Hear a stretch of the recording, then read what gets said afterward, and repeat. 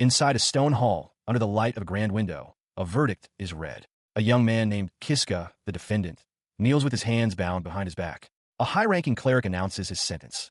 He will be thrown into the Katarov dungeon. His eyes widen in terror as he protests his innocence, shouting that the accusation is false. The elderly cleric, unmoved, coldly dismisses his pleas as nonsense. With a wave of his hand, the cleric orders the guards to take him away. From the crowd, a muscular young man named Darga and his cronies watch with smug satisfaction. As armored hands seize him, Kiska screams desperately that he is being framed. His thoughts drift back to his home, Katarov village, the place where he was born and raised. It is a quaint town of timber-framed houses and cobblestone streets. He recalls that the village is always crowded because it is home to a formidable S-rank dungeon, also named Katarov, which draws countless adventurers seeking to conquer it. Amidst all the adventurers and excitement, his own life was much simpler. He worked as a farmer. He remembers sitting by his field, looking upon the ruined crops with a heavy heart. It was all destroyed. The memory of the confrontation that followed is still fresh. He had approached Darga, the son of the village head. Darga mockingly mentioned hearing about his poor harvest, and in that moment, Kiska realized with dawning horror that Darga was the one who had wrecked his field. He had tried to apologize, a conditioned response to avoid more trouble. But Darga explained the cruel reality. In this country, people with silver hair are called alks and are always bullied. It was because long ago, a human alk betrayed their own kind to help demons. Darga's words were followed by a swift punch. Kiska remembers the constant beatings and the destruction of his fields. He had no other choice but to endure it again and again. He walks through the village streets, fresh bruises marking his face. A kind voice calls out, and he turns to see Namia, her expression one of gentle concern. She asks if Darga has been bullying him again. Seeing his injuries, she offers to treat them, suggesting they find a place to sit. Kiska, his face a mixture of pain and gratitude, quietly agrees. They settle on a small stone bridge overlooking the village. He reflects that Namia is his neighbor, his childhood friend, and the only person who is truly close to him. As she finishes applying a bandage to his cheek, he thanks her. She then asks him directly why the other villagers dislike him. He turns away, his expression somber, and explains that it's because of his silver hair, which he believes is disgusting. She immediately refutes his self-loathing, telling him that she personally thinks his hair is cool. The unexpected compliment leaves him wide-eyed and speechless. He considers that while his hair seems to bring him nothing but misfortune, Namia accepts him unconditionally. Her voice cuts through his thoughts as she calls his name, drawing his full attention. As they sit side by side, she looks away from him and delivers a shocking piece of news with a quiet, serious tone. She is going to marry Darga. The words strike Kiska with the force of a physical blow. His eyes widen in utter disbelief, his mind reeling. He turns to look at her, but her face is obscured by shadow, her expression unreadable. He can only lower his head, a cold sweat forming as he tries to comprehend what he just heard. He forces a strained, painful smile and manages to utter his congratulations.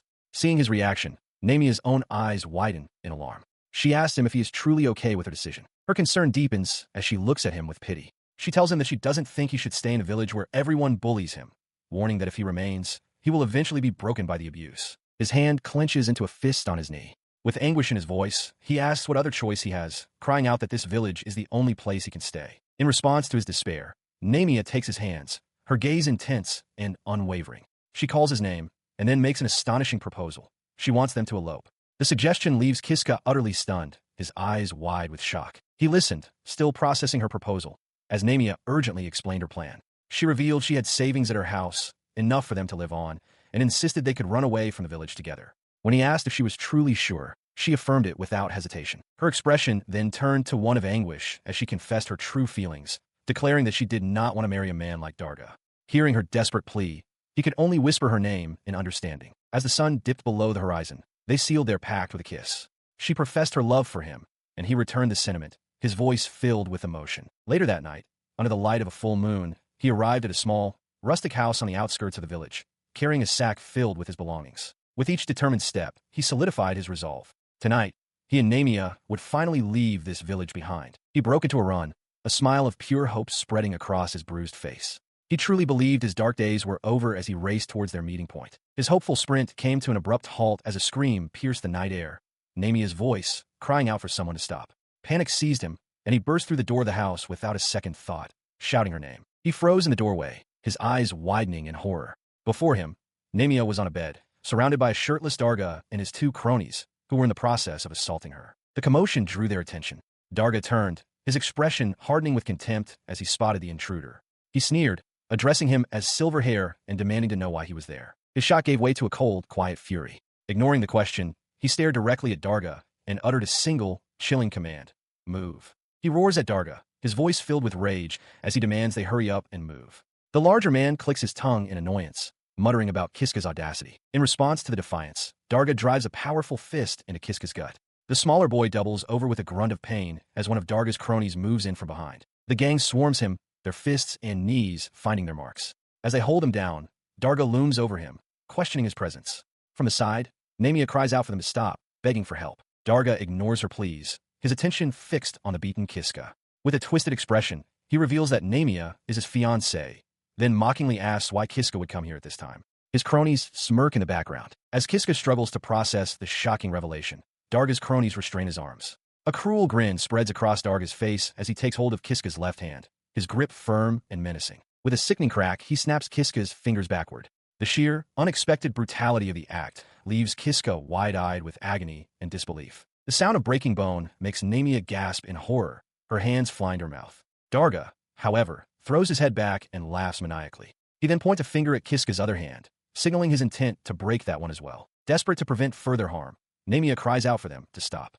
She offers to tell them the truth, pleading that they will cease their assault on Kiska once she does. Hearing her offer, Kiska struggles against his captors, shouting for Namia not to say anything. Darga immediately roars for him to shut his trap. He continues to plead with her, his voice filled with desperation. Namia, don't tell them. But Namia, with tears in her eyes, seems determined to speak, ignoring his desperate cries. He felt his consciousness slipping away from the relentless blows. Through the haze of pain, he heard Namia's voice, filled with anguish. She confessed to Darga that she had revealed their plan. The admission hung in the air, met by Darga's simmering rage and the leering faces of his followers. As darkness threatened to consume him completely, the last thing he perceived was Namia's tear-streaked face as she called out his name. Her voice seemed to echo from a great distance, and for a fleeting moment, an image of her smiling under a starry sky filled his mind.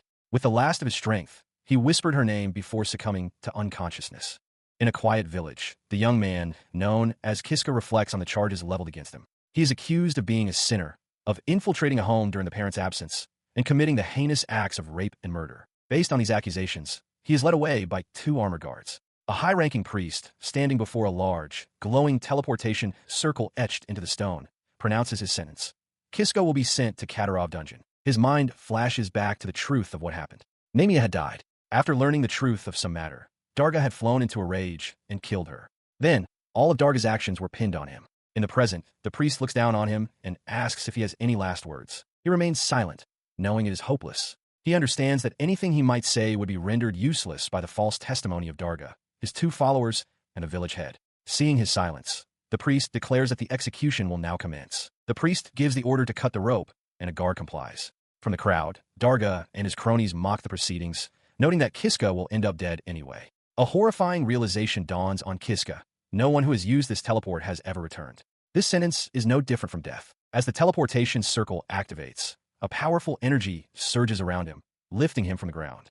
He lets out a scream of pure terror as his body is violently pulled into the swirling vortex of light. His face twists into a mask of anguish and fury. Tears stream from his tightly shut eyes as a single, overwhelming emotion consumes his entire being. Hate. He remembers how Darga killed Namia, and how the village head and the public refused to listen to his side of the story. The feeling intensifies, erupting into a final, silent scream that echoes in his mind. He hates them all. The violent journey ends as he is unceremoniously dropped onto a cold, hard stone floor. Pushing himself up, his rage gives way to shocked disbelief as he gazes down a long, foreboding, and seemingly endless corridor. He stands, taking in his new surroundings. A chilling realization washes over him. This is Katarov dungeon, the S-rank dungeon. He stands frozen in the cold stone corridor, sweat beading on his brow. A deep, guttural roar echoes from the darkness ahead, and he realizes with a jolt of terror that something is coming. The source of the roar steps into view. A hulking, rank, a bugbear. The creature's sheer size and menacing presence drain the color from his face, leaving him paralyzed with fear. His mind races, recalling tales from seasoned adventurers who spoke of the bugbear with dread. They had warned that once you meet this monster, you can never go home. The beast charges, its heavy footfalls shaking the corridor, and raises a massive fist to strike. The blow misses, shattering the stone wall beside his head. He collapses, the raw power of the attack confirming his fate, death. With tears streaming down his face, he screams into the empty dungeon, pleading for anyone to help him. As he despairs, a slender shadow materializes in the corridor. A calm voice cuts through his panic, asking if he truly desires help. Looking up in disbelief, he sees the silhouette of a woman. Hope surges through him, and he pleads again, begging for her assistance. Her eyes narrow with decision as she agrees. Stepping forward, her identity is revealed to be that of a gracefully armored woman. With a reassuring smile, she reaches out to him, explaining that in that case, she will grant him skill. As she speaks, her outstretched hand erupts in a blinding flash of white light. The light coalesces into a profound understanding within his mind, informing him that he has received a new skill: save and reset. Before he can process this strange gift, reality snaps back into focus. The bugbear's fist is once again plummeting towards him, and he cries out in confusion and alarm. His cry is cut short as the monster's fist makes impact, the force crushing him against the stone floor. His teeth grit in a final moment of agony. His world exploded in a flash of pain as the bugbear's spiked fist slammed into his face. The single, devastating punch sent him flying backward, his body ragdolling through the air. He landed in a heap on the cold stone floor, unmoving. The bugbear loomed over the still form, its grim work complete. Kiska was dead, but then consciousness returned. He slowly pushed himself up from the ground, a gasp escaping his lips as his eyes shot open in disbelief. A single thought echoed in his mind: he should be dead. He frantically checked his body, his hands trembling as he touched his chest, finding no fatal wound. Why am I still alive? He wondered in sheer astonishment. Kiska's life flashed before his eyes. He recalled being born in Katarov village, where he was always discriminated against and bullied by Darga and his cronies. Their cruelty culminated in them throwing him into an enclosure with a monstrous bugbear. This, he remembered, was how he ended up broken on the stone floor. But instead of the stillness of death, he found himself on his hands and knees, looking up with wide, confused eyes from the cold stone. He touched his face in disbelief, a single question echoing in his mind. Was he still alive? The memory was vivid. The bugbear had just punched him. He was supposed to be dead. He couldn't understand why he was still breathing. As if in answer, the hulking bugbear loomed over him once more, its brutish face contorted in a snarl.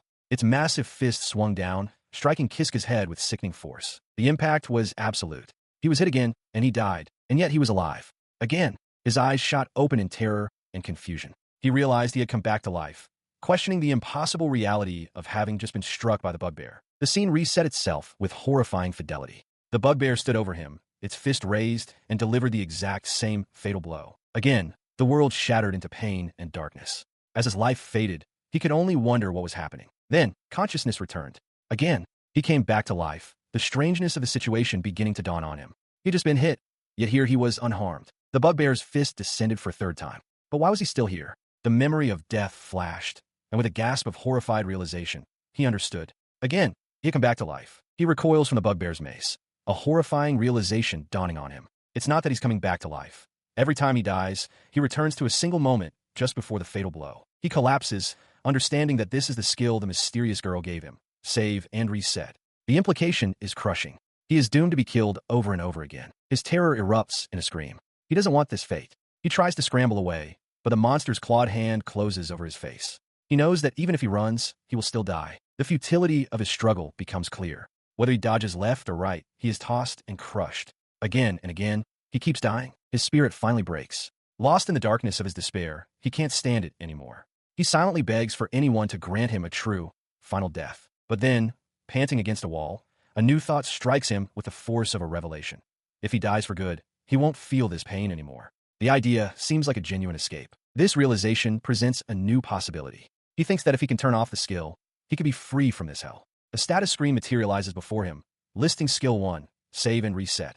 He wonders how to deactivate it, his finger hovering over the interface. As he touches the status bar, memories flood his mind. Namia's gentle smile, Darga who killed her, the villagers who tricked him. The thought that all his hatred and purpose would simply disappear with his death fills him with rage. He screams in defiance. His resolve hardens. He will not accept an easy end. Roaring a curse, he turns to face the bugbear and, with a surge of adrenaline, catches the monster's descending fist. He moves without thinking, attacking the bugbear head-on. He manages to evade the first strike, a small victory, but the second attack connects, killing him again.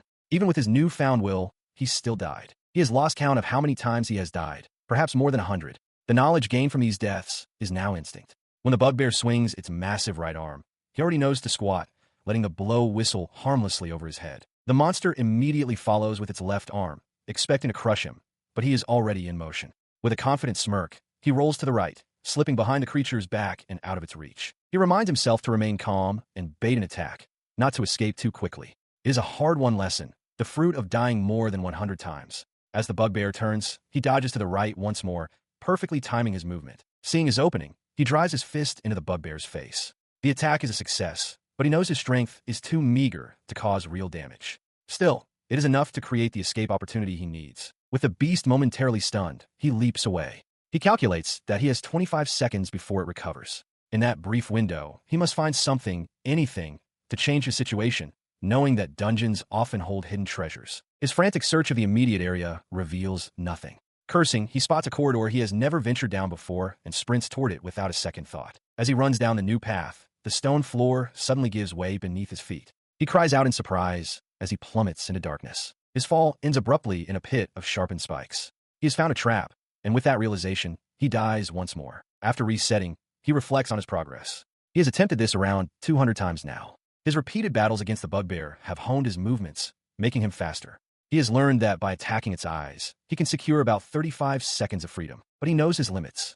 The path ahead is riddled with traps, and he can only advance so far before the bugbear is upon him again. He stands before the beast once more, facing the invisible line he cannot yet cross. He steeled his resolve, declaring himself ready. With a powerful leap, he vaulted across the chasm, leaving the respawned bugbear behind. His landing, however, was not on solid ground. For a horrifying instant, he found himself impaled on a bed of spikes. But through countless repetitions, he had learned the path. With a sigh of relief, he stood safely on the other side, having finally succeeded. Having conquered the spike pit, he turned his attention to a long, dark corridor ahead. He grimly recalled the countless times he had been impaled, but now, the way to the hidden room was open. He began to crawl forward through the tight passage. A faint light beckoned from the far end, and he pushed onward, his expression a mixture of caution and anticipation. Reaching the end of the tunnel, his eyes widened in astonishment. Before him lay a hidden chamber, and in its center, a treasure chest on a pedestal. He had found it. He wasted no time, eagerly opening the treasure chest. Inside, nestled on the velvet lining, was a magnificent ring set with a large, shimmering gem. A notification confirmed his acquisition, the Crystal of Wisdom, its effect to be revealed upon use. Upon activating the crystal, a vast list materialized before him, detailing skills of incredible power, ranked from D all the way to S. He stared in awe, realizing he had been granted the chance to choose a single new ability. Faced with such a momentous decision, he began to weigh his options, knowing he could only select one. His gaze fell upon the A-rank skills. Healing or elemental magic seemed optimal, but he quickly reconsidered, reasoning that he would first need foundational abilities like swordsmanship or mana generation to make proper use of them. With the A-rank skills ruled out, as he lacked any weapons for the combat abilities, his attention turned to the S-rank options. The possibility of choosing acceleration for a swift escape crossed his mind. However, another skill seemed more suited for pure survival. He made his decision, selecting stealth. As soon as he confirmed his choice, a notification announced that he had acquired this stealth skill. A surge of new potential flowed through him. At that moment, an exit materialized in the wall, but his relief was short-lived. Looking down, he realized with horror that the floor around him was now covered in glowing magical circles. He was surrounded. He found himself no longer in the treasure room, but in a stone chamber filled with a horde of hulking bugbears. The monstrous creatures, clad in crude armor, surrounded him completely, their massive fists raised in a show of overwhelming force. With a collective, guttural roar, the monsters lunged. One of the bugbears, its face a mask of fury, swung its armored fist downward in a devastating blow. The overwhelming assault was swift and brutal. His body lay broken on the floor, surrounded by the victorious monsters. After that, he was killed by a bugbear. Again, Kiska's eyes widen in terror as he remembers his fate. In a room guarded by 10 bugbears, he was beaten to death before he could reach the treasure chest. He finds himself kneeling at the entrance to that very same room, facing a single, hulking bugbear. The dreadful realization hits him. He has to start from here again. Somehow, he manages to survive the encounter. Leaning against the table for support, he catches his breath, relieved to have made it through another loop. His survival steels his resolve. The next day, he knows exactly which skill he needs to acquire next. His gaze falls upon a specific S-rank ability on a list, convinced it is the one he needs. He recalls his previous attempts. After dying over 200 times, he had finally obtained the S-rank skill Stealth, but it was useless against 10 bugbears. Now, however, he has chosen Acceleration. With this new power, he perceives the monster's movements in slow motion. Certain this will be the key to victory. He puts the skill to the test, lunging forward with blinding speed to deliver a powerful strike against the bugbear's head. A brief moment of triumph flashes across his face, believing he has succeeded. But his expression quickly turns to horror as he looks down at his own hand, now shattered and bleeding from the impact. The painful truth dawns on him. His hand is broken. The force generated by the acceleration skill was too much for his body to handle. Helpless, he is once again swarmed by the monstrous creatures. In a disorienting flash, he finds himself back at the dungeon entrance. He is whole again, but the fresh memory of his gruesome failure sends a shiver of dread through him. He looks up, and, just as he suspected, the same hulking bugbear stands before him, letting out a ferocious roar. He is right back where he started, trapped once more. He believed he was making great progress. If he could just use acceleration to evade the bugbear's offense, he reasoned, countless opportunities to strike back would present themselves. He imagined acquiring the skill again and storming the room, but his hope was cut short. The creature's massive hand clamped around his head, and his attack went wide, a complete miss. His vision faded, only to clear again as he found himself back in the antechamber. Panting, he stared at the treasure chest, acknowledging his return to this room. His total attempt count had now reached approximately 225. He leaned against the pedestal, exhausted. The simple act of getting back to this point was draining. He admitted to himself that he had already suffered 5 more deaths just from letting his guard down. The thought of once again acquiring the acceleration skill filled him with a weary resolve. Beyond the threshold, his adversaries waited, their guttural roars echoing through the stone corridors. Stealing his resolve, he prepared to engage. With a determined cry, he activated acceleration and charged forward, initiating combat once more. But something was terribly wrong. A look of dawning horror crossed his face as he realized the skill wasn't working. The bugbears swarmed him, their powerful arms seizing him before he could react. This was now his 300th attempt. He was trapped in a cycle of futility. He reflected on his strategy. Ever since choosing acceleration, he had been dying repeatedly. He tried everything he could think of, using his speed to aim for their eyes, only for them to endure the pain and strike back. He even managed to get behind one to strangle it, but the others would simply overwhelm and kill him. As a bugbear held him fast, a chilling fear gripped him. A terrible thought surfaced, one he had been avoiding. What if, even with S-rank skills, he was incapable of defeating even a single one of these creatures? The horrifying realization paralyzed him as the pack closed in, their snarling faces a wall of fur and teeth. One of the brutes loomed over him, raising its massive fist for a final, crushing blow. Crushed to the ground, his body broken once again, he stared up at the monster standing over him. A final, grim conclusion settled in his mind after 300 attempts. He could not defeat them with acceleration. He stared at the list of skills, sweat beading on his brow. After 300 failures, the path forward remained unclear, and the weight of his repeated deaths pressed down on him. As he hesitated, the shadow of a bugbear fell over him. He knew that the moment he respawned, the first monster would attack him instantly. If he didn't do something, he would be killed again. Yet, he couldn't even summon the courage to press the skill icon. His paralysis was broken by a flood of memories. He saw Namia's gentle smile, a painful reminder of what he had lost. Then his own face, twisted in the despair of realizing there was no way out. Finally, the sneering visage of Darga appeared, tauntingly asking if he was going to come back to life. The sequence culminated in a single, overwhelming feeling: hatred. That hatred erupted. He slammed his fist down, a silent scream of rage echoing in his mind. He hated him. He hated him so much. He realized that if it wasn't for this burning hatred, he would have given up long ago. Clinging to that rage, a new resolve hardened his features. He vowed to escape this dungeon and take revenge with his own hands. With newfound determination, his finger moved towards a new skill, body strengthening.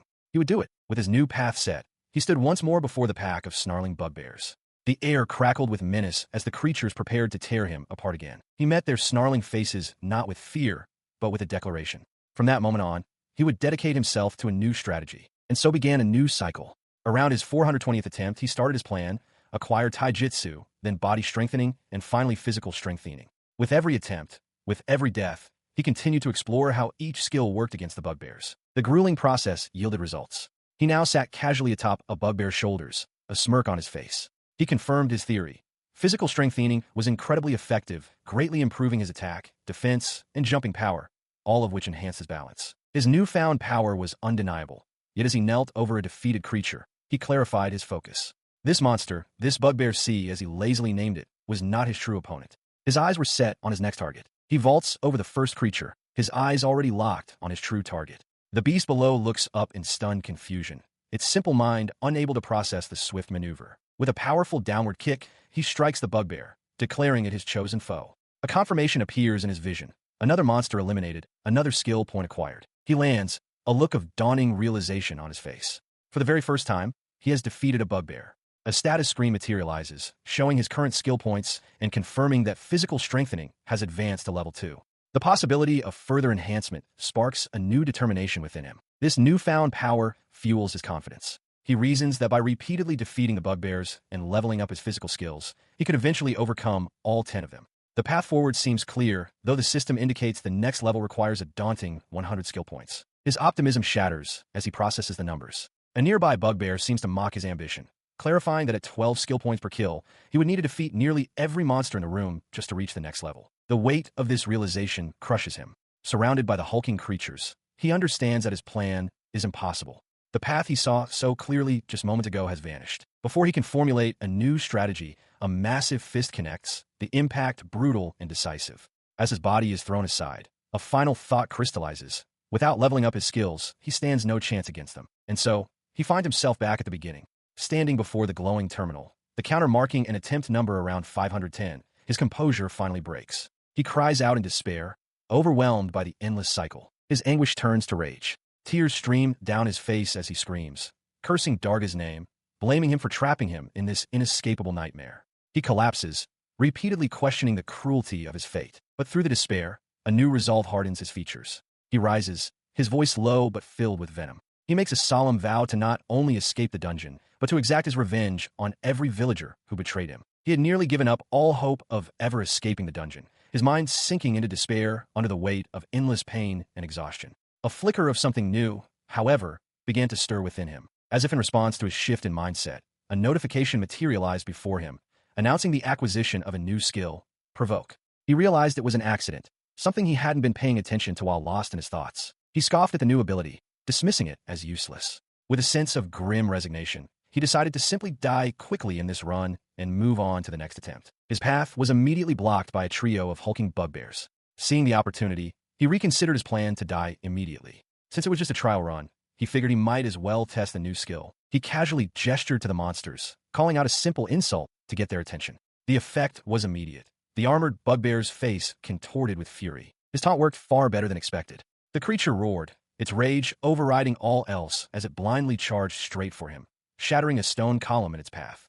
Kiska could only stare in disbelief at the raw, focused aggression he had unleashed. He quickly adapted, turning his attention to the other two bugbears that had been left behind. With another simple taunt, he drew their focus, pulling their aggression onto himself as well. He watched as the two newly provoked monsters charged, crashing directly into their frenzied ally. The three beasts became a tangled, roaring mess of limbs and fury. A quiet chuckle escaped him, which slowly grew into a full-blown laugh as he observed the chaos he had orchestrated. His laughter became unhinged, a wild release of pent-up frustration. He questioned everything, wondering aloud if all his previous struggles, all his countless deaths, had been for nothing when such a simple, overlooked skill held this much power. His manic laughter subsided, replaced by a cold, simmering rage. The realization that he could have been using this power all along infuriated him. With a newfound, dark determination, he declared his intent to use this very skill to utterly crush his enemies. He stood amidst the horde of snarling bugbears, his mind clear as the fog of despair lifted. The monsters closed in a wall of fur and muscle, their growls filling the stone chamber. Instead of fear, a wild, confident grin spread across his face. He beckoned them forward, his voice ringing with newfound arrogance as he challenged them to finish it, dismissing the powerful beasts as mere small fry. His taunt struck their simple minds like a match. Consumed by a blind rage, the bugbears began to lash out indiscriminately, their massive clubs striking each other. Kiska darted through the chaos, skillfully redirecting their fury with a simple wave and a call, pulling their aggression this way and that. Moments later, the cacophony died down. The stone floor was littered with the fallen bodies of the monsters, victims of their own frenzied attack. He stood untouched in the center of the room, calmly assessing the carnage and noting that only two remained. The remaining two beasts, still under his influence, ignored him completely. With guttural roars, they turned their full might upon one another, their heavy weapons clashing in a brutal, final exchange. Their weapons found their marks. In a final, gruesome spray of blood, the last of the monsters fell. Splattered with their gore, he watched them collapse, his expression unreadable. Then, slowly, he clenched his fist, a silent confirmation of his victory. He threw his head back and let out a triumphant roar, his voice echoing in the now silent chamber. Standing atop the vanquished foe, he savored the moment. It had taken him around 510 attempts, but he had finally, definitively, conquered the treasure room and its 10 bugbear guardians. After defeating 10 bugbears, an exit materialized. Kiska fled through it, only to be met with a new horror. A headless, flaming creature resembling a mule charged after him, forcing him to run for his life in a state of sheer panic. He reached a dead end and slumped against the wall, gasping for breath. The exit had led him to a new level of the dungeon, but the monstrous mule remained a threatening presence down the corridor. He took a moment to collect his thoughts. This new monster, a headless mule, had already killed him 10 times. However, he had managed to get lucky once, and his respawn point was now updated to this very room. The realization that he no longer had to face the bugbears again brought a small measure of relief, lightening the weight on his heart. Having recovered slightly, he began to explore the new area, noting he hadn't been this way before. He turned a corner and stopped abruptly. Before him lay a chamber containing 3 large, intricate circles etched into the floor. He recognized them immediately, teleportation circles. He assessed the situation. There were 3 of them, and to continue forward, he would likely have to choose one. The uncertainty of the choice was clear on his face. His apprehension gave way to a wry smile. He reasoned that all he had to do was step into the middle of one. There was no need to overthink it or worry about the consequences. His resolve hardened as he remembered his unique advantage. If he chose wrong, it didn't matter. He could always just die and respawn. With a determined expression, he stepped firmly onto the central teleportation circle, bracing himself for whatever lay ahead. In a flash of light, he was transported to a long, torch-lit stone corridor. Seeing only one way forward, he resolved to keep going. As he peered down the long hall, his eyes widened at the sight awaiting him at the far end. He stared in utter disbelief. There, suspended within a large, transparent cylinder, was the armored woman he had met before. She was unconscious, bound by heavy chains that snaked around her body. He stared, a realization dawning on him. This woman, bound and seemingly unconscious, was the one who had granted him his skill. As he stepped closer, he noticed a faint shimmer in the air around her. He reached out a hand, realizing it was some kind of barrier. The moment his fingers made contact, the barrier shattered violently. The chains restraining the woman snapped apart with a sharp clang. He recoiled in shock, bewildered that a simple touch could have such an effect. Freed from her restraints, she slumped forward. He lunged, catching her before she hit the ground. "Are you all right?" he asked urgently as her eyes fluttered open. She looked up at him, a faint smile on her lips, and explained that he must have been the one to awaken her. Alk, still supporting her, pressed for answers, asking who she was and confirming that she had granted him his power. She introduced herself as Ajia Tsubaki, revealing that she was an ex-hero who had been sealed in this place. He repeated her name, Ajia, still trying to comprehend her claim of being a sealed ex-hero. She then asked for his name in return. He introduced himself as Kiska. She complimented his name before making a strange request, asking him to lean down closer. Without another word, she leaned in and kissed him, her gloved hand gently cupping his jaw. He stumbled back, his face flushed with shock and confusion, demanding to know what she was doing. She explained calmly that she had simply wanted to thank him, then innocently asked if he hadn't liked it. Kiska, still reeling, stammered that he didn't understand what was happening. Changing the subject abruptly, she looked at him with a bright expression and asked if he wanted to escape the dungeon. He stared back, completely bewildered by her actions and her sudden proposal. He confirms her assumption, stating with resolve that he is definitely planning to escape. In response, Ajia smiles knowingly and takes his hand, a silent agreement passing between them. She immediately pulls him into a run, promising to get him out of the dungeon as they race down the torch-lit stone corridor. As they proceed, a headless mule monster blocks their path, but she dispatches it in an instant, its severed parts flying through the air. Turning back to a stunned Alk, she asks with a confident smile if he thinks she's strong. He readily agrees, a small laugh escaping him. The thought solidifies in his mind. Ajia is clearly powerful, and sticking with her might be his only chance. His train of thought is interrupted as she makes the monster's remains vanish into thin air. He asks what she just did, and she explains it's a convenient skill called Item Box, which allows her to store items for later. Alk recognizes the name, and she confirms it's an S-rank ability, noting that her magic collection is now complete. As they continue walking, he asks about their destination. She reveals their path is blocked by the dungeon's mini-boss, and they must defeat it to proceed. Alk is taken aback by her intention to fight it, but she turns to him, her expression serious. She reminds him that if it weren't for him, she would still be sealed away. With that, she announces their arrival at a large, reinforced door. Drawing her sword, she turns to face him directly, her gaze unwavering. She addresses him by name, Kiska, and makes a solemn vow, "I'll fight for you." He seems moved by her declaration, touching his nose with a slight smile.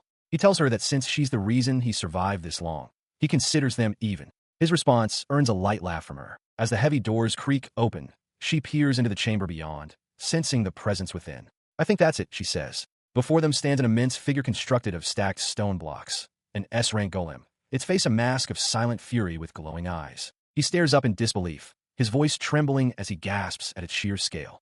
The creature is enormous, easily 10 meters tall, dwarfing them completely. He watches as the colossal stone golem lumbers forward. Ajia immediately steps in front of him, sword at the ready, ordering him to get behind her for safety. He acknowledges her command, but, with a bead of sweat on his brow, tells her not to worry. Before he can say more, she launches herself into the air, sword held high, and declares that she will protect him. With incredible speed, she brings her blade down, shattering the golem's stone ankle. Al can only watch in awe, stunned by her power. The blow, however, only momentarily halts the creature's advance.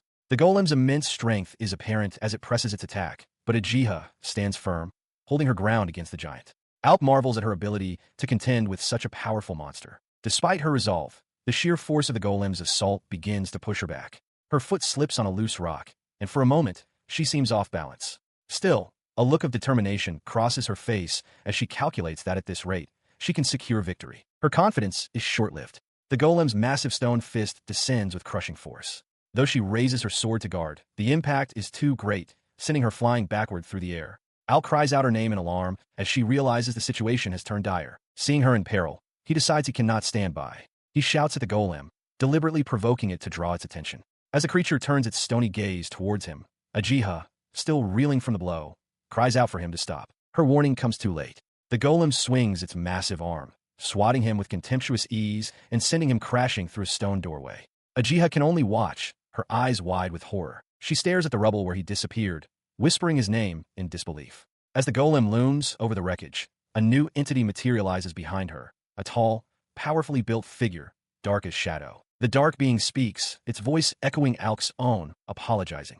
Tears stream down Ajia's face as she laments her failure, sobbing that she had promised to protect him. From the dust and debris, his voice continues, full of confidence. He emerges from a hole in the wall, a determined grin on his face, explaining that dodging is the one thing he excels at, a skill he honed constantly during their earlier battle with the bugbears. He shouts to Ajia, pointing out that the golem's arm is now stuck fast in the wall. Seeing their chance, he urges her to act now. Her eyes widen in understanding as she calls out his name, Kiska. Responding to his call, her expression hardens with resolve. She leaps high into the air, positioning herself directly above the immobilized golem, and prepares to unleash a sacred sword technique. With a powerful cry, she calls out the name of her attack, Dragon Slayer. Her blade descends in a gleaming arc, aimed directly at the golem's core. The sword strikes true, cleaving the massive stone construct cleanly in two.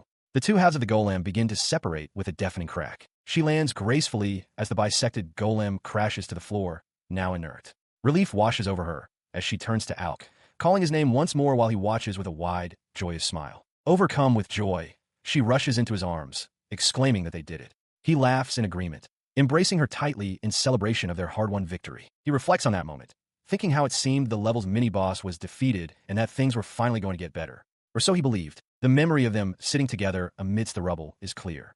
That, at least, is what he thought at the time. After defeating the golem, the pair continued their advance. They proceeded through a secret passage, with Ajia Tsubaki leading the way through the tight crawl space. As she struggled to emerge, Kiska, following behind, realized they had found a secret room while searching for an exit. He called out her name in concern and surprise. He stepped into the chamber, his eyes widening in astonishment. Before them was a comfortably furnished room, complete with a plush red sofa. He wondered aloud what such a place was doing inside a dungeon. Ajia calmly explained that the room was most likely created by a vampire, a monster who has made this dungeon her stronghold. She identified the vampire as Judith. Kiska grew alarmed, questioning if it was safe for them to enter, worried they might anger the creature. She dismissed his fears, suggesting it was probably fine. Announcing that she was tired, she declared they would stay there for the day and made herself comfortable. Despite his bad feeling about the situation, Kiska saw that Ajia was untroubled. He decided that if she believed it was safe, he would trust her judgment. His trust was met with a gentle smile. Ajia turned to him, softly inviting him to come closer. Kiska, caught off guard, could only stammer in confusion. He hesitantly asked if she wanted to talk more. When she confirmed, he agreed with a flustered but genuine smile. Now sitting beside her, he gathered his courage and asked a vulnerable question. If she thought he was weird because of his silver hair. Ajia looked at him, surprised by his insecurity. She quickly put his fears to rest. With a warm smile, she told him she thought his hair looked nice. Kiska stared back, taken aback by the simple, kind reassurance. She looked at him, her expression soft, and remarked on the almost magical quality of his silver hair, calling it pretty. Kiska, caught off guard by the compliment, could only blush and murmur about his hair. This unexpected kindness was a stark contrast to his entire life. He recalled how his silver hair, a mark of the hated Arcus tribe, had only ever brought him scorn. Until this moment, no one had ever looked upon it with a smile. Instead, he remembered only the glares of villagers and the stones thrown by Darga and his cronies. But her perspective was entirely different. She smiled warmly, clarifying that, regardless of what others like Namia might think, she genuinely considered his hair beautiful and meant it as a compliment. She then offered a startling explanation for her unique viewpoint, revealing that she comes from a different world. This, she suggested, might be why she sees things differently. He stared at her, processing the revelation, and stammered a question, asking if she truly meant a different world. She confirmed it without hesitation, stating it was true of the time before she arrived here. The concept was entirely foreign to him, something he had never heard of before. Seeing his hesitation, she asked if he doubted her, but he quickly shook his head, affirming that he believed her completely. Visibly pleased by his trust, she leaned gently against his shoulder. As she rested against him, she murmured that she had expected him to believe her. He looked down at her, a sense of strange closeness washing over him, and wondered if this feeling was also a result of her otherworldly origins. The quiet moment was suddenly interrupted by a loud growl from his stomach. Ajia looked up, asking if he was hungry. He admitted with some embarrassment that he had barely eaten since entering the Jian dungeon. With a bright wink, she announced her intention to cook for him, revealing she had plenty of headless mule meat in her item box. She immediately set to work, donning an apron and skillfully preparing the meal. As she chopped meat and stirred a simmering pot, Kiska watched from the couch. Before long, she announced that the food was ready. On the table sat an impressive spread: roasted meat, soup, and drinks. After offering his thanks, Kiska took his first bite. His eyes widened in disbelief, the flavor overwhelming his senses. He could only manage a single, breathless word: amazing. He eats with an emotional fervor, overwhelmed by the simple act of a good meal. Ajia, delighted by his reaction, explains that she found a small amount of herbs and seasonings left in her item box. For Kiska, this is a profound moment. It is the first proper food he has tasted since being exiled to the hellish dungeon. As they sit together on the couch, he continues to eat, lost in the experience. He silently admits to himself that he never expected the food to be so good. His strong reaction does not go unnoticed. Ajia looks at him with concern, asking if he is crying and worrying aloud that she might have added too much spice. Wiping a tear from his eye, Kiska confirms that he is just a little. After the meal, a palpable exhaustion settles over him. He sighs, remarking that the day was tiring and that he is ready for bed. He then addresses the sleeping arrangements, noting the single bed in the room. He offers it to Ajia, insisting that he will take the couch. Her response catches him completely off guard. With a bright smile, Ajia suggests that they can both sleep in the bed together. The proposal leaves Kiska stunned and stammering, unable to form a coherent protest. Ultimately, they settle into separate spaces for the night. Ajia rests in the bed while Kiska lies on the couch, a faint smile of relief on his face as he stares into the darkness. Lying awake, his mind races. He feels a surge of hope, believing he might actually escape the dungeon with Ajia's help. But this is quickly followed by a sense of shame. He feels pathetic and useless for relying on her so completely. He begins to form a new resolve, deciding that from now on he must. His thoughts are abruptly shattered. Ajia is suddenly on top of him, straddling his waist on the narrow couch.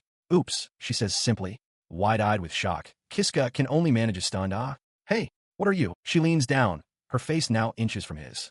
Her expression is unreadable in the dim light as she gazes at him, leaving him in a state of pure, unadulterated confusion. He lay pinned beneath her, utterly bewildered as Ajia smiled down at him. She called his name softly and invited him to touch her. Guiding his hand, she placed it firmly against her chest, asking if he could feel how fast her heart was racing. His expression was one of pure shock. She then leaned down, her face just inches from his, and confessed her love for him. Her declaration intensified, her voice filled with emotion as she repeated over and over that she truly loved him. Kiska could only stammer in disbelief. He tried to process her words, questioning what he could have possibly done to deserve such a confession. Ajia, in turn, seemed puzzled by his confusion. She answered his unspoken question with a simple, direct statement. He had saved her. The word hung in the air, and Kiska repeated it, still struggling to understand. Ajia simply confirmed it with a nod. As she spoke, she began to explain her past. For ages, she had been sealed deep within a dungeon, waiting alone for hundreds of years. She held onto the belief that one day, a prince would come to her rescue. The pieces suddenly clicked into place for Kiska. He realized that Ajia had given him the skill because she wanted him to be the one to save her. As this thought crossed his mind, she confirmed it, explaining that she had given that same skill to them, to everyone who entered the dungeon. She continued, her expression somber, revealing that her efforts had been in vain. She had bestowed her power upon countless individuals, but every single one had lost heart and failed. Then, her gaze met his, and she declared that he was the only one who had ever made it all the way to her. Leaning close once more, her eyes shining with adoration, she called him her prince, the one she had been waiting for all this time. Kiska could only stare, speechless, as he finally understood the depth of her feelings. He is startled as Ajia, following her confession, embraces him and begins to pull at his clothes with clear intent. Reacting with alarm, he pushes her back, his hand held up defensively as he shouts for her to wait, to stop. He tells her plainly that he cannot be with her. When she asks why, he looks away and confesses that there is someone else he loves. Ajia seems to understand, though a hint of desperation remains in her eyes. Her understanding shatters in an instant. She declares that his love for another is not a problem and shoves him down onto a couch. With a wide, unnerving stare, she insists that being his second choice is more than enough for her. Her aggressive advance triggers a horrifying memory. The faces of Darga and his cronies leering at a terrified Namia. The parallel fills him with revulsion, and he shoves Ajia away with renewed force. The powerful shove sends her tumbling to the floor with a cry of surprise. He yells at her again to stop, his face a mask of desperation. Seeing her on the ground, his anger immediately gives way to concern. He apologizes, reaching a hand out as he asks if she is okay. He reflects on his own violent reaction. In that moment, as Ajia forced herself upon him, she had seemed just as ugly to him as the man who had tried to assault Namia. The weight of his thoughts hangs in the air between them. Ajia rises slowly, her earlier intensity replaced by shame as she apologizes, admitting she got a little carried away. Her apology does little to ease the tension. He watches, a mixture of guilt and confusion on his face, as she silently retreats to a bed and turns her back to him, hiding under the covers. He lay awake, replaying the moment in his mind. He had shoved her away instinctively, a reaction born from panic rather than malice. His gaze shifted to where she slept. He regretted his harshness, wishing he had been gentler, but the desire to refuse her had been strong. A difficult truth settled in his mind. He hated to admit it, but he wasn't sure he could escape the dungeon without her power. With a quiet resolve, he decided to put these complicated feelings behind him by morning. The past was the past. He sat up, his expression hardening as he focused on the present. But as he sat on the edge of the bed, a figure stood before him. It was Ajia, but she was no longer in her sleeping clothes. Instead, she wore a dark, lace-trimmed garment that left him momentarily speechless.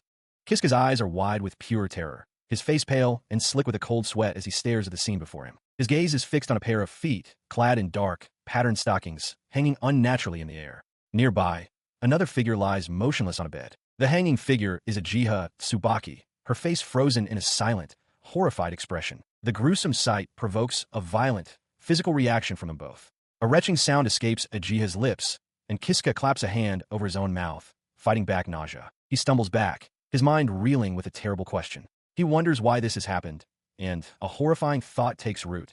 Does this make him the evil one? From his seat, he stares up in abject fear at Ajia's lifelessly dangling feet, illuminated by the pale light of the moon. He clutches his head, sweat pouring down his face as the pieces fall into a dreadful pattern. He realizes with dawning horror that because he rejected Ajia, she might have killed herself. Overwhelmed by the implication, he can only stammer that he doesn't know, his denial powerless against the ghastly sight of her body hanging before him. Panic seizes him. He scrambles away from the scene, desperately trying to convince himself of his innocence, muttering that he's not a bad guy as he flees. He continues his frantic escape, crawling on all fours through a dark, stone corridor, panting and looking back in terror. He stumbles back, his mind reeling in denial as sweat beads on his face. He tries to convince himself that what he just witnessed, Ajia's death, was all just a terrible accident. His panicked flight leads him deeper into a torch-lit stone corridor, but his escape is cut short as a hulking, monstrous form appears just ahead, blocking his path. The creature lunges without hesitation, its weapon ablur. The blow connects with brutal force, sending him flying backward through the air. Pinned and helpless, a final thought flashes through his mind. He had only made it this far because of Ajia. Without her, he was easily surrounded by monsters, his chance at survival completely extinguished. A groan escapes his lips as consciousness returns. He finds himself on the cold stone floor, the very monster that had just killed him now lying defeated nearby. The impossible scene forces a startling question into his mind. Had he reset? Was he back in the same place once again? He rises to his feet, the pieces clicking into place with dreadful certainty. He understands now.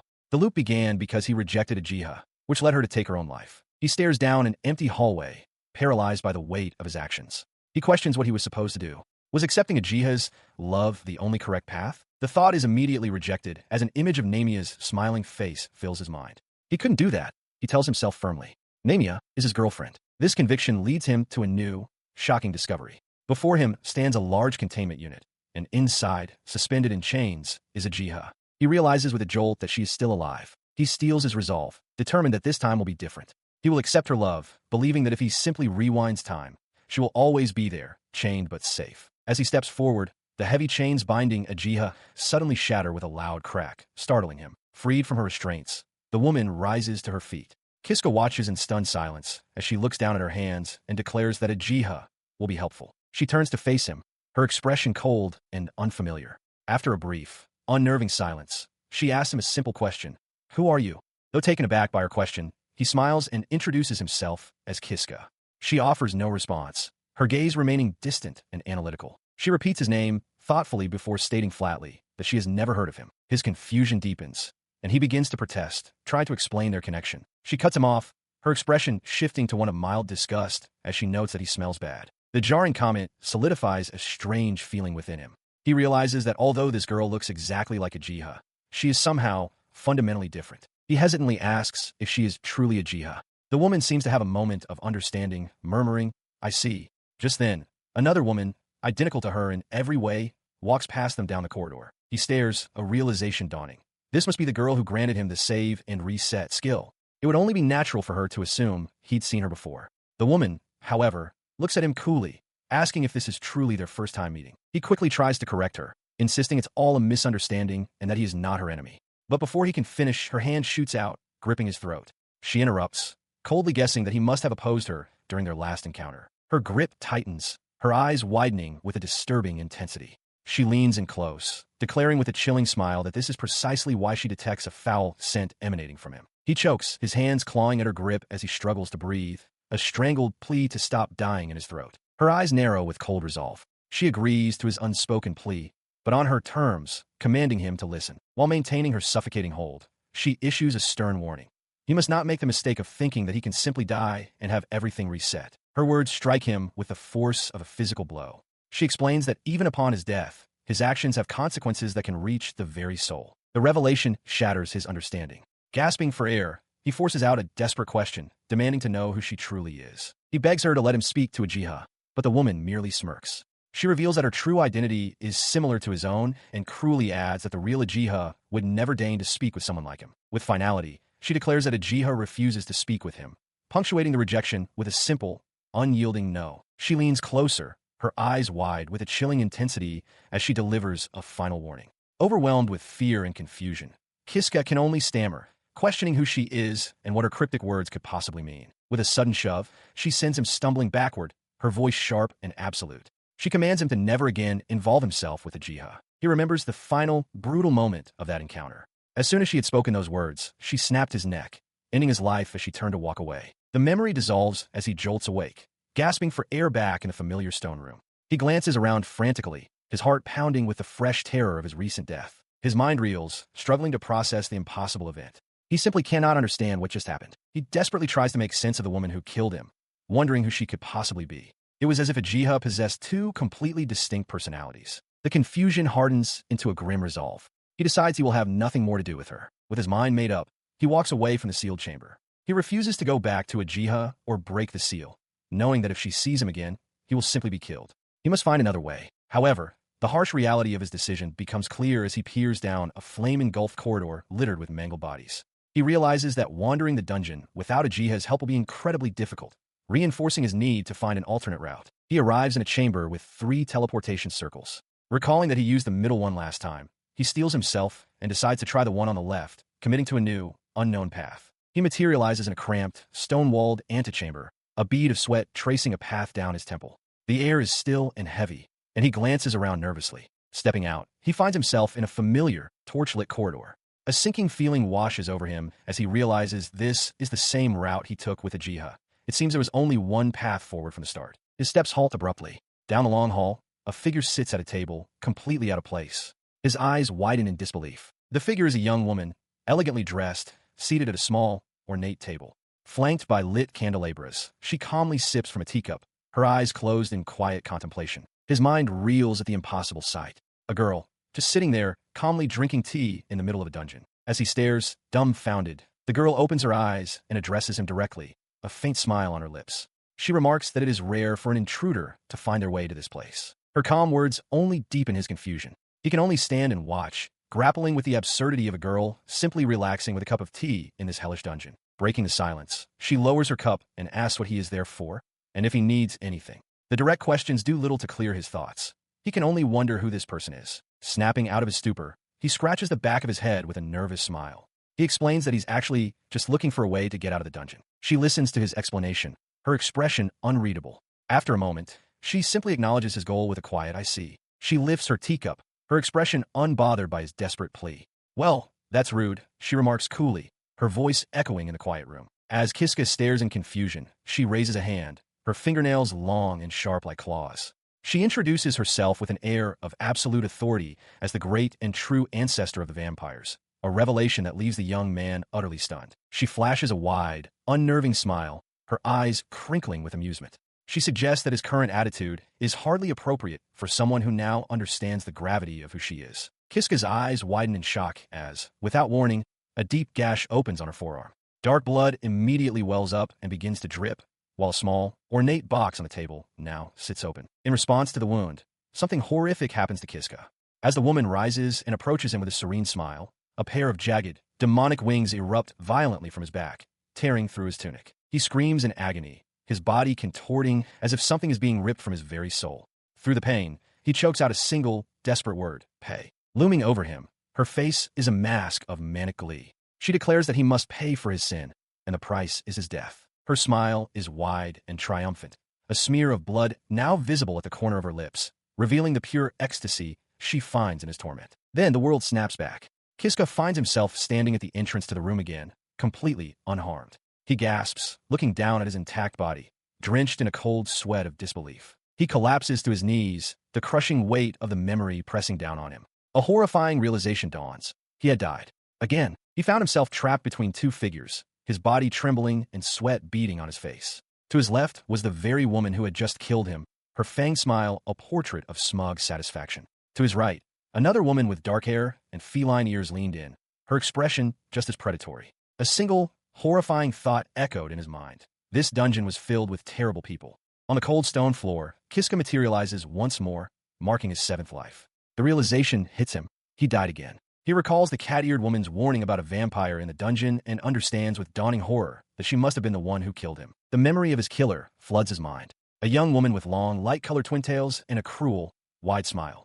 Her name comes to him, Judith. She is, he now knows, the true ancestor of vampires, and his own terror is reflected in his wide eyes as he remembers her looming over him. He struggles to reconcile her two faces.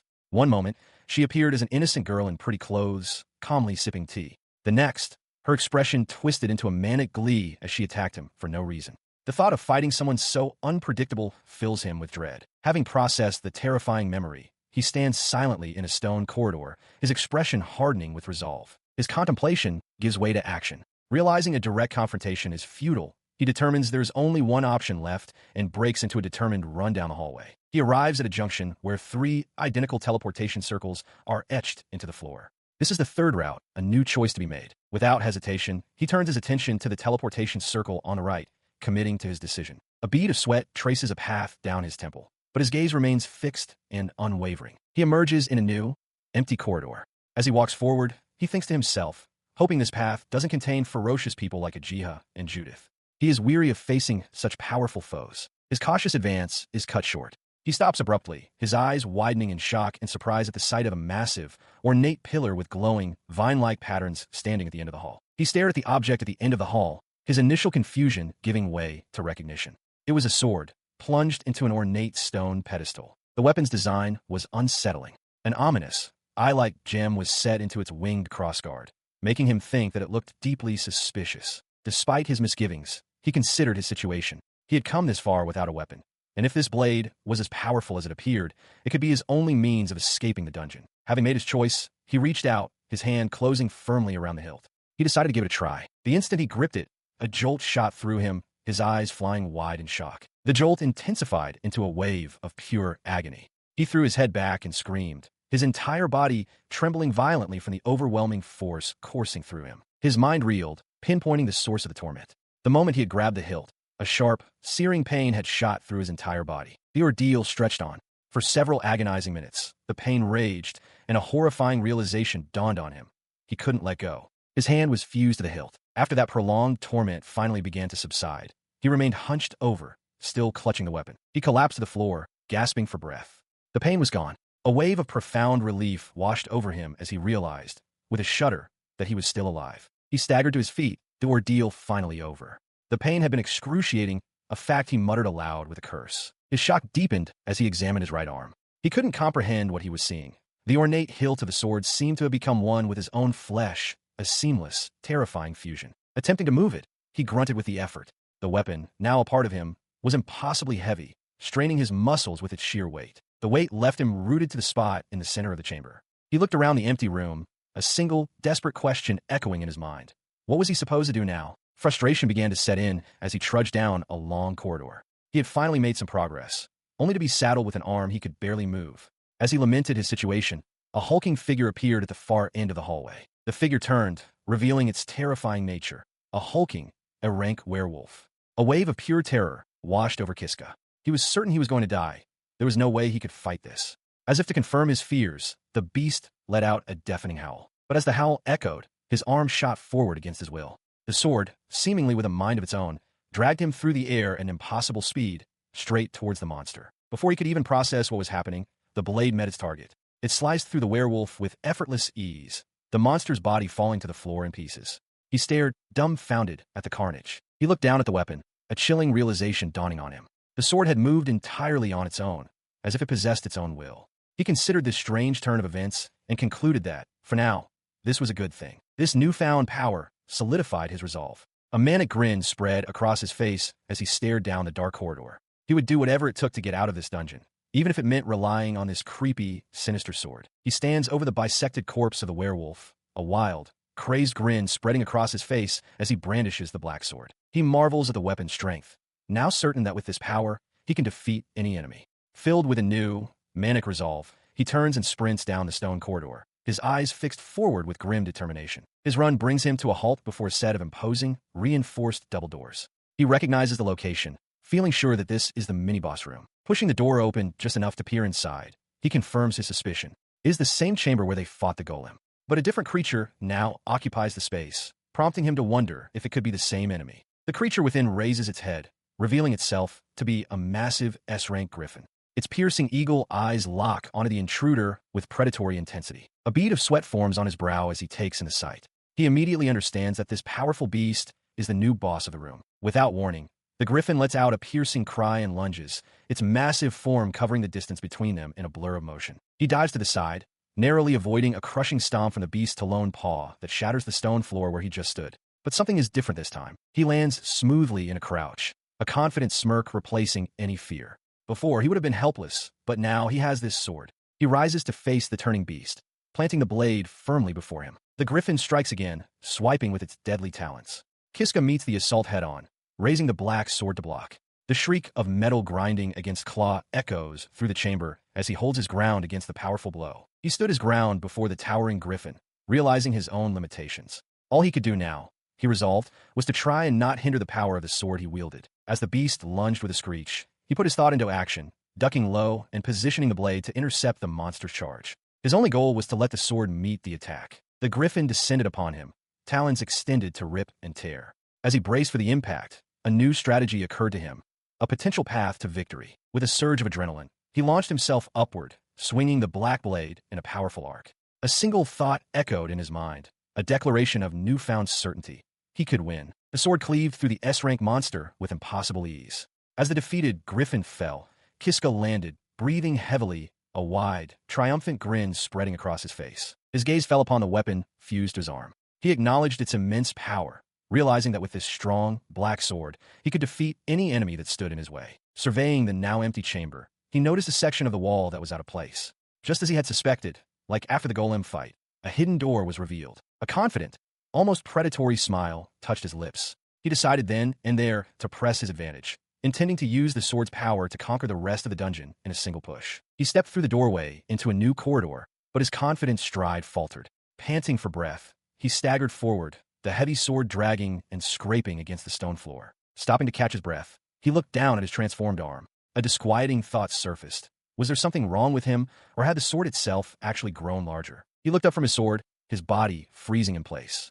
Down the long, torch-lit corridor, a figure stood waiting for him, and a jolt of shock ran through him, his eyes widening in disbelief. The figure stepped forward, revealing herself to be a young woman with long, twin-tailed hair and a dark, frilly dress. A knowing smile played on her lips as she looked him over. "Oh my," she cooed, her voice echoing slightly in the stone hall. "You've grown up so much." His shock gave way to disbelief. Sweat beaded on his forehead as he stammered her name. "Judith." His mind raced, unable to comprehend the situation. "Why are you here?" he managed to ask, his voice trembling. In a damaged stone corridor, Kiska clutches the grotesque, living sword fused to his right arm, facing the mysterious young woman who stands opposite him with unnerving calm. She smiles, noting with amusement that he seems to still be in control of himself. Sweating and enraged, he grits out her name, Judith, and demands to know what she wants. Her smile widens as she tells him her desire is obvious, a statement that causes his eyes to widen in alarm. With a serene expression, she declares her intention to dispose of him. But she immediately clarifies her meaning, stunning him by revealing her true goal is to destroy the parasitic sword on the right half of his body. She identifies the weapon as a parasitic sword, a puppet player. He can only repeat the name, the concept utterly foreign to him. Judith explains that the sword is a dangerous entity that grows by feeding on people and monsters. She hadn't expected to find it here, in a rarely visited dungeon. Understanding dawns on Kiska, and he asks if this means she's going to kill him. She confirms his suspicion, complimenting his sharp intuition. In a sudden, shocking display, she violently rips her own left arm from its socket, blood erupting from the wound. "You're very good," she says with a crazed smile, as Kiska stares in absolute horror. He stammers, unable to process what he's just seen. His mind races, questioning what she is as he watches her calmly hold her own severed limb. Her severed arm and blood coalesce, hardening into a massive, curved black blade. Kiska watches, terrified, as she levels the newly formed weapon at him. With a predatory grin revealing sharp fangs, she issues a simple command. "Please die." She lunged, her blood-forged blade clashing violently against Kiska's parasitic sword. He strained against the impact, his face a mask of determination as he vowed to fight with the very weapon she sought to destroy. Her confident smirk faltered, replaced by a flicker of surprise. He roared his defiance, declaring that he could not lose as he pushed her back. As they separated, Judith landed gracefully, a thoughtful smile returning to her face. She mused that dealing with the sword would not be a simple task, now that it had grown to this degree. She then tossed her own severed arm into the air. Before Kiska's astonished eyes, it morphed mid-flight, solidifying into a long, curved black blade. He stared, a grimace of disbelief and resolve on his face, questioning if he could truly fight this. Seeing his reaction, Judith prepared her next move. Her gaze narrowed as she uttered the name of her technique, Shallow Rainstorm. The word sent a jolt of pure alarm through Kiska. He had no time to react. The airborne blade detonated, unleashing a storm of sharp, black projectiles that riddled his body, tearing through his clothes and flesh as he cried out in agony. He collapsed to the ground, grievously wounded. Judith looked down at him, her smile unwavering, and explained her reluctance. She hadn't wanted to use this technique, she admitted, because it would cost her the use of her left arm for some time. She turned away from his still form, justifying her actions to herself as she walked away. There had been no other choice. But death was not the end. Kiska found himself kneeling in a familiar, desolate room. The crushing realization washed over him once more. He had died again. He slumped to the floor, overcome with despair. He sat up, his expression a mixture of frustration and exhaustion. Cursing his situation, he admitted to himself that he was lost, with no clear path forward. Still, he resolved to try and find a way to sort this out. His thoughts drifted back to a crucial memory, a warning he had received. It was foretold that upon using the first teleportation circle, he would break a seal and be killed by someone appearing as Ajia. Only then would he encounter the true sealed Ajia. He considers his options, recalling the grim cycle. If he uses the second teleportation circle, the vampire Judith will kill him without any warning. However, he understands that being killed by Judith after using the third teleportation circle is a necessary step. That specific death grants him the parasitic sword puppet, a key which allows him to proceed deeper into the dungeon. He weighs these two fatalistic paths. If he wants to live as long as possible, he concludes that he must forge a third route entirely. His resolve hardens as a new plan forms. He will fight off the vampire Judith using the power of the parasitic sword puppet, and with her defeated, he will finally get through the dungeon. With this new goal in mind, he turns to Judith, who stands before him. He asks her what he is supposed to do to acquire the very sword he now needs. She explains with a confident smirk that the sword is a parasite. It grows by feeding on humans and monsters, making it an extremely dangerous weapon. Kiska listens from the doorway, absorbing the information. The warning sparks a realization within him. If he can grow the parasitic sword to its full potential by the time he is meant to meet the sealed Ajia, he might actually be able to defeat Judith. With his path decided, he bursts from the room with a shout. It is now a race against time to power up before Judith inevitably appears to hunt him down again. He pushes himself through the dungeon's familiar corridors, panting. He notes with grim satisfaction that he is about 5 hours earlier than he was on his last attempt. His accelerated pace brings him to a large chamber housing a teleportation circle. He stops, recalling that this was the exact spot he passed through last time, only to find Judith waiting for him on the other side. He stands ready, his grip tight on the grotesque parasitic sword. With a tense expression, he steels himself, hoping against hope that she isn't waiting for him this time. All he can do is pray. Stepping forward, he scans the long, empty stone corridor. To his immense relief, Judith is nowhere to be found. He realizes that with this unexpected opportunity, he can proceed with his plan. His gaze falls upon a side passage, and a sudden, shocking realization dawns on him.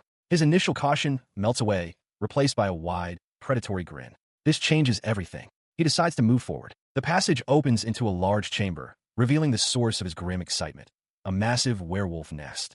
The room is teeming with hulking, bipedal beasts, all turning their attention toward him. Facing the snarling pack, he offers not fear, but a chilling smile of gratitude. He thanks them for the opportunity they represent, much to the confusion and anger of the beasts. With a savage roar, he declares his intent to feed them all to his sword. He lunges into their midst, the parasitic weapon lashing out and tearing into the first werewolf, which howls in agony. The sounds of the massacre attract an unexpected observer. From a nearby doorway, Judith appears, her eyes wide with curiosity as she takes in the violent scene unfolding before her. She steps into the room, her gaze sweeping over the carnage. The floor is a ruin of gore and his severed limbs. Surveying the dismembered werewolves, she remarks coolly that the sword has eaten quite a lot. Her attention shifts to Kiska, who stands panting amidst the destruction. She notes aloud that the sword seems to have grown considerably, acknowledging that he is now going to be a bit of a challenge to beat. As he slowly turns to face her, however, her calm, analytical expression shifts instantly to one of genuine surprise, caught completely off guard by his reaction. He stood transformed, the parasitic sword's dark, veiny tendrils crawling up his arm and across his torso. Disoriented, he questioned who, or what, he was becoming, his own consciousness feeling distant. Across from him, Judith smirked, observing that the host body's mind had already been taken over. She faced him directly, her expression cold as she declared her intention to kill him. She dismissed his transformation, stating it didn't matter and changed nothing. Still struggling to process the situation, he could only stammer, asking what she was doing there. He gasped for breath, sweat dripping down his face. His eyes, wide with exertion and panic, betrayed the intense internal struggle against the sword's overwhelming influence. Seeing his state, Judith's smirk widened into a predatory grin. With an air of condescending amusement, she announced that she would grant him the chance to fight back. Her words, however, triggered a memory of absolute despair. His mind flashed back to a cold stone corridor, where he sat slumped against a wall, clutching his head amidst the corpses of defeated monsters, utterly broken. A single, crushing thought echoed from that memory. There was no way. He remembered the agonizing realization that even after feeding the sword, even after gaining so much power, he still couldn't win against Judith. The thought was unbearable. He recalled the cycle of failure. He had tried again and again, never giving up. There were even moments he thought he was close to victory, but every attempt ultimately ended the same way. Whenever he pushed his limits, it always happened. The parasitic sword would completely take over his consciousness, erasing him in the process. The memory concluded with his hopeless realization. Even if he left the dungeon victorious but possessed, there would be no point. It would not be his victory at all. He reeled from the memories of his failures. The Ajia route, the Judith route, the sword route, all of them had been complete disasters, each ending in his demise. He pressed his hands to his face, sweat beading on his brow as the immense pressure of his repeated defeats washed over him. But through the despair, a new thought surfaced. He suddenly remembered there was one more thing, one final option he had yet to try. His expression hardened with resolve. He had died so many times already that the fear of death was gone. Deciding to give it a shot, just for the hell of it, he turned and walked through a nearby doorway. He knew it was a tremendous risk, but this new route was his only remaining hope. He stepped into a grand chamber, the ceiling adorned with glowing magical seals. There, sitting at a small table, was Judith. She looked up from her cup, her expression one of mild amusement, as she remarked how unusual his appearance was. Judith commented that she couldn't believe someone would break in, and asked what he wanted. Kiska recalled that she had spoken to him in this exact manner before, just moments before accusing him of being rude and then killing him. Stealing himself, he prepared to enact his new plan. Judith watched him, her curiosity piqued. Then, to her utter surprise, he dropped to one knee. He announced that he would be respectful and addressed her formally as Judith, the great ancestor of vampires, stating he had a favor to ask. He looked up from his subservient position and made his plea. He begged the great Judith to make him her disciple and to please take care of him. A desperate plea echoes through a grand, stone-tiled room, a voice begging, "Make me your disciple, great Judith." The plea comes from Kiska, who kneels humbly before a young woman with long, twin-tailed hair. She sits at a small, ornate table, calmly holding a teacup, seemingly unfazed by his prostration. She pauses, lowering her cup slightly. With a look of mild surprise, she repeats his words back to him, questioning his request to become her disciple. Her surprise quickly morphs into a wide, predatory grin. Leaning forward with her chin resting on her hand, she remarks that his proposition is an interesting one. A surge of manic hope electrifies Kiska. His eyes widen, a desperate smile spreading across his face as he realizes this is his only path to survival. His elation is cut short by her cool inquiry. Judith asks what benefit she would receive if she took him as her disciple, demanding to know what's in it for her. He recovers instantly, his expression filled with earnest conviction. He declares that if she accepts, he will become her loyal foot soldier and follow her every command without question. His passionate offer is met with a look of utter disdain. Judith's face contorts with boredom as she dismisses his pledge, leaving Kiska stunned and speechless. Her expression shifts to one of revulsion. Calling him disgusting, she waves a hand dismissively and announces she'll just leave him to die. An unseen force strikes Kiska, who cries out in shock and pain. He hunches over, the impact fading as a familiar, crushing realization dawns on him. He has died again. He clenches his fists, a new resolve hardening his features. This time, he thinks this route might just let him survive. He grits his teeth, convinced it's a solid plan to execute it. However, he knows he must first escape this dungeon. And to do that, he needs to become stronger than he is now. That is why he has decided to try and become Judith's apprentice. He acknowledges the danger. Judith is a ruthless vampire, but he also believes she isn't one of the mindless monsters that can't be reasoned with. His goal is clear: become her disciple. A bead of sweat rolls down his temple, but his expression is one of fierce determination. If he can just figure out what she wants and offer it to her, he's certain he'll have a chance to win her over. With his new strategy in mind, he once again finds himself before her. He kneels on the stone floor as Judith sits calmly at a small table, a cup held delicately in her hand. He begins his appeal, stating that he knows she has lived in this dungeon for a long time. He suggests she must be very lonely, wondering if she's had anyone to talk to. Her smile remains, but her eyes stay closed as she cuts to the heart of the matter, asking what she would gain from this. He presses on with his offer, declaring that he will become someone she can confide in. As he speaks, Judith calmly takes a sip from her teacup, her reaction a subtle twitch of her eyebrow. Her composure breaks. With a look of utter disdain, she questions what could have possibly made him think she was lonely. The table crashes to the floor as she rises, and a wave of panic washes over Kiska. He realizes this is going horribly wrong and scrambles back, pleading for her to wait, insisting he has more to offer. His desperate plea seems to work. Judith pauses, one hand touching her pigtail, her expression still one of annoyance. "There we go," she murmurs, prompting him to continue. A wave of relief washes over Kiska, thankful for the brief reprieve. Seated once more, he presents his next offer. He explains that he has worked in the fields for a long time and is extremely confident in his abilities. Judith listens silently, her chin resting on her hand, her thoughts a mystery. He continues his plea, kneeling before Judith and boasting that he is good at everything, especially his specialties like building a new hideaway. Judith sits silently at her table, her expression unreadable as she listens to his claims. In a sudden, dismissive motion, she rises from her seat, effortlessly hoisting the heavy stone table with a single hand. Looking down at the stunned young man, she declares flatly that she can do it better than him. With a deafening crash, she slams the table back into place, the impact shaking the room. Kiska, now prostrate on the floor from the shock, can only stammer in agreement that she is, indeed, correct. He quickly returns to a kneeling position, his confidence completely shattered as he affirms her superiority. Unmoved, Judith coldly asks if there is anything else he has to offer. The question hangs in the air, and a pained realization dawns on Judith. She understands now.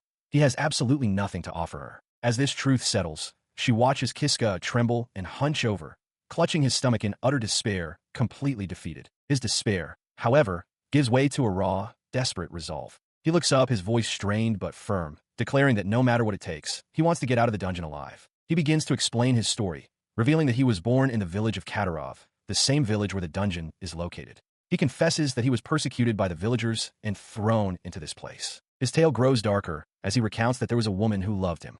But, he continues, men like Darga killed her.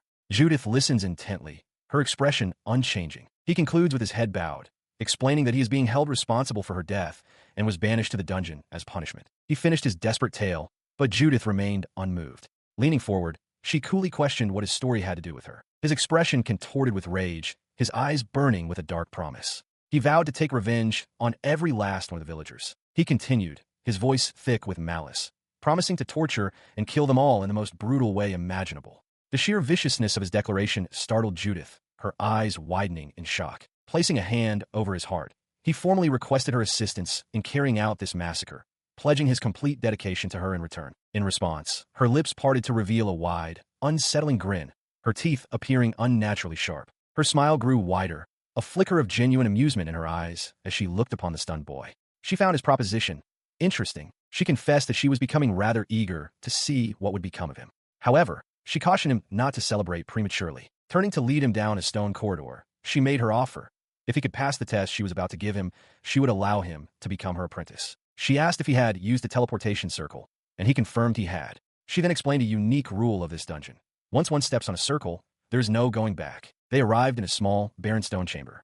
Kiska recognized it as the very room he had teleported into earlier, though he sensed something was now different. He watched as Judith's hand pressed against the stone wall. She explained that, by using a certain secret, one could find a way through. As she spoke, a section of the wall rumbled and slid open, revealing a long, empty corridor. Kiska gasped, startled, as Judith informed him this was how to access other routes. He stared down the newly revealed passage, his mind reeling. He realized with a shock that there were hidden passages even in what appeared to be a dead end. Before he could process this further, the passage sealed shut. From the floor rose a pedestal bearing a single, ominous weapon.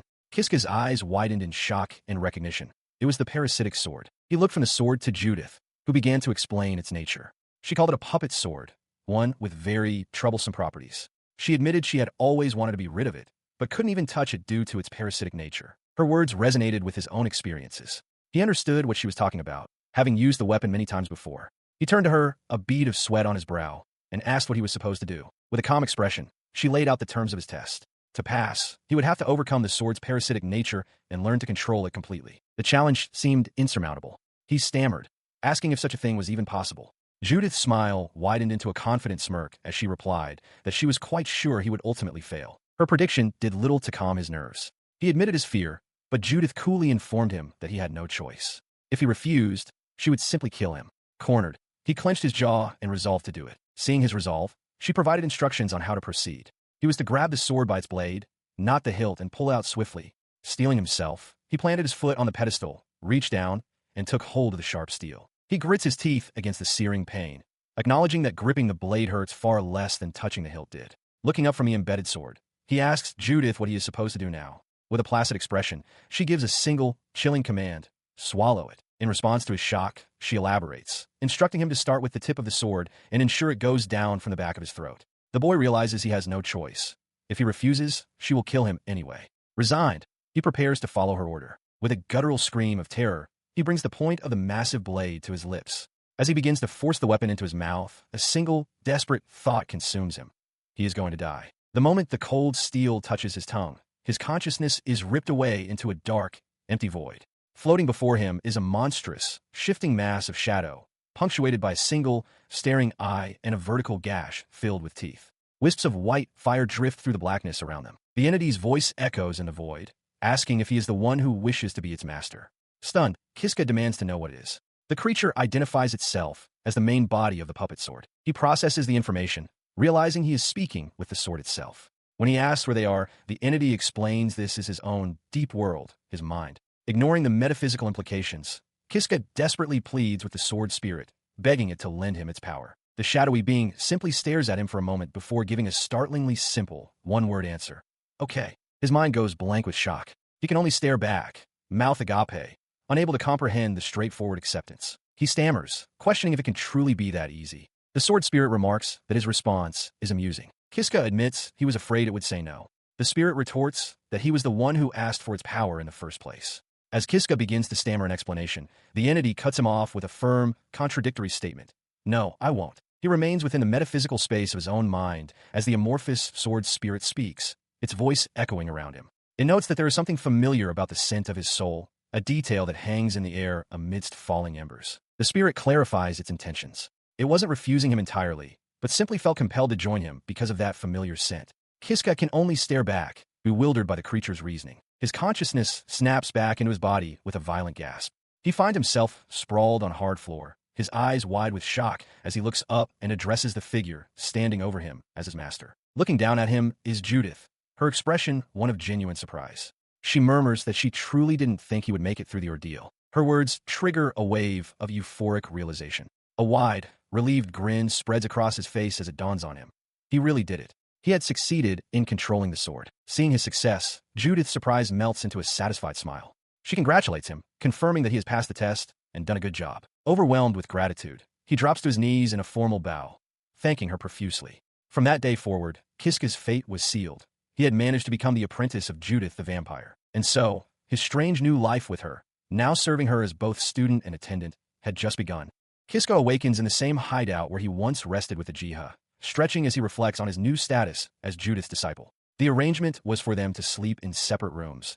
As Judith had assured him, there were many hidden chambers available. Approaching a door, he calls out to her, seeking permission to enter. He opens the door only to find Judith asleep in the bed of that very room. His eyes widen in shock as he stammers her name. Stirring from her sleep, she murmurs softly, her long pink hair splayed across the pillows. She sits up, rubbing an eye as a sly smile forms on her lips. She wishes him a good morning, casually noting that he is up early. Kiska, still standing in the doorway, can only manage a stunned utterance in response. He quickly bows, stammering a greeting back. Internally, he struggles, flustered and unsure where to look. He reminds himself that even though she is his master, she is still a girl. A short while later, Judith announces that his training as her disciple will begin today and asks if he is ready. His expression hardens with resolve as he declares his willingness to endure any hardship.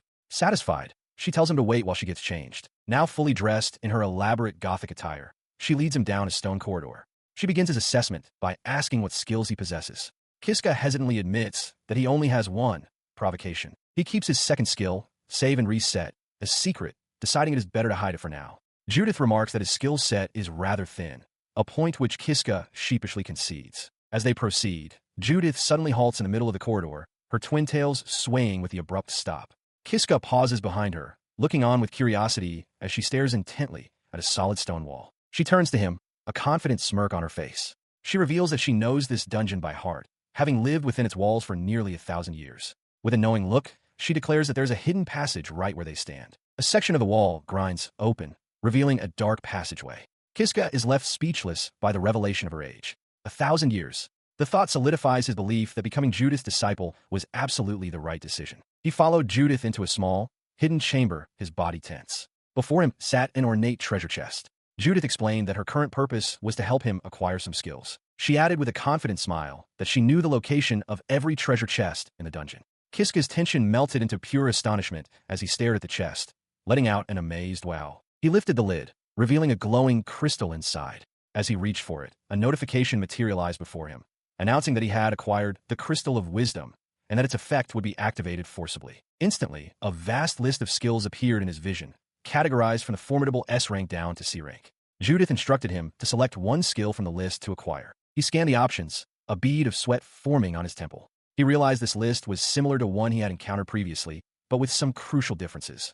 Skills like pressure and enhanced judgment were new additions. Unsure, he turned to Judith for guidance. She acknowledged it was a good question and pointed him towards swordsmanship.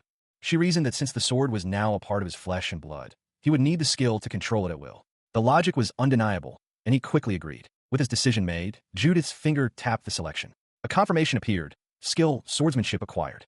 Kiska clenched his fists in triumph, a wide grin spreading across his face. His celebration was cut short by Judith's next statement. With a sly look, she informed him that to acquire another skill, they would need to journey to the deepest part of the dungeon. She turned without waiting for a response, beckoning him to follow. The words echoed in his mind, and he could only stare after her in disbelief, stammering at the thought of the dungeon's deepest level. Before them lay a long, silent corridor, its stone walls stretching endlessly into the dim light of the dungeon's depths. He feels a palpable sense of dread as they venture into the dungeon's deepest level.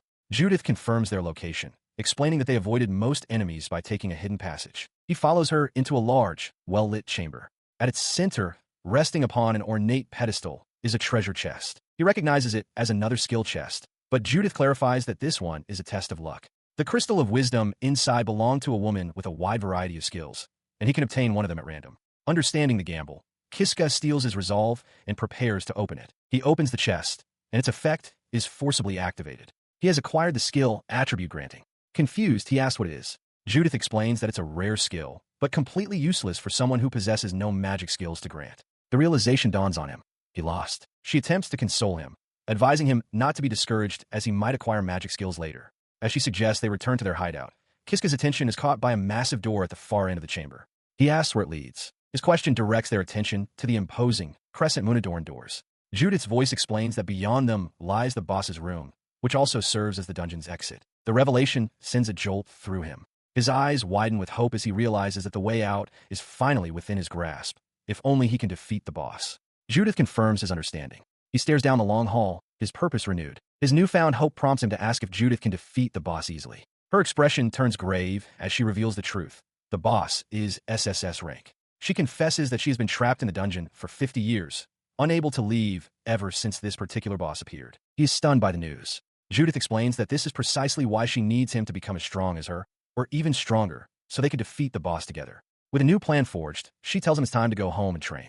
Filled with determination, Kiska agrees, shouting that he's counting on her. Back in their hideout, Judith demonstrates her power, dark energy swirling around her hand. She explains that this is how she drains and manipulates the blood in her body. Kiska smirks, unfazed. He replies that he already knows, having been killed by it so many times during their duels. He watched in awe as Judith freely controlled her own blood, shaping it into a sharp dagger.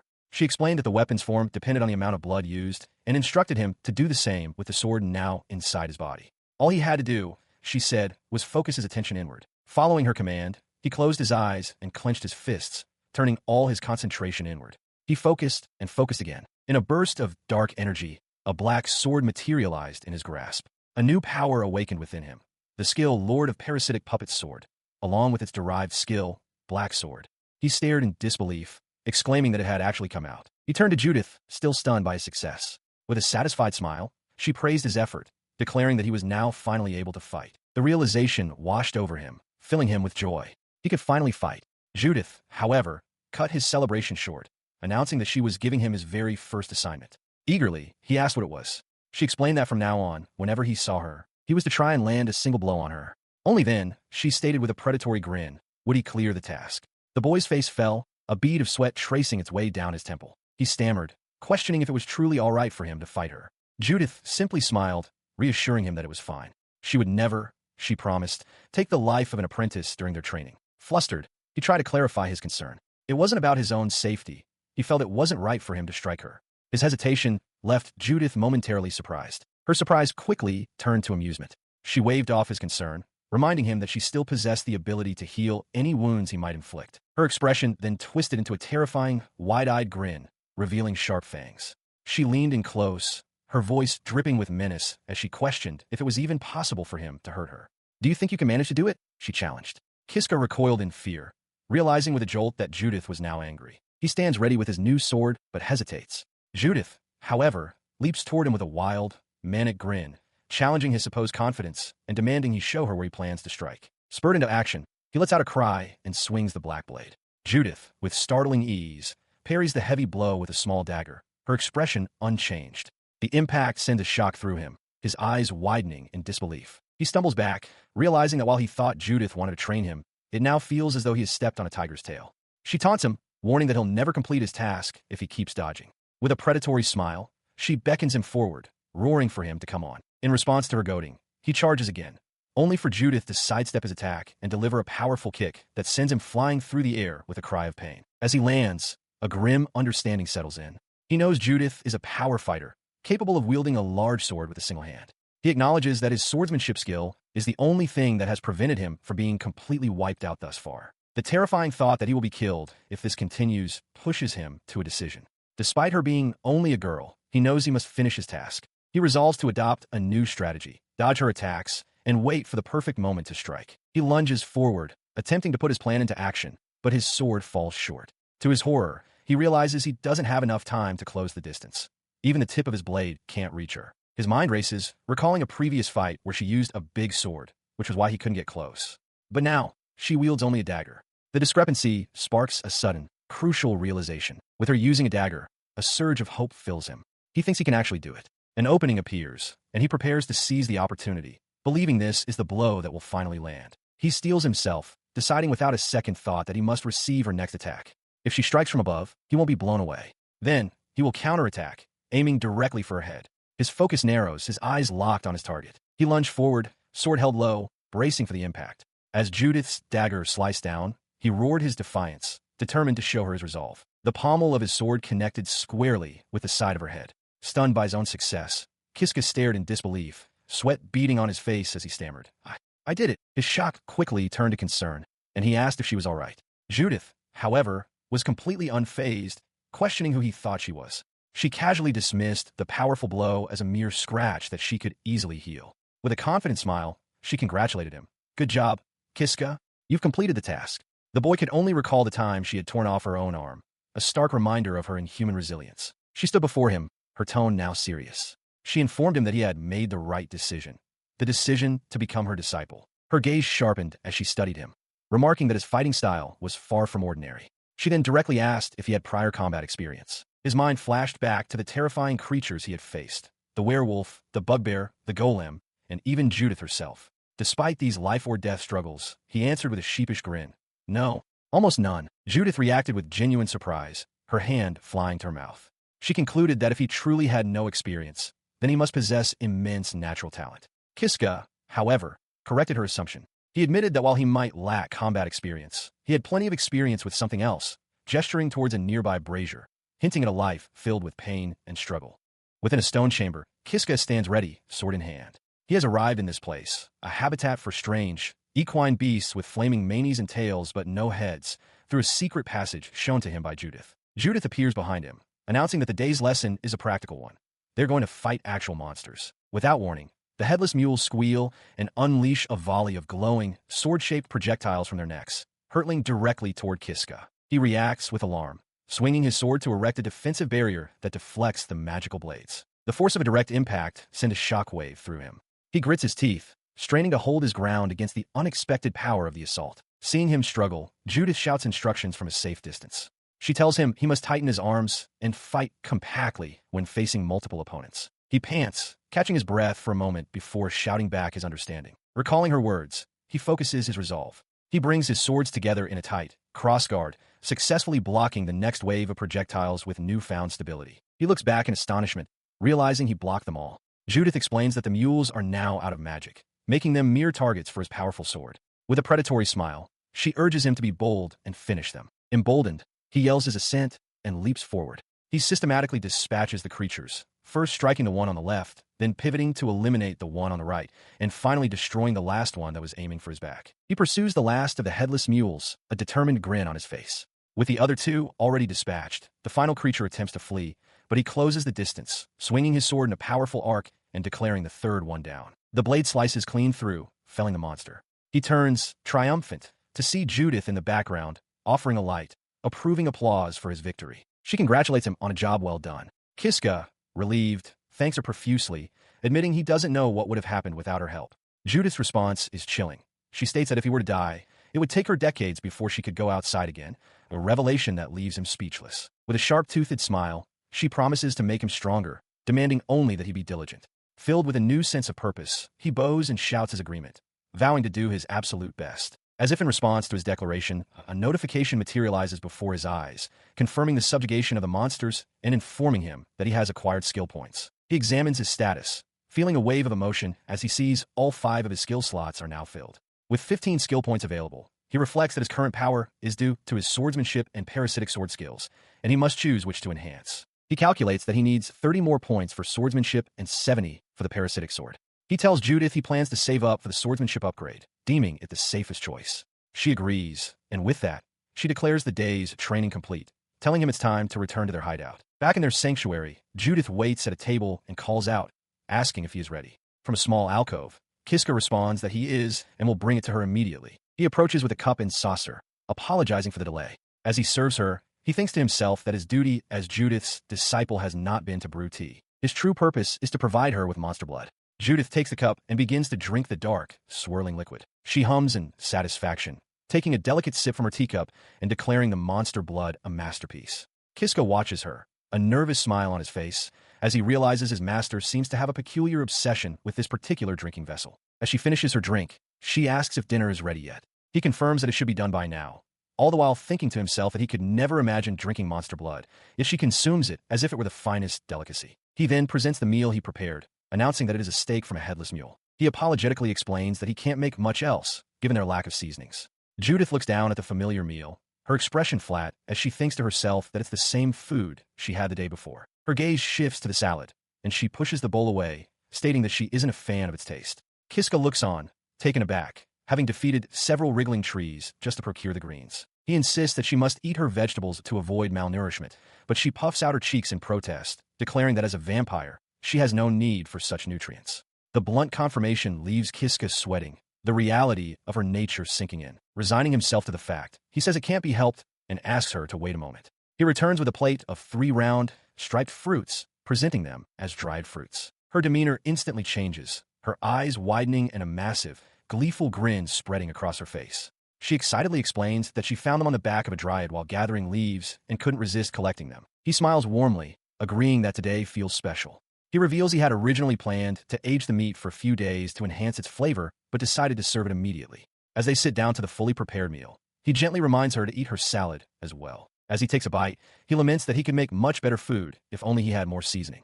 Judith watches him, thinking to herself that she could surely procure more ingredients if she were able to leave the dungeon. Her thought prompts a memory for Kiska. He looks up, recalling that Judith had previously told him she could come and go as she pleased. He presses her for clarification, asking if she was truly stuck in the dungeon.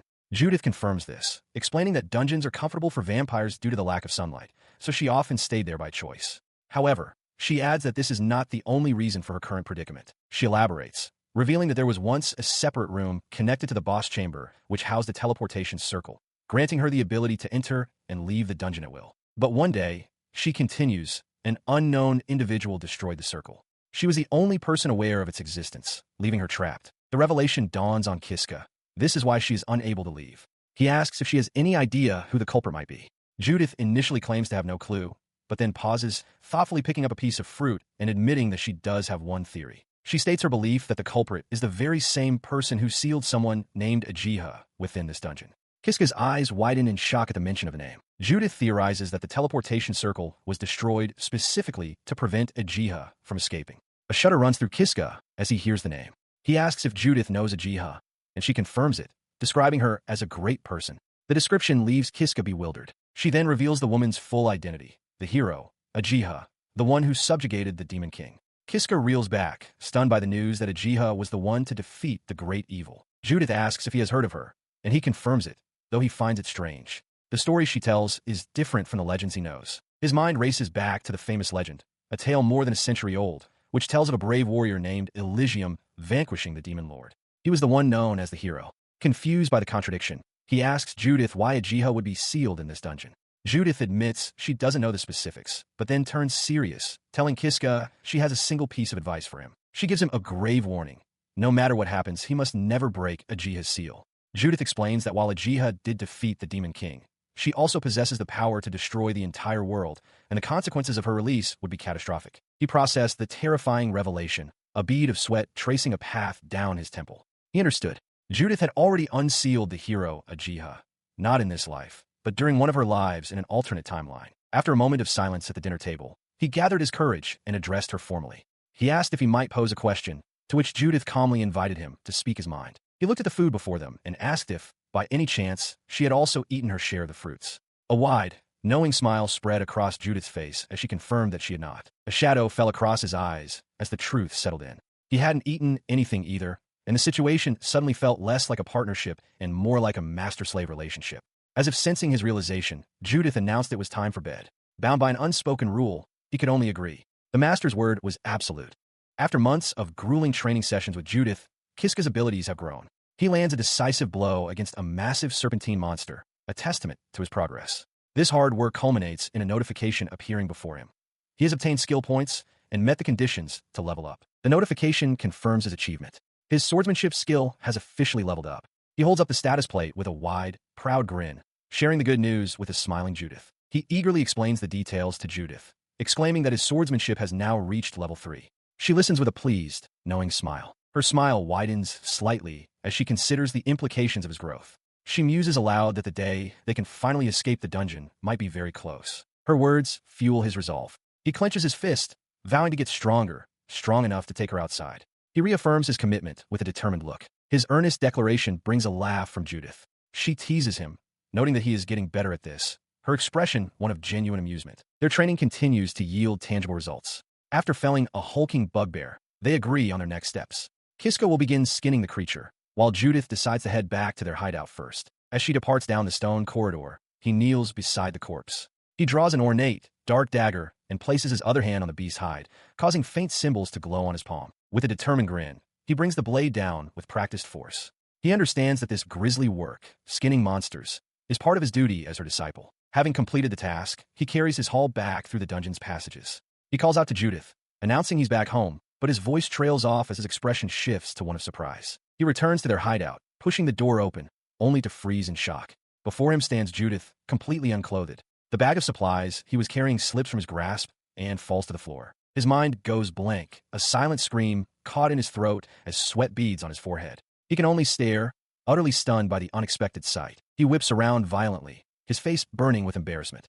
Stuttering, he throws his hands up and shouts a frantic apology, unable to look in her direction. As he panics, thinking he has angered her, Judith's sharp voice cuts through the air, shouting his name with exasperation. Her apparent anger, however, quickly dissolves into quiet amusement. A sly smile plays on her lips as she watches his flustered state, thinking to herself that his reaction is just as interesting as she expected. He remains mortified, weakly pleading for Judith not to say such things, though he offers a slight, pained agreement. After the awkward moment passes, they prepare their meal. A table is set with bowls and glasses, ready for dinner. Later, with a sense of accomplishment, Kiska announces that they've finished eating and he has completed all his work. He turns to address Judith, who is sitting nearby. He informs her that he's done with the dishes and is going to bed. As he turns to leave, Judith's voice stops him, calling his name. He turns back to see her sitting on her bed, now wearing a nightgown. She looks at him and asks if he would like to sleep with her. Kiska is stunned, stammering as he asks why she would make such a sudden request. Judith calmly replies that there's no particular reason. He remains silent, completely baffled by her request. Judith, her face flushed, explains that she doesn't have a specific reason. She just didn't feel like sleeping alone tonight. Her expression shifts to one of slight annoyance as she tells him he's being meaner than usual. Trying to find a way out, he suggests that he'll just sleep in his own room, but she only offers a quiet hum in response. She looks down with a pout, thinking to herself that if he refuses, she'll feel guilty for the rest of her life. Seeing her expression, he clutches his head, overwhelmed by how cute he finds her in that moment. His resolve breaks. With a flustered smile, he agrees, stating that he understands and that they'll sleep together tonight. He then awkwardly climbs into the bed where she is already settled. They lie side by side, a tense silence between them. Both were faint, awkward smiles, and he keeps his arms crossed tightly over his chest. He tries to rationalize the situation, concluding that if they're only going to sleep, then there's nothing wrong with it. The quiet is broken as she softly speaks his name from beside him. He turns to look at her as she reminisces with a gentle smile, remarking that the day they first met feels like it was a very long time ago. Her words stir his own memories. He agrees, recalling that when he first met Judith, he thought of her only as a very scary person, his mind flashing back to her intimidating, blade-wielding form. Contrasting that memory with the sight of her sleeping peacefully beside him now, he reflects on what a strange feeling it is. He breaks the quiet intimacy of the moment, turning to Judith. He asks her directly if, when they first met, she had been planning to kill him. He lets out a soft laugh, confirming that he is aware of her initial intentions. Judith, surprised and a little flustered, asks how he could have possibly known. His internal thoughts reveal the grim truth.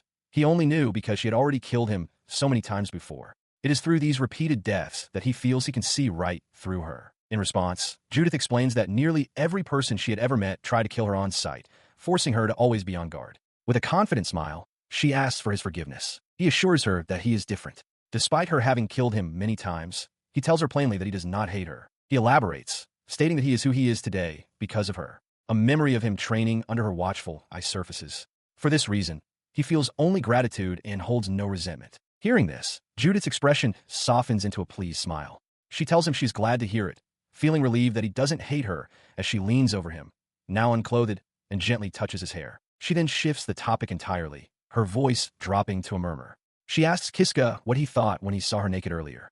The question catches him completely off guard, and he stammers her name in shock. She encourages him to be honest, assuring him that it's okay to say what he thinks. He remains flustered, unable to form a coherent response, stammering that he doesn't know what to say. She presses him gently for more. Finally, blushing furiously, he manages to admit that he thought she looked really beautiful. He continued, his voice soft as he lay in bed, explaining that he thought she was really cute and very pretty. Judith, sitting beside him, pressed for more, suggesting he must have had other thoughts as well. His face flushed, a wide, strained grin spreading across his features as he admitted he also found her erotic. Judith's expression immediately soured, her eyes wide with shock as she declared his thoughts perverted. Her shock quickly melted away, replaced by a sly, knowing smile. With a soft chuckle, she acknowledged his embarrassment. Mortified, Kiska pleaded with her to stop teasing him, offering a flustered apology. Leaning in closer, her expression turning mischievous and predatory, she decided to press him further. She posed a tantalizing question. If she were to offer to show him her naked body once more, what would he do? Kiska's eyes shot open, wide with alarm. Her own thoughts were a jumble. In a situation like this, she found it impossible to think clearly. Images of the women he knew, Namia, Ajia, and another, flashed through his mind. He knew he had to resist. After what had happened with Namia, he couldn't allow a similar fate to befall Ajia if he were to reject Judith now. He sat up abruptly, disoriented and sweating. Judith, he began, trailing off before asking, what happened?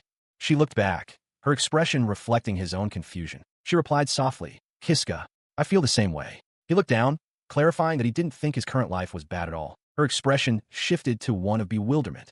Scary. It's scary. She repeated his sentiment before asking, but why's that? He confessed his true fear, his voice strained. Because if I keep living this comfortable life, I'm scared that the whole vengeful spirit inside me will disappear.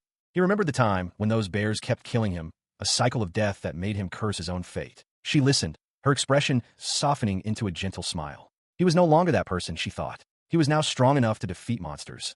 And he even had a cute girl on his side. She listens with wide-eyed concern as Kiska struggles to voice his turmoil, his gaze averted. He begins, addressing her, as Judith Sama, explaining his fear that if he continues living a comfortable life, he will lose something vital within himself. He sits up on the bed, looking directly at her to make a heartfelt confession. I love you, Judith Sama. His expression immediately clouds with conflict as he apologizes, admitting that he is not yet ready to accept this happiness. After a moment of silent contemplation with her head bowed, she accepts his words. Is that so? She murmurs, finally adding, I got it, in response. She leans forward and presses her lips against his, catching him by surprise. He returns the kiss, his eyes closing as he holds her face. The tender moment is underscored by his internal conflict, his declaration of love still followed by the unspoken weight of his obligations. Pulling back slightly, he explains his reasoning. In order to truly move forward with her, he must first settle many things from his past. Her expression transforms into a wide, knowing grin, revealing a hint of her fangs. She readily agrees to his terms, proposing they continue their relationship once he has achieved his revenge. A profound sense of relief washes over Kiska, a bright smile spreading across his face. He feels understood.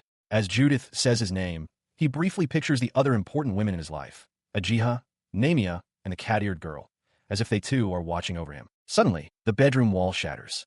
Namia, her hair unbound and dark, her face a mask of fury, leaps through the breach, sword raised high. As she brings the blade down upon Judith, she screams a declaration, I love you. The immediate aftermath is a spray of blood that splatters across Kiska's face, his features frozen in a silent scream of absolute horror. The source of the blood that splattered him was a fatal wound erupting from Judith's chest. Her eyes went wide with shock, her mouth agape, as the force of the unseen blow sent her reeling backward. She collapsed forward with a heavy thud, her body slumping over Kiska, who remained frozen on the bed. Namia stood over them both, her hands still poised from the devastating strike. Her lifeless form then rolled off the bed and onto the tiled floor. As she lay still, another figure entered the room, the armored warrior, Ajia Tsubaki, who now stood over the scene, her sword drawn. Ajia, her face obscured by a blindfold, loomed over the stunned Kiska. Her voice was cold as she questioned his choice, asking why he couldn't choose her, but instead chose Judith. Kiska, splattered with blood and his face a mask of horror, could only stare up at her, speechless. In a room spattered with blood, Kiska sits up in bed, his face a mask of horror. Before him stands Ajia Tsubaki, her sword drawn. On the floor lies the severed head of Judith. Kiska's voice is a choked whisper as he pleads with Ajia, telling her not to be with him. The focus shifts to the grisly sight on the floor. Judith's head, lying in a pool of her own blood, seems to echo the sentiment, her lifeless lips appearing to form the same words. His face is slick with sweat and tears, his eyes wide with utter terror as he repeats the desperate plea one more time. The plea dissolves into a raw, broken scream, his voice cracking as he cries out Ajia's name. Elsewhere, the cat-eared woman reacts with wide-eyed shock. She questions Ajia's presence, her thoughts revealing a critical fact.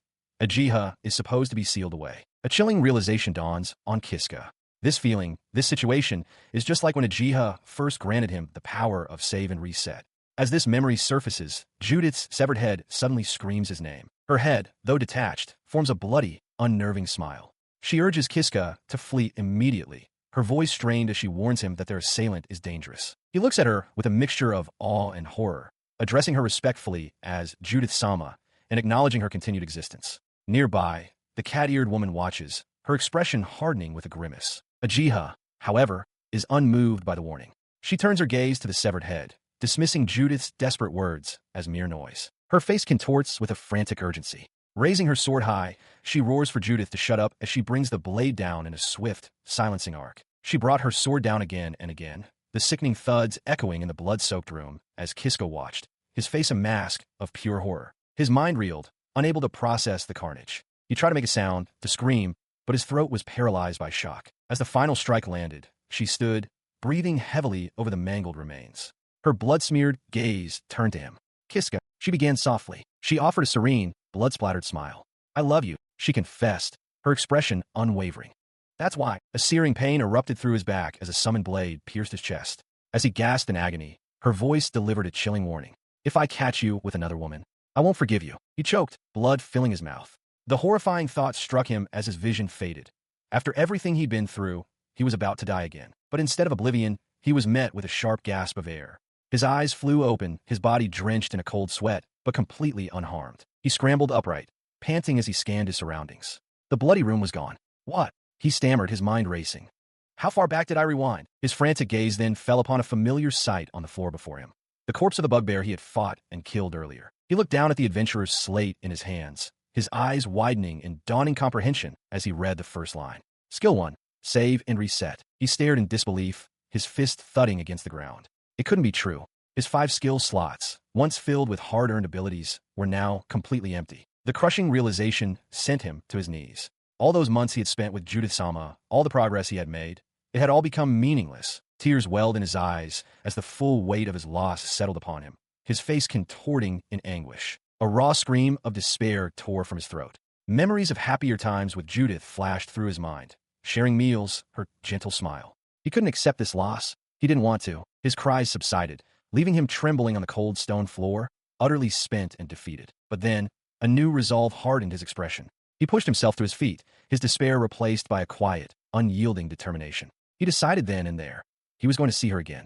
Having passed through a glowing teleportation circle, Kiska proceeds with grim determination down a long, torchlit stone corridor. A wave of hope washes over him as he allows himself a small, optimistic smile. Perhaps, just maybe, she will remember him this time. His heart pounds in his chest as he quickens his pace, panting with a mixture of exertion and anxious anticipation. At the end of the long passage, a young woman with striking twin tails sits serenely at a table, sipping from a cup as if expecting a visitor. The sight of her stops him in his tracks. A blush spreads across his face as he breathes her name in reverence. Judith-sama. His initial elation falters as he realizes she has forgotten him, but he resolves not to give up hope. Judith, for her part, remarks on the unusualness of an intruder reaching her location. He presses forward, hoping his name will trigger her memory. He calls out to her, identifying himself as Kiska and desperately asking if she remembers him. She repeats his name, her expression unreadable. Her response shatters his hope. With a polite but distant smile, Judith apologizes, stating she has no memory of ever having an acquaintance like him.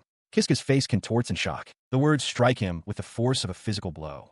He stands defeated, muttering that it's useless and that he feels he's losing his mind. Judith simply watches him, a question in her eyes. Tears stream down his face as the devastating reality sets in. With anguish twisting his features, he realizes he will have to redo everything, right from the very beginning. He remains on his knees, tears streaming down his face as he admits that this has happened countless times before, that his heart has been broken again and again. Before him, Judith's expression softens with concern as she asks if he is all right. Ignoring her question, he bows his head formally. He addresses her with reverence as the great vampire Judith-sama and declares that he has a request. His head snaps up, his voice ringing with desperate intensity. He implores her to take him as her disciple, leaving Judith staring back, her mouth agape in shock. As she struggles to process his plea, he lays out his plan with unwavering resolve. They will start over from scratch. He will become her disciple once more, and then they will escape the dungeon together. He acknowledges the grim possibility that she might kill him again, but even so, he vows to return as many times as it takes. In the middle of his determined vow, a spray of blood erupts. Judith's body suddenly slumps forward, her head vanishing in an instant. His eyes widen in pure, unadulterated horror at the gruesome sight. On the cold stone floor lies Judith's severed head, her lifeless eyes staring into nothingness as blood pools around her. The source of the attack is revealed, a dark-haired woman in ornate armor, her blade still dripping. She appeared in a flash, delivering the fatal blow before either of them could react. The woman, Ajia Tsubaki, glares down, her eyes wide with fury. I told you, didn't I? She seethes. With a heavy thud, she slams his head to the ground, her voice a low, dangerous threat as she finishes her sentence. If you hook up with another woman, her face contorted with rage, she drives her blade through Kiska's back from behind, spitting out a final vow. She will not forgive him. The world shifts, and the fatal blow is undone. Kiska finds himself standing alone in a stone corridor, hunched over and gasping for air, sweat dripping from his brow. He struggles to breathe, a chilling realization dawning on him. He can no longer even get close to Judith. He understands now that if he tries, they will both be killed. Overwhelmed, he covers his face with his hands.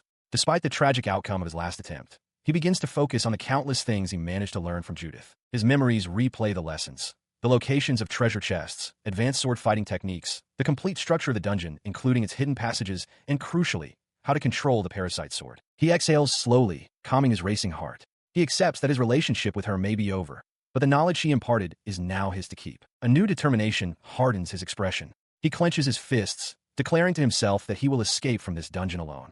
He knows he can do it now. Facing the light of the path forward, he offers a final, silent thought of gratitude to his mentor. Thank you, Judith. Standing before a glowing teleportation circle, Kiska makes a solemn vow to someone named Judith Sama. He swears to utilize the wisdom and experience she has given him, gripping the hilt of a strange, dark sword as he resolves to break out of the dungeon. His gaze falls upon the weapon, its name coming to mind, the puppet sword. A bead of sweat forms on his temple as he stares at the ornate, eye-adorned crossguard with a look of apprehension. He then performs a shocking act. Instead of gripping the hilt, he takes hold of the sharp, jagged blade itself, preparing for what comes next. With grim determination, he swallows the entire sword in one go. The weapon vanishes down his throat, and he cries out as a powerful energy surges through his body, causing the very air around him to vibrate. The act transports his consciousness to a dark, ethereal void. Floating before him is a monstrous, amorphous being of pure shadow, its form defined by a single, large, unblinking eye and a vertical, tooth-filled mouth. The shadowy entity's mouth curls into a semblance of a smile as it speaks, its voice echoing in the void. It greets him casually, asking, "Well, hello again?" Kiska can only stare back, stunned in his silence. Its eye focuses, and a moment of recognition passes through it.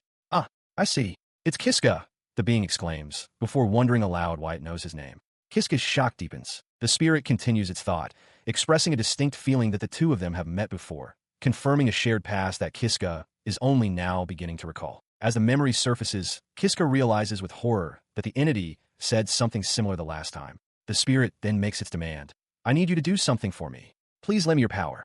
He watched as the amorphous spirit before him hesitated, its single eye wide as it pondered what it should do. His confusion was plain. He demanded to know what the problem was, thinking to himself that if this were like the last time, the entity should have agreed to his terms without question. In response, the spirit explained that it had its own goals and was considering whether obeying him would help achieve them. Stunned, Kiska asked what kind of goal a sword could possibly have. It then revealed its singular, shocking ambition, to become human. The boy could only stare, dumbfounded by the revelation.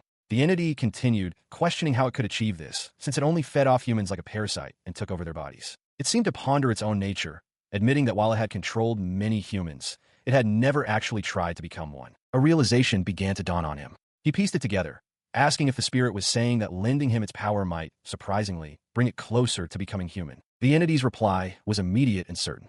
"Yes, that's right." It elaborated further, a strange conviction in its voice, stating that for some reason, obeying him felt like its destiny. Kiska's eyes widened at the weight of this statement. His expression shifted, the shock giving way to a startling resolve. A wide, almost manic grin spread across his face as he made his decision. "All right," he declared, "I will obey you faithfully." He let out a breath of relief, a grin spreading across his face. He had successfully controlled the puppet sword. A notification confirmed his new status. He was now the lord of the parasitic puppet sword, and had also obtained the derived skill, Black Sword. Clenching his fist, he felt the power coursing through him. Holding the transformed blade, he felt a renewed sense of purpose. With this weapon, he could finally fight again. His mind immediately turned to his next objective. His objective was clear. He strode purposefully through the stone corridor, his gaze fixed on the glowing pedestal at the end of the hall, the source of a new skill. As he reached the pedestal, a new ability was bestowed upon him, the skill of swordsmanship. He recognized this as the random skill granted by the Crystal of Wisdom, a prize he was now ready to claim. He recalled the location of the treasure chest holding the Crystal of Wisdom. It was situated deep within the boss's lair. This meant a long and perilous journey to reach it. He also remembered a previous skill, attribute granting, which he had never had the chance to use. Considering the danger, he concluded that heading for the boss's lair with his current strength would be pointless. More importantly, he needed to grow stronger. He decided to hunt the monsters he knew he could defeat, starting with the headless beasts roaming the dungeon. With his mind made up, a look of determination settled on his face. He would stick to this plan, hunt, grow stronger, and level up his newfound swordsmanship skill. He raised his blade, ready for battle. He lunged forward, the black surblur.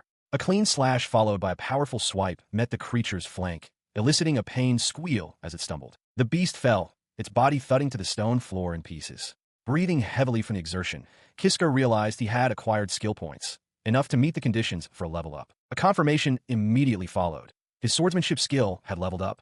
A satisfied smile touched his lips as he accessed his status, eager to see the results of his efforts. He reflects on his recent efforts, noting that by hunting the headless mules for about half a day, he successfully raised his swordsmanship skill to level 2. However, a new problem has emerged. Standing amidst the fallen creatures, he realizes he has cleared out all the locations where he knows the mules spawn, and it will likely take a while for them to reappear. He considers his next target, thinking perhaps he should go for the werewolf nest, but he immediately dismisses the idea, recalling that Judith has been there before. The thought fills him with a grim certainty. Right now, he absolutely cannot afford to meet Judith. He reasons that since they are not close, there is a significant chance she would simply kill him on sight if they were to meet. Furthermore, he acknowledges that this entire dungeon is Judith's territory. To continue hunting, he must somehow avoid her, but also worries that Ajia would appear like a vengeful spirit to kill them. The weight of his precarious situation presses down on him. He wonders what he is even supposed to do here, his hand resting on the hilt of his strange sword. Suddenly, a voice emanates directly from the weapon, addressing him as master. Kiska flinches, utterly startled by the sound. He stares down at the sword in disbelief, asking if it can talk. The puppet sword confirms that it can, adding that it is also a little surprised. The sword explains that it had expected to take longer to develop the ability to speak, but suggests their high compatibility must have accelerated the process. Kiska, processing the revelation, can only agree. He looks down at the sentient weapon in his hand, a hopeful expression dawning on his face as he processes the impossible. He wonders aloud if the accumulation of their user-and-tool relationship has finally resulted in the puppet sword gaining the ability to speak. The sword addresses him directly as master, its voice cutting through his thoughts to ask what seems to be troubling him. Kiska, still slightly taken aback, begins to explain his predicament. He states his desire to acquire a large number of skill points and asks if the weapon knows any good ways to do so. Without hesitation, the puppet sword confirms that it knows a good place for that very purpose. His eyes widen in disbelief, asking if it's for real. The sword assures him it is and offers to guide him there. The weapon then instructs him to follow its directions. With renewed purpose, Kiska moves deeper into the dungeon corridor. Heeding its words, he approaches a stone wall. The sword recalls that there should be a switch nearby that leads to a second stage. Kiska feels along the bricks, finds the correct one, and shoves it inward. The stone block recedes, revealing a long, dark, and menacing secret passage. Kiska stares into the depths, surprised by the hidden path. He turns to his weapon, asking how it could possibly know about this place. The sword explains that a previous master of it had stumbled upon it by accident. The sword continues, offering a piece of advice. It suggests that this hidden passage is likely a secret that even Judith is unaware of. It knows what kind of monsters lie ahead, however, and delivers a stark warning. At Kiska's current level of strength, he might very well be killed. Despite its dire warning, Kiska simply offers his thanks for the advice. With a determined expression, he turns and proceeds down the long, stone-lined corridor. He stops before a set of imposing, cross-emblazoned doors at the end of the hall. Facing them, he states with grim acceptance that the prospect of being killed is nothing new to him. The puppet sword lets out a dry laugh, dismissing his bravado as a silly joke. Kiska forces a nervous smile, a single bead of sweat on his temple, and agrees that the sword is right. His feigned calm is shattered by the heavy thud of a stone slab sealing the entrance behind him. He glances back, a menacing feeling washing over him as he realizes he is now trapped. Before he can react, the tiled floor erupts with light.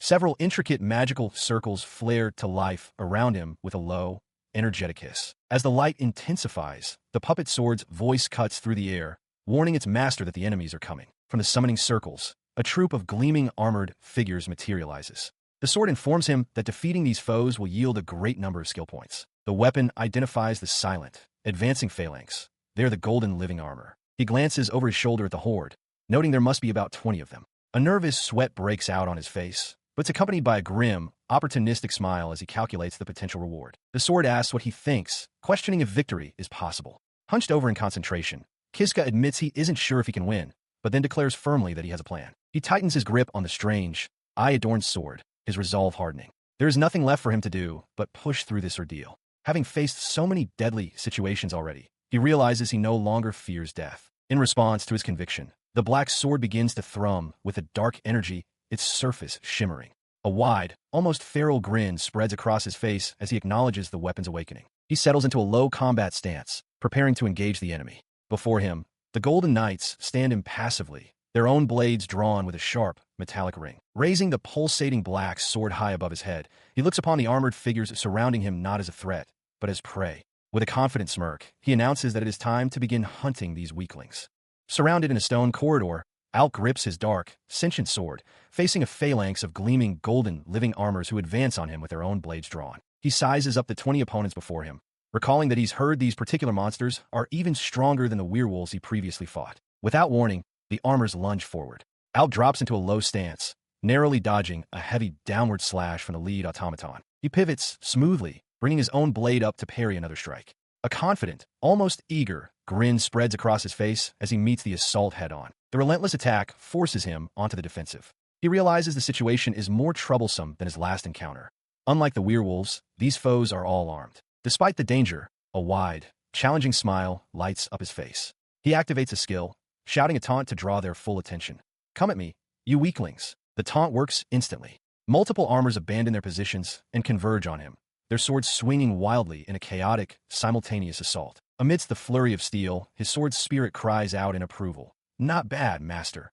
Alk masterfully maneuvers, causing one armor to strike its ally instead of him. He glances at his weapon, confirming its assessment. He explains that, believe it or not, he's quite confident in group battles, finding this particular fighting style to be highly effective. However, he notes a significant drawback to his strategy. It's not ideal for farming skill points, as any monster that dies for friendly fire yields no reward. He prepares for another attempt, activating his taunt skill and bellowing a challenge to the armored figures. While he knows this strategy is effective for thinning their ranks, he steels himself for the inevitable confrontation. The taunt works perfectly, drawing the entire contingent of golden living armors directly to him. In an instant, he is completely surrounded, swords poised to strike from all directions. Before he can react, blades plunge into his back. The sharp, cold impacts register simultaneously with a grim realization.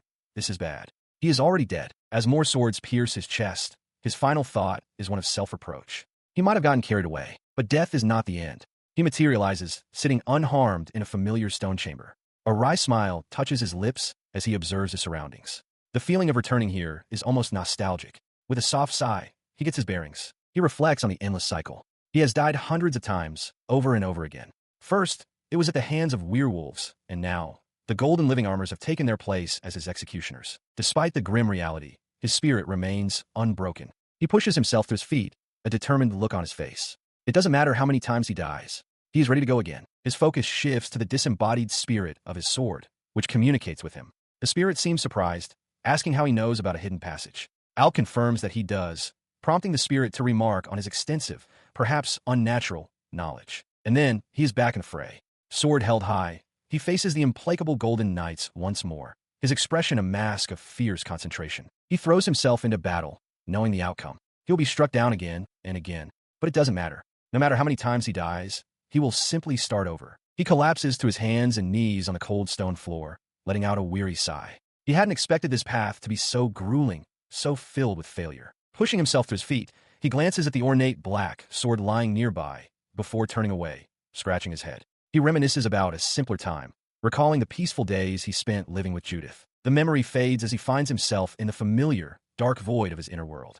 Surrounded by floating embers, he calls out with renewed determination, pleading for the black sword to lend him its strength. In response, a shadowy, humanoid figure with a single large eye materializes before him.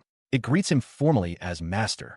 Alk stammers, taken aback by both the form and the address. The spirit asks if something is wrong, but he can only hesitate, unsure what to say. He finally voices his observation, noting that the spirit looks far more human than he expected. The entity seems to consider this, acknowledging that it did not always look this way. The comment sparks a realization in Alk. He thinks back, understanding now that the black sword spirit has appeared progressively more human each time they have met.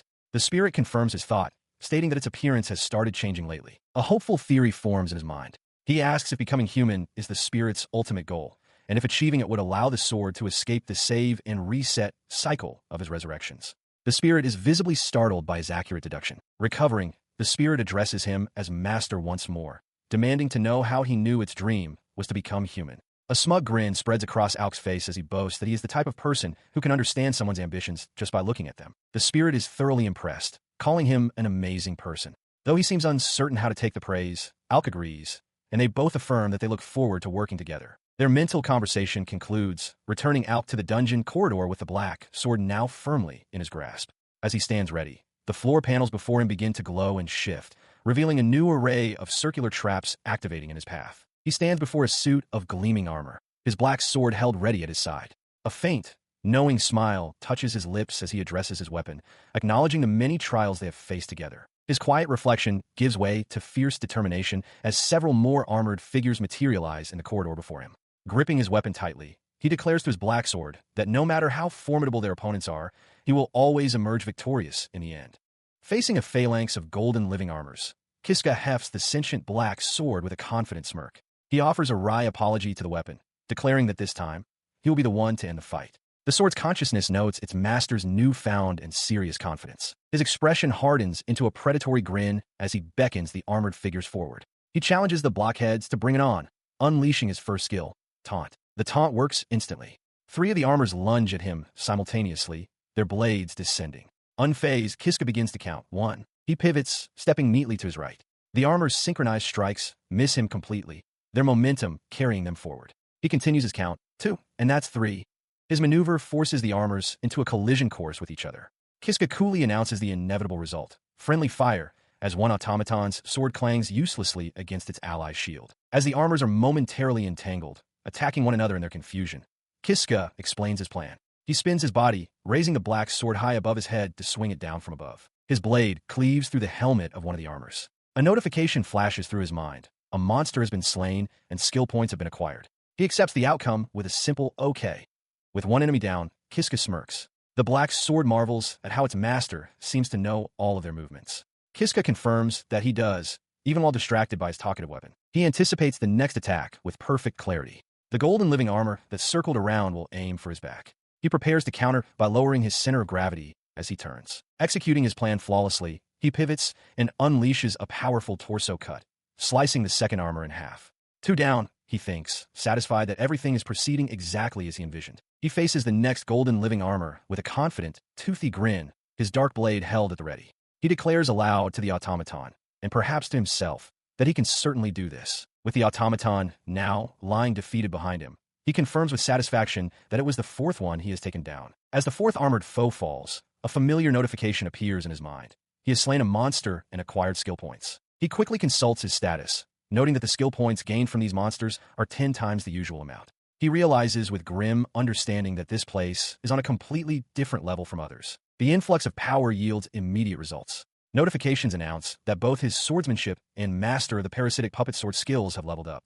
Seeing that he has amassed 416 skill points from just 4 enemies, he decides to use them at once. He addresses the entity within his weapon, telling the black sword it's time to get the show on the road. The spirit within the blade agrees enthusiastically as a new message appears, confirming the acquisition of a derivative skill, Pulsing Greatsword. In response, the weapon morphs, growing into a massive, heavy greatsword that pulses with dark energy. He shouts its name, chuckling as he feels its familiar weight, remarking that it brings back some bad memories. His moment of reflection is cut short as more golden living armors close in, surrounding him completely. He plants the tip of the greatsword on the floor, focusing intently as he considers the true ability of this new form. The automatons advance as one, a gleaming wall of golden plate and sharpened steel, ready to strike him down. A shadow falls over his eyes, but his mouth curls into a wide, predatory grin. He announces the name of his attack, a puppet-style sword technique, the Swift Dragon Thrust. He realizes the sword's autonomous function has activated. Just as it did when it parasitized him before, the weapon is now pulling him along, fighting on his behalf with a will of its own. As the sword carves a path through the armored figures, its spirit praises him, declaring he's doing great. Kiska, gripping the hilt tightly, returns the sentiment, telling the sword it's doing great as well. His confidence swells with each defeated foe. With a determined grin, he feels that he is beginning to see the path to a complete victory ahead. This newfound assurance is rooted in a painful memory. The last time he was in this place, he died due to a foolish mistake. Returning his focus to the present, he assesses the dwindling opposition. Only a few more golden living armors are left standing, and he resolves to push through to the end. But just as his victory seems within reach, a heavy, metallic clang echoes through the chamber. The unexpected sound stops him in his tracks, his expression shifting from confidence to startled confusion. The sound startles not only him, but the remaining armors as well. They twitch to attention, their metallic bodies vibrating from the noise. They cease their assault entirely, parting to form a clear path down the center of the room. At the far end, the hooves of a horse step into view, leaving Kiska utterly bewildered. At the end of the path, a fully armored warhorse comes into view, carrying a rider. Kiska wonders aloud if this is the boss of the room, prompting the sword spirit to sheepishly ask if it had failed to mention it. The rider is a colossal knight in gleaming plate. The sword spirit identifies the new foe as a knight rider, an SS-class monster. Kiska stares in disbelief, demanding to know why the sword hadn't told him something so critical sooner. Before them stood a formidable SS-rank monster, the Knight Rider, flanked by an army of golden-armored soldiers. Kiska, sweating slightly, questioned if they could possibly defeat it. The black sword soberly replied that the outcome depended entirely on him, its new master, revealing that its previous wielder had been killed by this very same foe. He broke into a confident grin, crossing his arms and declaring that he could handle the puppet arts far better than its last master. The sword let out a delighted laugh, pleased that Kiska had finally called himself its master, and affirmed that their teamwork was more than just for show. He proclaimed that after fighting countless battles using these arts, he would not lose to such an ordinary enemy. In response, the golden-armored henchmen began their charge. He acknowledged that the henchmen were in the way. With a determined grit of his teeth, he met the first soldier's attack, the clash of steel ringing out. He decided to take them all out in a single move, preparing a puppet-style sword technique as another armored soldier approached. He unleashed the attack, roaring the technique's name, Wind-Cutting Scythe. In a devastating spin, the black sword morphed into a whirlwind of blades, slicing through the entire squadron of golden armor in an instant. The sword could only express its shock and amazement at its master's power. Around Kiska, the bisected pieces of armor crashed to the stone floor, leaving him the sole figure standing. It praised him, noting how smoothly he executed the technique despite it being his first time.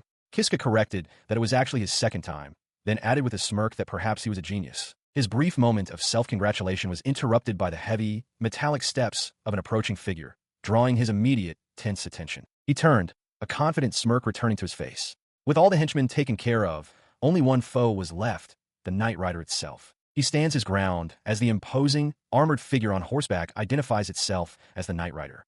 The warhorse lets out a guttural cry, its master's presence overwhelming. Without another word, the armored knight charges, its spear aimed true.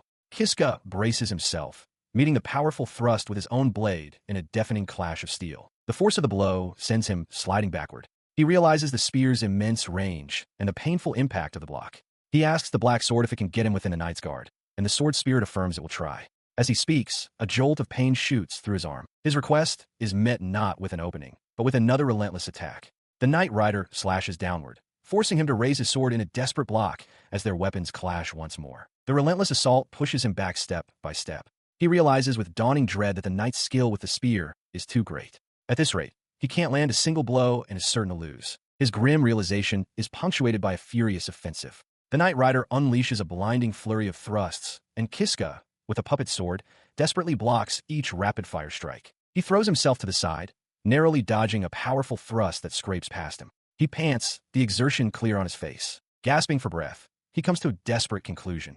He tells the puppet sword that it can't be helped. They have to use that.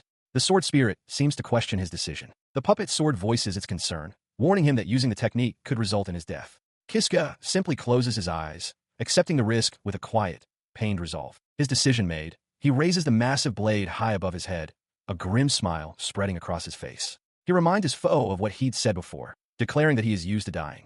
The sword thuds against the ground, ready for the final gambit. He leaps high in the air, his face contorted with effort. Realizing he cannot damage the Knight Rider through its spear's defense, he resolves to bring his full weight and power down to crush both the weapon and its wielder. To accomplish this, he unleashes a secret technique, the puppet-style sword technique, Great Wheel Slash. He becomes the center of a spinning vortex of dark energy as the puppet sword's tendrils extend, creating a devastating circular blade. The spinning attack crashes down with immense force, slicing cleanly through the Knight Rider's ornate plate armor and the armored body of its warhorse. The two halves of the colossal foe collapse to the ground.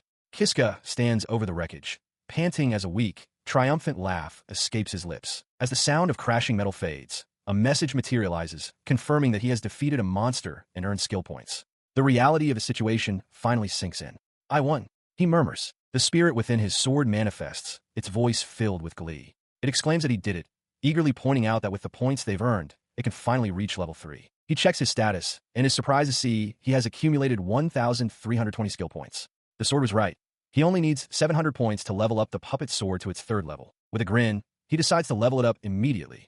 As he allocates the points, the puppet sword lets out a piercing cry and begins to expand violently. A notification confirms that the skill Parasitic Sword, Master of Puppet Sword, has reached level 3. The transformation completes, revealing a shocking new form. The sword has morphed into a large, bulbous black creature with a gaping, tooth-filled maw and writhing tendrils.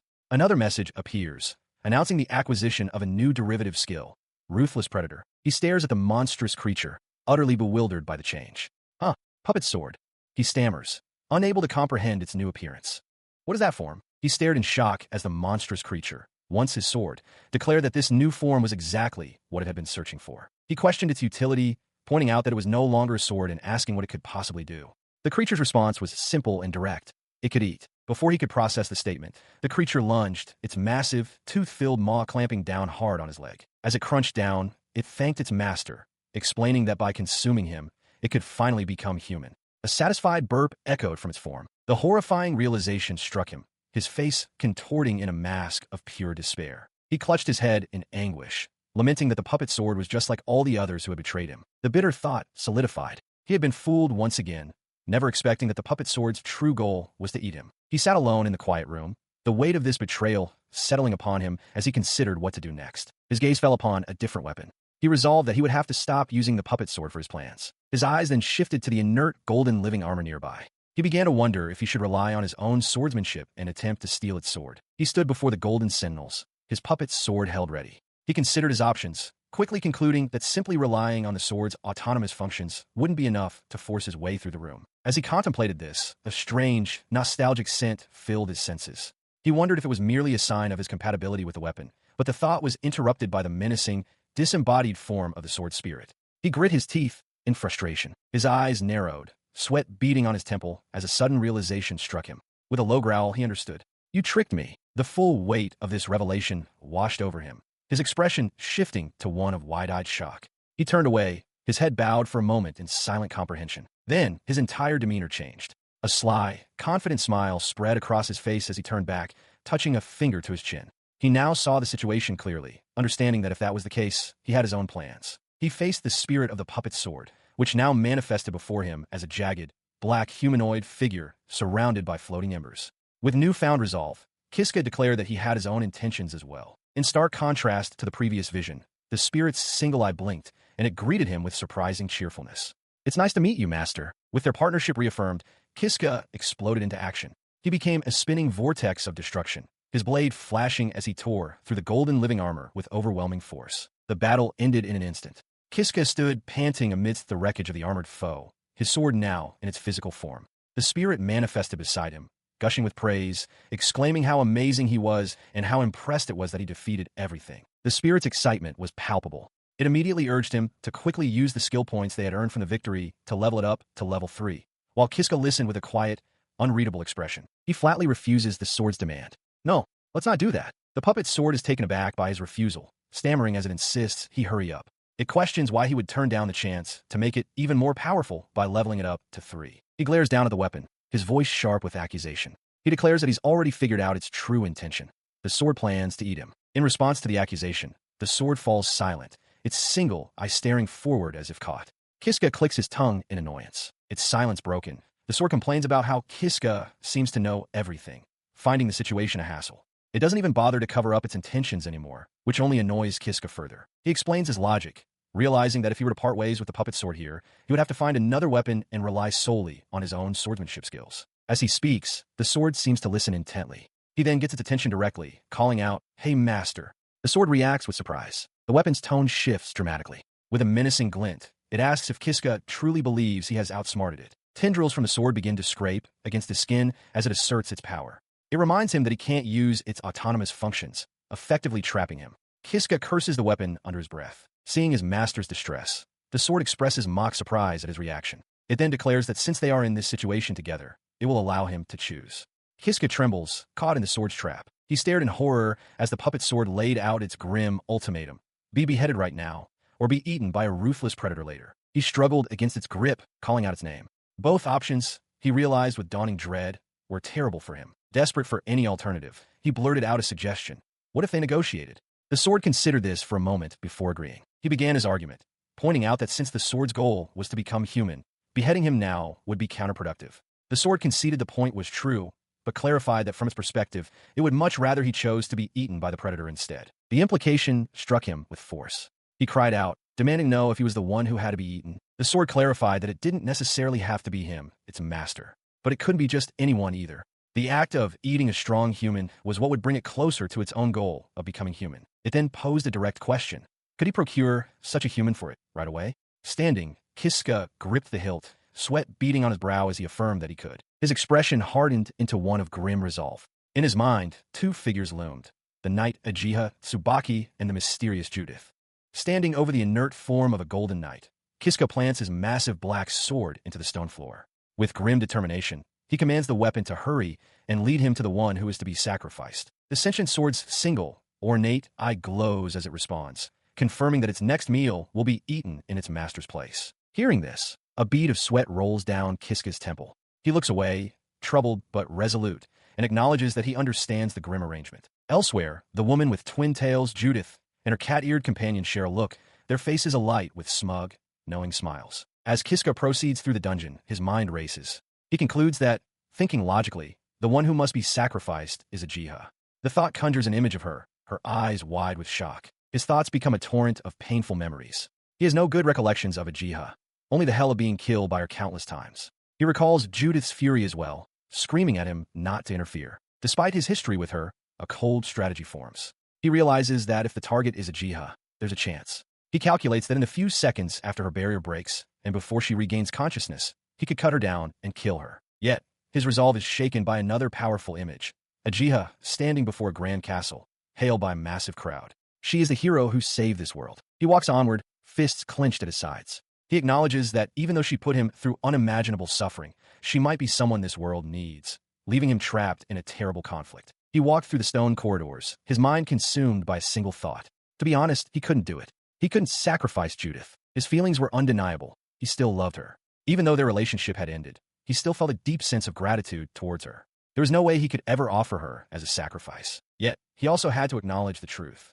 Judith was a terrifying vampire who, at times, would even attack ordinary people. The contradiction weighed heavily on him, forcing a difficult conclusion. With his choice made, he stood in a vast, empty chamber, the floor adorned with intricate magical seals. He gripped the large, dark sword his stance firm. He took a determined step forward. The question echoed in his mind. A hero who saved the world, or a vampire feared by the people? He had to choose one. Sweat dripped down his face as he stared down the long hall, his breath catching in his throat. The weight of his decision settled upon him. He finally reached his destination. Before him, suspended within a column of light and bound by heavy chains, was Ajia. He steeled himself and declared that she would have to die. His face was a mask of pained resolve, his teeth gritted.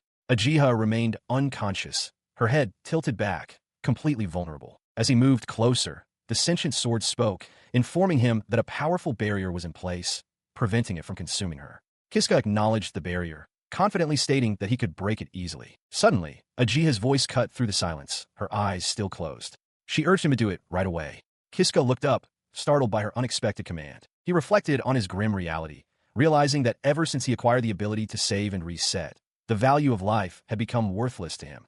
The thought caused a cold sweat to bead on his brow. This numbness extended even to his own survival. He no longer felt anything about his own death. Seeing his vacant expression, Ajia Tsubaki, still bound in chains, posed a critical question. What then did he feel about the death of others? Her words struck a nerve. He began to tremble, his breath catching in his throat, unable to form a response. The full weight of his task crashed down upon him. His eyes widened in horror as he finally confronted the question internally. Could he really kill Ajia? As he wavered, the black sword manifested beside him, its voice sharp with impatience. It demanded to know what he was doing and ordered him to hurry. Kiska could only stammer, lost in his turmoil. He tried to steel himself with cold logic, reasoning that killing Ajia now was a necessity. After all, there was still a chance she could kill him again in the future. And yet, despite this rationalization, his body rebelled. A wave of nausea washed over him as he realized there was something that needed to be done, something his very soul rejected. The internal conflict became violently physical. He doubled over and retched, unable to contain his body's visceral rejection of the act he was contemplating. Overwhelmed by self-loathing, tears streamed down his face. He choked out the words, condemning himself. I am the worst. His despair triggered a vivid memory, or perhaps a vision. He saw Ajia, Judith, and the cat-eared woman surrounding him, each one looking at him with affection. They all spoke his name, professing their love and promising to protect him and care for him. He remains paralyzed by the memory, his resolve shattered. The thought echoes in his mind. He cannot kill someone who confessed their love for him. Overwhelmed by his failure and emotional agony, he turns the puppet sword toward his own neck. Tears stream down his face as he begs the weapon to end his suffering and cut off his head. His voice cracks as he admits defeat, whispering that he just can't do it. The puppet sword remains still and silent, observing its master's complete breakdown. Kiska resigns himself, believing there is no other way. Suddenly, the sword speaks, announcing that it will give up on eating the child. The unexpected declaration stuns Kiska into silence, his eyes wide with disbelief. He struggles to process the words, asking if this means the sword is not going to kill him. He demands to know what it wants from him now. The weapon begins to explain that when it observes its master. Kiska, flustered, quickly cuts it off, waving his hand dismissively. It finishes its thought regardless, stating that it found his way of thinking to be quite human-like. The unexpected display of understanding from the monstrous entity leaves him utterly speechless. He can only whisper its name, Puppet Sword. A moment passes, and a wave of relief washes over him. A small, tired smile forms on his face as he offers a quiet, genuine thank you. His relief quickly turns to awkwardness. He scratches the back of his head, telling the sword to stop because its sentiment is creepy. From her prison, Ajia observes the strange exchange. He looks toward the sentient weapon with a gentle smile, making a promise. He will also think of a way for the sword to become human. The sword's voice rings out, filled with an earnest plea for its master to succeed. The sword expresses its sheer amazement at its master's declaration, while Kiska leads them into a previously unknown section of the dungeon. He stands within a well-furnished room, complete with a sofa and a fireplace, admitting that even he was unaware of its existence. He decides it is a good place for them to rest for the day. He adds that from this safe location, they can decide on their course of action moving forward. His thoughts drift, acknowledging the complicated feelings this place evokes. It holds both the sad memory of taking Ajia's life and the happy memories of the time he spent there with Judith. He explains aloud that since Judith never used this particular room, it is the most suitable spot for them to rest. Taking a seat on the sofa, he turns his attention to the weapon resting on the table and addresses the puppet sword directly. He asks earnestly if there's truly no other way for it to become human besides eating people. The sword's response is a quiet hum, suggesting that there isn't. He continues, seeking to understand its prior logic. He confirms that the sword had thought it could become human by parasitizing someone and simply hunting monsters. The sword affirms that was indeed its belief. The weapon's tone becomes somber as it makes a confession. Deep down, it knew from the very start that it would not be able to become human unless it ate people. It continued its explanation, revealing that most of its previous masters had failed and died. To consume people, the sword explained, it must first become a predator. For that to happen, it needs a wielder to help it reach level 3. Hearing this grim requirement, Kiska could only stammer in understanding, a bead of sweat forming on his temple. Before he could fully process the information, the sword elaborated on its past strategies. It had concluded that relying on others was too risky, which led it to begin parasitizing its wielders to take control itself. But even that method proved fruitless. It admitted that despite its efforts, all it accomplished was making its own body larger. It never discovered how to become a true predator. The sword's tone then shifted, expressing its own astonishment at their current situation. Kiska listened, his expression one of surprise. It confessed its shock at finally finding a human who could not only dominate it, but also effectively use its power. It declared with finality that in all its existence, there had never been a single person who could handle it better than its current master. This praise brought a smile to Kiska's face. He finally understood, realizing aloud that this unique compatibility must be part of the reason the puppet sword had kept him alive. With the air cleared, the sword shifted the conversation, posing a direct question to its master. Why had he come to the Katarov dungeon? He paused, his gaze turning upward as he quietly contemplated the reason for his journey. He offers a faint, weary smile, deciding to confide in the weapon. He agrees that he might as well tell the puppet sword everything. Settling back onto the plush couch, he prepares to recount his story, the sentient sword resting on the table before him. After listening, the sword remarks that its master has clearly been through a great deal of hardship as well. Kiska's expression hardens as he confirms this, explaining that there isn't a single person in Katarov village who would take his side. They still hate him, even now. Hearing of this universal animosity, the sword offers a simple, brutal solution. It asks why he doesn't just let it eat everyone in the village. The shocking proposal hangs in the silent room. His eyes widen in stunned silence, sweat forming on his brow as he processes the monstrous idea. In that moment, a realization dawns on him. He understands now. His own burning desire for revenge and the puppet sword's dream of consumption are not so different. The sword processes this new information, concluding that their goals align. It then questions if this means it shouldn't eat the villagers. He leaned in close to the weapon, a wide, vengeful grin spreading across his face. He asked the puppet sword if it could eat them all. The sword, with equal enthusiasm, assured him it would be a piece of cake. His resolve hardened as he gripped the sword's hilt. With their course of action now set, he declared with fierce determination that they could do this. The plan was to begin the following day. He instructed the sword not to leave any of the villagers behind, musing that there wouldn't even be enough for it. With his path decided, he plunged into a dungeon, leaping over stone floors with the puppet sword ready. He vowed to keep pushing forward until they finally escaped. He roared as he charged ahead, swinging the blade in a devastating arc that cleaved through a griffin's head. His expression was one of pure, unwavering focus amidst the chaos of battle. The display of power brought a confident smile to his face. He boasted that at this point, Even an S-rank boss would be no match for them. The sword enthusiastically agreed, addressing him as master. He pressed onward, his eyes fixed on the goal ahead. Having come so far, all that remained was to aim for the dungeon's large, ornate exit door. Just as he reached the threshold, a woman's voice echoed from behind, musing that she had been wondering why the parasite sword wasn't in its usual place. Startled, he spun around. He turned to find a shocking sight. Judith stood before him, wearing a revealing maid's outfit with a wide, unsettling grin. Utterly bewildered, he could only stammer her name, wondering what in the world was happening. Inside the dungeon corridor, Kiska is confronted by Judith. With a wide, unsettling smile, she stretches her arms above her head in a deceptively casual gesture. Her grin widens as she observes him, noting that he seems to be carrying quite a dangerous sword. Dark, crackling energy begins to coalesce around her hands. That energy solidifies into a pair of massive, curved black blades. She brandishes them with a chilling expression, declaring her intent to kill anyone who carries the parasite sword. His eyes widen in terror as sweat drips down his face. The realization of his dire situation hits him with full force. The parasite's sword speaks to its master, confirming it can sense the immense danger radiating from the woman. Gritting his teeth, Kiska affirms that he is well aware. She stands before him, blade poised, lamenting that they were so close to escaping the dungeon, only for this confrontation to arise. Her expression twists into a menacing sneer as she asks if he is truly prepared to fight her here and now. Kiska flinches under the weight of her question. In a shocking move, he drops to his knees with a thud, shouting for her to wait. The sudden, desperate plea catches Judith completely off guard, her menacing posture faltering into confusion. He then places the parasite's sword on the stone floor. The sword itself is taken aback, questioning its master's actions and insisting they can easily defeat her. Looking down at the weapon with a determined expression, Kiska quietly tells the parasite sword to leave this to him. He remained on his knees, looking up at the woman before him. He asked if she was the great ancient vampire Judith. With a wide, knowing smile, she acknowledged his manners. He then explained his intention to escape the dungeon, pleading with Judith to let him pass. Judith's smile tightened as she flatly refused his request. The parasite's sword he carried was too dangerous, she explained, and if she didn't eliminate it now, it would cause trouble later. He countered, insisting that she had no need to worry. His expression hardened with determination. He declared that he had successfully consumed the parasite sword and could now control it completely. The vampire's smug demeanor vanished, replaced by wide-eyed shock. She stammered that she never imagined anyone could know how to control the weapon.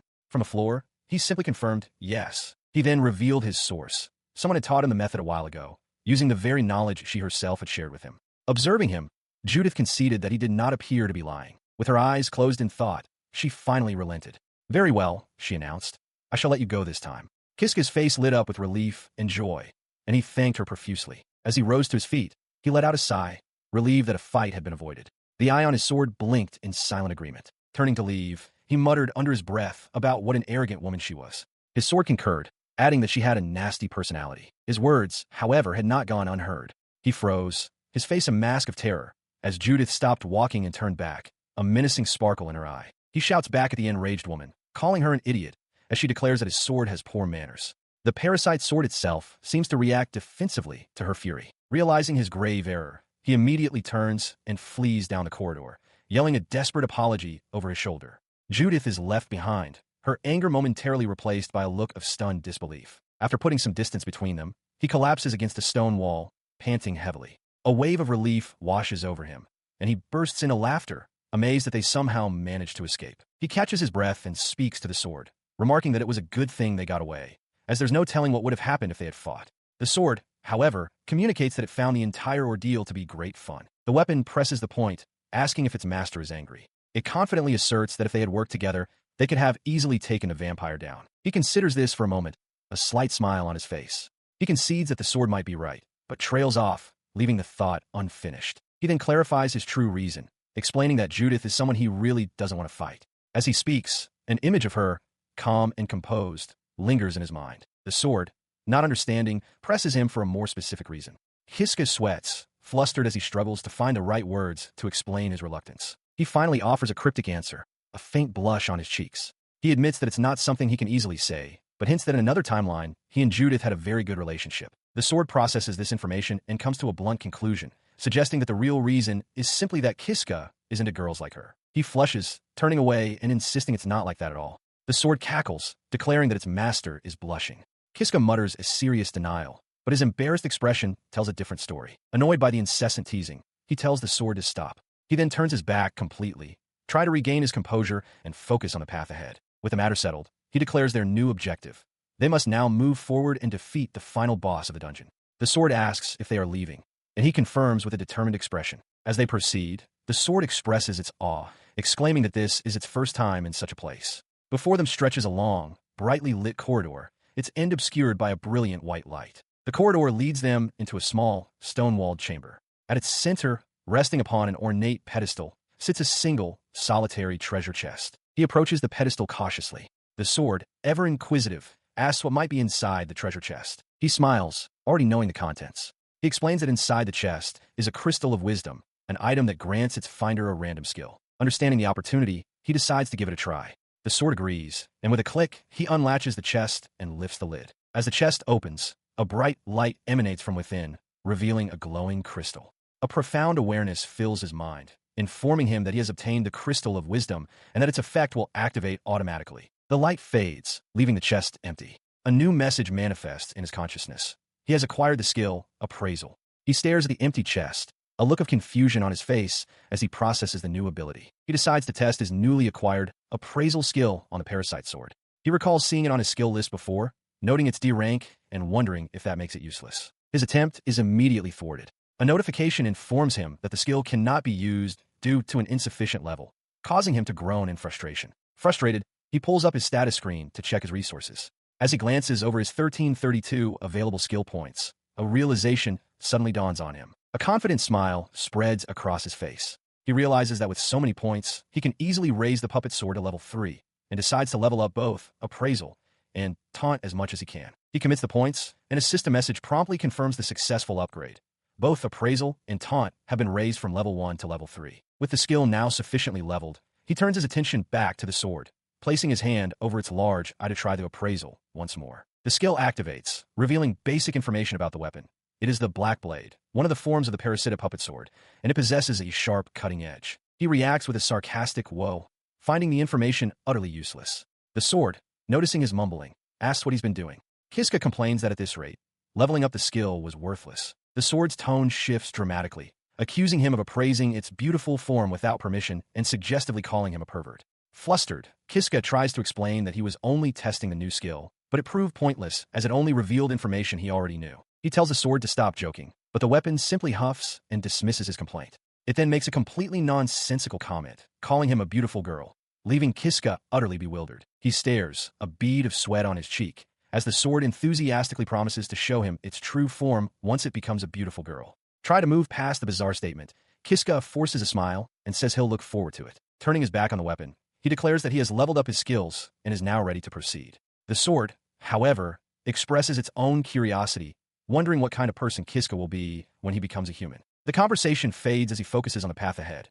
A long, tiled hallway ending in a massive, intricately carved set of double doors. He walks the length of the hall, a nervous sweat breaking out on his temple. Taking a deep breath, he hardens his expression and clenches his fist, readying himself. "All right, let's go," he declares, to which the sword readily agrees. He now stands before the towering doors, their immense scale dwarfing him completely. As he hesitates, the sword asks if he is nervous. With a tense expression, Kiska admits that he is a little. In response, the sword erupts into a bizarre, loud cheer, shouting for its master and encouraging him enthusiastically. Kiska flinches, caught completely off guard by the sudden outburst, as the sword mutters that it can't be helped. He whirls around, his face a mask of shock and confusion, demanding to know what that was. The sword calmly explains that it was simply cheering for him. The absurdity of the situation breaks his tension, and he erupts into laughter, covering his mouth as he tries to stifle it. The sword immediately accuses him of laughing and making fun of it. Composing himself, he scratches the back of his head and offers a reassuring smile. He tells the sword that it's fine, insisting that he wasn't making fun of it at all. His sword, the strange entity known as the puppet sword, offered a quiet word of thanks. The weapon questioned his slight smile, prompting him to point out its sudden and uncharacteristic formality. He turned his attention to the towering doors, admitting with genuine gratitude that he never would have made it this far without his companion. With their bond reaffirmed, he pushed the heavy, ornate doors, which groaned open under strain. The doors revealed a vast, cavernous hall. Flickering torches lined the high walls, but their light failed to pierce the oppressive darkness at the far end. He stood alone at the threshold, a small figure in an immense space. Suddenly, the great doors boomed shut behind him. The sword's voice cut through the echo, advising him to save his gratitude for later. Heeding the warning, he He drew the blade and dropped into a low stance, eyes scanning the darkness ahead. He understood that the real challenge was just beginning. A bead of sweat traced a path down his temple. Yet his expression was not one of fear. A sharp, determined grin spread across his face as he affirmed his readiness for the fight to come. His readiness was immediately tested as a monstrous form emerged from the shadows. A colossal, armored centipede slithered forward, its sheer size dwarfing the lone boy standing before it. The creature's two massive, glowing white eyes fixed upon him. In their blank, unblinking surfaces, his own small, defiant figure was reflected. The colossal creature loomed before Kiska, its armored segments filling the vast chamber. It was an SSS rank giant centipede, a monster of the highest threat level. Undeterred, the young man held his ground, gripping his sword as he prepared for the inevitable clash. He stared into the monster's glowing eyes, his own narrowing with resolve as a single thought solidified in his mind. This was the final battle of this dungeon. As the centipede lunged forward with a deafening screech, Kiska braced himself for the attack.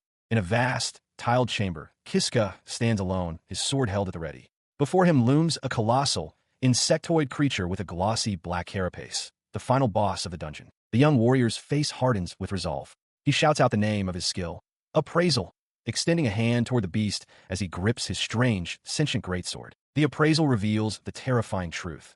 His opponent is a giant centipede, an SSS rank monster. Its venom is so potent it can dissolve even solid metal. The gravity of the situation settles upon him. This is truly the final battle. He grits his teeth, acknowledging the immense difficulty of the fight ahead. Without warning, the creature's maw opens and it spews a torrent of corrosive liquid. Here it comes, he thinks, throwing himself to the ground to narrowly avoid the deadly spray. He watches the venom sizzle on the stone floor, realizing that a single hit means an instant knockout. Steeling himself, he addresses his weapon, the pulsating greatsword, readying his plan. As the centipede unleashes another venomous stream, he puts his trust in his blade. He resolves to use the sword's autonomic functions to evade the poison. The sword guides his movements, allowing him to slip past the lethal spray. Seizing the opening, he shouts his intent, dodge and attack. He lunges forward, swinging the greatsword in a powerful, two-handed arc aimed directly at the creature's armored head. His blade strikes the exoskeleton with a deafening clang, but fails to penetrate. The sheer resilience of the beast is staggering. Damn, he's tough, Kiska thinks, straining against the impact. The force of the impact sends a shockwave up his arms as the sword grinds harmlessly against the creature's impenetrable armor, deflecting off with a screech of metal on chitin. Before he can recover, the centipede lashes out with a powerful leg, swatting him away like an insect. He is thrown through the air, crashing hard against the floor with a cry of pain. He was sent reeling by the force of the blow, the giant centipede's tail striking with incredible power. The creature itself seemed surprised by the sudden confrontation, its massive head turning towards him. He crashed to the ground, grunting in pain as he clutched his arm. Beside him, his sentient sword expressed its concern, asking its master if he was all right. Pushing himself up, he confirmed that he was somehow okay, though his face was tight with pain. The sword, acknowledging that the situation was dire, asked what their next move should be. His expression hardened with resolve. Declaring they had no other choice, he decided to use a puppet-style sword technique. He gripped his weapon, telling it they were going to turn things around as he prepared to launch a new assault. He launched himself into a spinning leap, unleashing the great wheel slash. With desperate intensity, he pleaded for the attack to break through the monster's impenetrable defense. The spinning blade descended, striking the centipede's armored head with a deafening clang of metal on chitin. His eyes widened in utter disbelief. The outcome was impossible. He could only stammer, no. His ultimate attack had failed. The giant centipede remained completely unscathed, not a single scratch marring its glossy exoskeleton. Kiska was left kneeling on the floor, staring up at the unharmed beast. Looming over him, the creature was a monument to invulnerability. The horrifying realization finally sank in. Their attacks simply wouldn't work on a giant centipede. He gritted his teeth in frustration. His sword, ever the strategist, spoke up, suggesting they reposition and search for a spot where they could land an effective attack. Kiska could only agree, understanding their current approach was futile. He scrambled away from the colossal beast, his mind racing to find a weak point. With the centipede's legs looming over him, he desperately questioned where exactly he should attack. His eyes darted to the joints in the creature's legs, but he quickly realized they were just as armored as the rest of its body. A test strike confirmed his fears as the blade bounced off harmlessly. If the legs were no good, then he had to find another target. His gaze shifted upward to the monster's head. The eyes, he thought, must be the weak spot. He lunged, thrusting his sword forward, but the blade was deflected with a sharp clang, failing to even scratch the surface. The failed attack left him vulnerable. Before he could react, one of the centipede's sharp, whip-like appendages sliced through the air directly towards him. The blow struck him with immense force, sending him flying backward. He crashed hard onto the stone floor, the impact jarring his entire body. Lying there, he finally admitted to himself that it wasn't going to work this time. He pushed himself into a sitting position, accepting the futility of the fight. It was still too early to challenge the giant centipede. He resolved to silently accept death and use the knowledge gained for his next attempt. A calm, almost serene expression settled on his face. He knew that even if he died, time would simply rewind, giving him another chance. With this acceptance, he watched without fear as the monster's massive head descended to deliver the final, crushing blow. But the end did not come. Instead, he was suddenly on his feet, sword held defensively. A voice, not his own, echoed in his mind, originating from the weapon itself. "Master, why are you giving up?" it asked. Kiska's eyes shot wide with shock. He stared down at the ornate sword, a blush of disbelief spreading across his face as he recognized the source. Puppet sword?" he stammered, utterly bewildered. He clutches the sentient weapon, his voice cracking with desperation as he shouts at it, reminding the sword of its solemn vow. It had promised to turn him into a human. The sword calmly affirms his words are true. He listens, still reeling from the revelation, sweat beading on his brow as the weight of the situation settles upon him. He realizes that his very survival, his ability to be standing here in this moment, is entirely because of the puppet sword. The thought transports him to an inner world where he faces the sword's true, shadowy form. He explains his predicament. While he can reset everything by dying, the puppet sword he would meet again would not be this one, the one who has just revealed its sentience. The spirit confirms his fears, stating that their promise can only be fulfilled in the current timeline. Dying would sever their pact forever. Snapping back to the physical world, the sword cries out to its master. A newfound resolve settles on Kiska's face as he apologizes for causing it to worry, a slight smile touching his lips. He then turns his full attention to the colossal centipede looming before him, declaring that it's time to get serious. His eyes narrow in concentration, his mind racing to find a vulnerability. He is certain the giant centipede must have a weak spot somewhere. He lunges, driving the puppet sword into one of the creature's massive legs. The blade strikes the hard carapace with a sharp clang, but fails to penetrate. The ineffective blow leaves him vulnerable. The centipede retaliates instantly, swatting him aside with immense force. He is sent tumbling across the stone floor, looking up in shock at the unyielding behemoth. He pushes himself up from the ground, the sword's grim logic settling in his mind. With the massive centipede looming over him, he murmurs his understanding. Gripping his weapon, he informs the puppet sword that he believes he has found the giant creature's weak point. The sword, in turn, simply hums with curiosity. A reckless grin spreads across his face as he presents the dangerous caveat.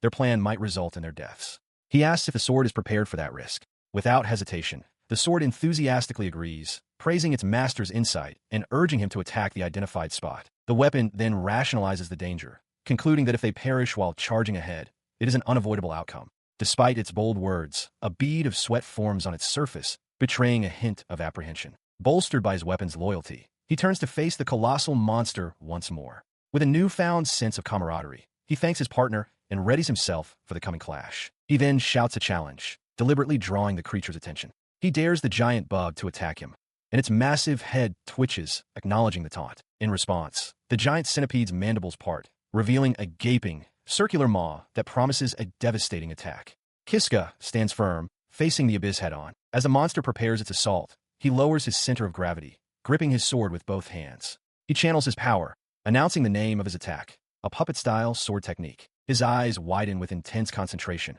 and with a powerful roar, he unleashes the full name of his move, Swift Dragon Thrust. The cry hangs in the air as he explodes forward, a blur of motion. He drives the puppet sword forward in a powerful, direct thrust aimed straight for the monster's head. He is swallowed whole. The giant centipede's maw clamps shut around him, and he lets out a muffled roar as he is plunged into the fleshy darkness of its gullet. Inside the suffocating passage, his eyes are wide with a mixture of terror and fierce determination, sweat beading on his dirt-streaked face. He hurtles down the creature's throat, a ribbed tunnel slick with digestive fluids. Gritting his teeth against the foul environment, he keeps the puppet sword held ready for the critical moment. The puppet sword communicates with him, its voice echoing in his mind. It observes that with a cut as deep as the one he's about to make, even the monster's thick armor can be pierced. With a determined grin, Kiska confirms he's ready, and the sword agrees, signaling their commitment to the plan. With a final desperate roar, he thrusts the sword with all his strength into the soft flesh of the centipede's vital point from within, causing a violent spray of dark ichor. He wrenches the blade free. The internal damage is catastrophic, causing the creature's head to erupt in a gory explosion. As the colossal body of the centipede collapses, Kiska stands beside the massive, gaping wound he created, the immediate danger finally over. He pants heavily, his face a mask of exhaustion and disbelief. The adrenaline fades, leaving only the stark reality of what he has just survived. A strange, luminous message materializes in the air before him, announcing that the monster has been defeated and that he has earned skill points. The words hang in the air, but he can barely process their meaning. Staring into nothing, he mutters to himself, questioning if he was truly the one who accomplished such an impossible feat. He stands hunched over, sweat beading on his face as he catches his breath.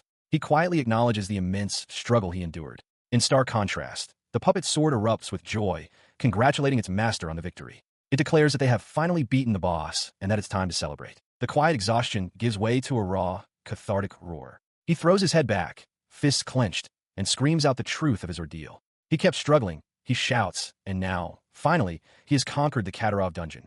On the cold stone floor of a dungeon, a young man with silver hair recalls his grim past. He was falsely accused of murder, a crime he did not commit, and as punishment, he was banished to the deepest levels of this unforgiving labyrinth. His mind flashes back to the countless life-or-death battles he has endured since that day. He fought relentlessly against monstrous bugbears, headless steeds wreathed in flame, and imposing suits of living armor, all in a desperate struggle for survival. His struggle culminates in a triumphant, ragged cry. After all the bloodshed and hardship, he has finally achieved the impossible. He has conquered the entirety of the Katarov dungeon. His declaration is met with an unexpected phenomenon. A message materializes in the air, announcing a reward for the one who defeated the great centipede. Before his astonished eyes, a brilliant light coalesces into the form of a magnificent sword. The light fades, revealing the weapon in full detail. A formal notice confirms its identity. He has obtained the blazing sword. He reaches for the new blade, a look of genuine surprise on his dirt-streaked face. The realization dawns on him that such a system of rewards exists even in this forsaken place. As he examines his prize, his other weapon, the sentient puppet sword, seems to silently accuse him of infidelity. With a sheepish grin, he placates his living weapon, admitting he was just tempted a little. He then draws the blazing sword, its blade erupting in a fiery aura. He marvels at its power, noting how useful it could be. Beside him, the puppet sword seems to sulk, but he dismisses its feelings, deciding it can't be helped. He turns to his original companion, thanking it, but explaining his rationale. He confides that acquiring this new sword is a convenient precaution. If the puppet sword were to reach Predator level 3, he fears it might become uncontrollable. With that settled, he declares it's time to move on. His gaze falls upon a glowing magic circle on the floor, an exit from his long confinement. With a confident smile, he decides to keep the blazing sword as a backup, just in case, ready to finally leave the dungeon behind. He stood before the brilliant teleportation circle, questioning if it was truly his way out. The puppet's sword, held firmly in his hand, affirmed his belief with certainty. With his path confirmed, he took a steadying breath and turned towards the swirling vortex of light, his expression hardening with resolve. As the teleportation magic enveloped him, he reflected on his ordeal. His days trapped within the Katarov dungeon had been a long and painful trial. But now, with a sense of finality, he understood it was time to bid that suffering farewell. A blinding flash of light consumed him, pulling him from the depths of the dungeon. The intense sensation subsided, and his eyes blinked open, adjusting to a world beyond stone walls. He found himself standing on a high stone terrace, the dungeon's exit, which overlooked a peaceful town nestled amongst rolling hills. For a moment, he simply stood there, taking in the sight of civilization after so long. Then his eyes widened in utter disbelief at the scene before him. It was the very town from which he had been exiled. He stands frozen on the stone terrace, clutching the massive, dark sword as he stares up at the vast, cloud-filled sky, a sight he hasn't seen in what feels like an eternity. Taking in his surroundings, he sees he is at the top of a grand staircase built into the side of a hill, overlooking a dense forest. A lone guard stands watch at the bottom. His sudden appearance startles the two guards at the top of the stairs. One calls out in alarm, asking what is happening, while the other shouts that a dungeon returee has appeared. Someone has cleared the dungeon. Kiska, however, simply looks down, his expression somber and unreadable. As he begins his descent, the puppet sword speaks to him, asking its master how he feels now that he has finally returned to the surface. Kiska quietly responds, his gaze still fixed on the steps before him, mentioning the sky he saw after so long. He continues his thought, his voice heavy with emotion, admitting that the sky, it was too beautiful. The sword questions this sentiment, asking if the sky of Katarov village, the very place where he suffered so much, could truly be beautiful. Looking toward the town gates, Kiska affirms that in the end, the sky is still beautiful. Walking through the gates into the town, he feels a wave of calm, thinking that he might be able to forgive everything.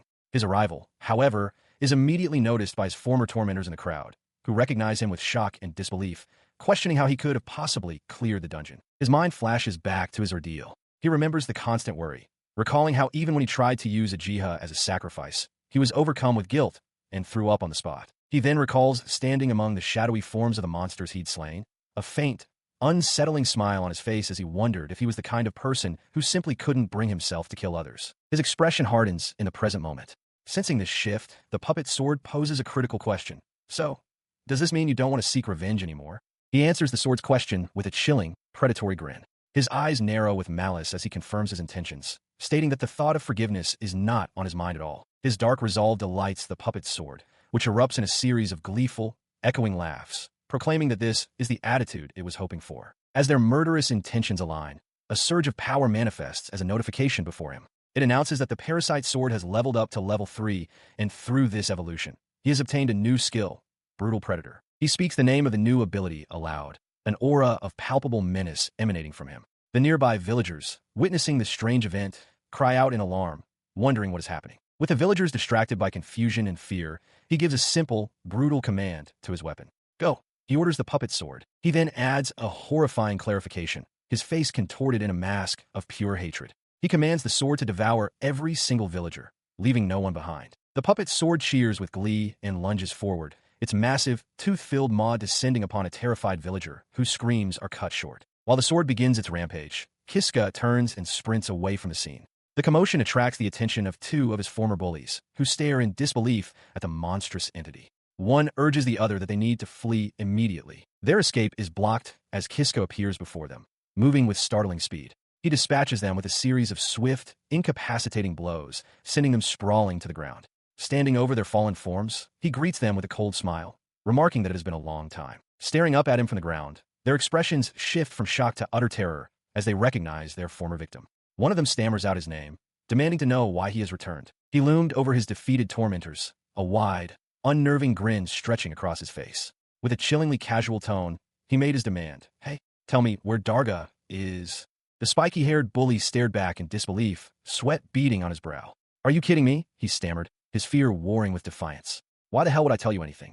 His words were cut short as a small flame from Kiska's sword flickered dangerously close to his cheek. In response to the defiance, Kiska admired his newly manifested weapon. This blazing sword is nice. He mused. It can burn anyone I strike with it. To prove his point, he pressed the fiery blade against the bully's face, eliciting a raw scream of agony. He leaned in closer, his expression a mask of sadistic pleasure as the other bully pleaded for him to stop. But just so you know, Kiska whispered, his voice soft yet menacing, I'll keep burning your faces until you do. Satisfied for the moment, he turned his attention to the monstrous form of his puppet sword, which materialized beside him. I've got some errands to take care of, he informed the creature, so you can go wild as you please. The sword's main body quivered in understanding, acknowledging its master's command. Meanwhile, Darga strode through the panicked streets, his face a mask of irritation at the chaos. His eyes scanned the area until they locked onto Kiska in the distance. Found you, he growled, drawing his own blade and charging forward without hesitation. The two adversaries finally stood opposite one another. Darga's charge halted, his expression a mixture of surprise and disbelief, while Kiska simply waited for him, a confident, knowing smirk on his lips. Breaking the silence, Kiska offered a casual greeting. Long time no see. Darga, his former bully, could only stare, stammering in shock. Dubba, are you here? Darga quickly shook off his surprise, his expression hardening into annoyance. TCH, I don't have the time to be dealing with you, he snapped, gesturing to the chaos around them. We're busy dealing with the monsters that appeared in the village. His dismissal was met with a widening, predatory grin from Kiska. He posed a chilling question, revealing the horrifying truth of the situation. So, what if I'm the one who caused those monsters to appear? His confession was met with stunned silence. Darga's face twisted from disbelief to rage as he demanded to know what Kiska was talking about. Before Darga could react further, Kiska lunged forward, his face a mask of pained resolve, and drove a short sword deep into the larger man's side. The blade sank into flesh. As blood sprayed from the wound, Darga's own sword slipped from his numb fingers and clattered onto the stone ground. A raw cry of agony tore from his throat. He stumbled backward, his face contorted in a grimace of pure pain. He collapsed to his knees. Kiska looked down at him, his voice devoid of emotion, and clarified that Darga seemed to be misunderstanding the situation. He stated plainly that he could kill him anytime he wished. Clutching the bleeding wound, Darga could only grit his teeth and force out a curse through the overwhelming pain. Enraged, he bellowed at his nearby men, ordering them to kill the silver-haired boy. Kiska watched them approach, a smirk playing on his lips. He mused that in the past, he would have been killed without a fight. But now, he taunted the weaklings, daring them to attack. They charged in unison, but he moved with impossible speed, his blade a blur that intercepted an overhead strike and shattered the attacker's sword. His movements were a whirlwind of precise, deadly motion. He effortlessly parried, dodged, and countered every attack, striking down his opponents one by one. Standing over a fallen foe, Kiska made a declaration. He was the one who survived that dungeon, and because of that, he could defeat men like these with his eyes closed. He watches as Darga, the once mighty bully, is reduced to a trembling, speechless wreck on the ground. The brute's face is a mask of pure terror, sweat beading on his brow as he stares up in disbelief. Leaning closer, his voice remains calm, yet chilling. He asks Darga if he has any idea what occupied his thoughts during his time clearing the dungeon. His eye, wide and unblinking, fills with a terrifying light as he reveals the subject of his constant meditation: revenge. He recounts the endless ways he imagined Darga's demise: being burned alive, having his flesh carved away, his eyes gouged out, being bludgeoned, or beheaded. He confesses he's been contemplating the perfect, fleeting death to inflict upon him. The sheer malice in his voice shatters Darga's last shred of defiance.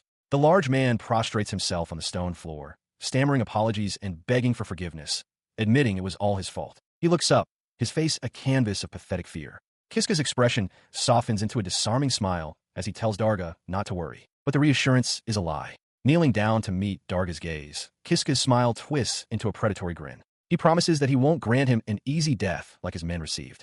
Instead, he will kill him in the most horrible way imaginable. The time for revenge has finally arrived.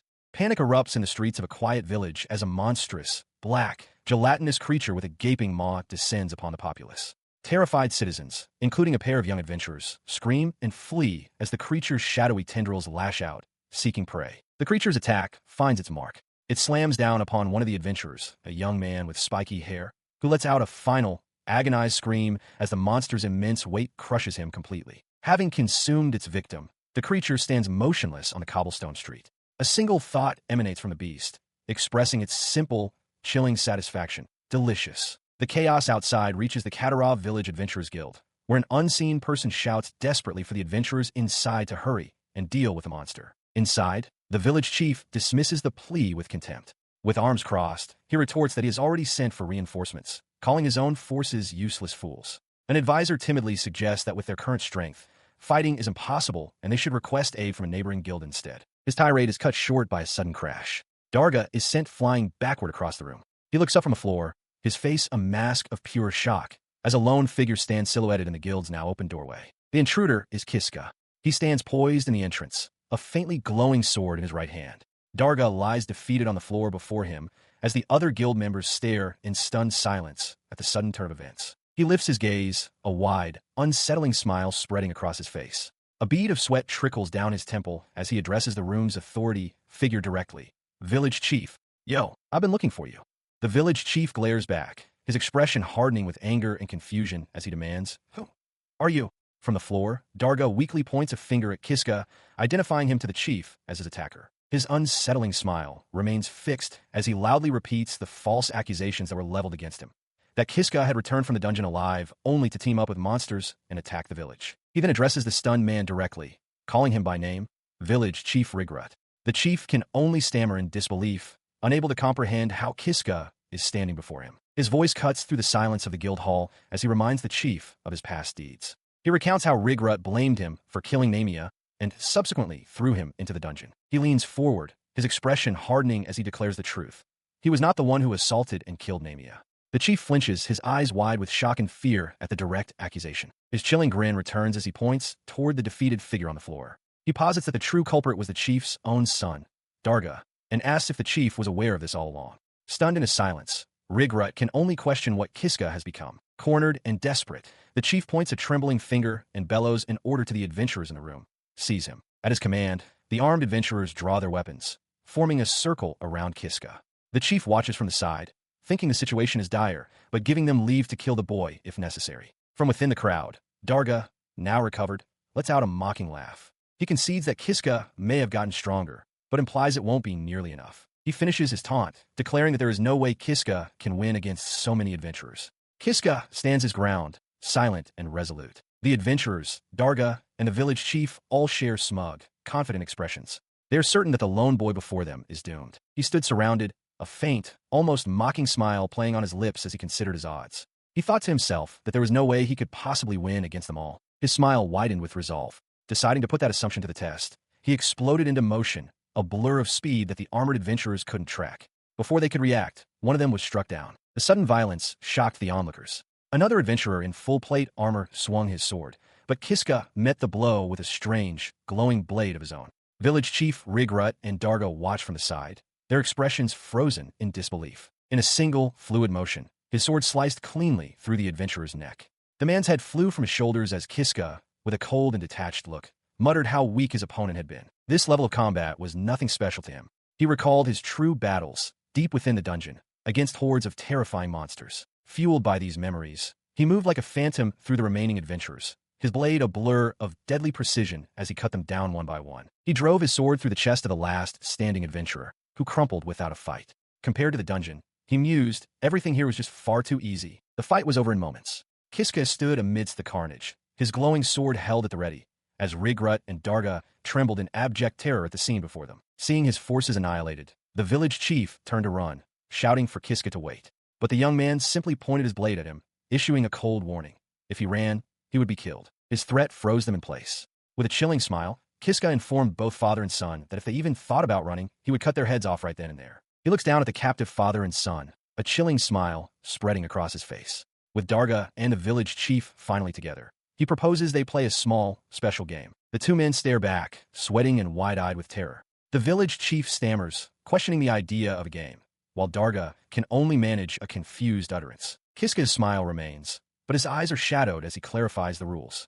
From this moment on, one of them will be tortured. As a cruel, spiked torture device materializes around him, he generously offers to let the two of them decide who it will be. He tells the father and son to talk it over. His expression hardens with impatience. He shouts at them to hurry up, declaring that letting them discuss it at all is an act of generosity. Faced with this impossible choice, Darga and the village chief can only stare in abject horror, their faces pale and slick with sweat. The silence is broken by the village chief. He turns to his son and declares that Darga will be the one to take the torture. He reasons that this all happened because Darga killed Namia, and, as the chief, he still has important duties to attend to. Darga recoils in disbelief, which quickly twists into rage. He roars at his father, asking if he's kidding. He reminds the old man that it was he, the village chief, who framed Kiska for the crime in the first place. Grabbing his father's collar, Darga screams that he committed the murder for his father's sake, and therefore the chief should take the torture for him as well. In the background, Kiska begins to laugh. His laughter subsides, replaced by a look of utter disgust. He remarks on how pathetic they are. He had thought that, as father and son, one might have selflessly offered themselves to spare the other. He looks down at the two panicked men, a flicker of disappointment in his eyes. Announcing that their time is up, he internally concedes that he held a tiny bit of hope for them, but it was clearly too much to expect. Their faces contort in sheer terror, sweat beading on their brows as they realize their indecision has cost them dearly. His own face, however, twists into a cruel, satisfied smile as he delivers his verdict.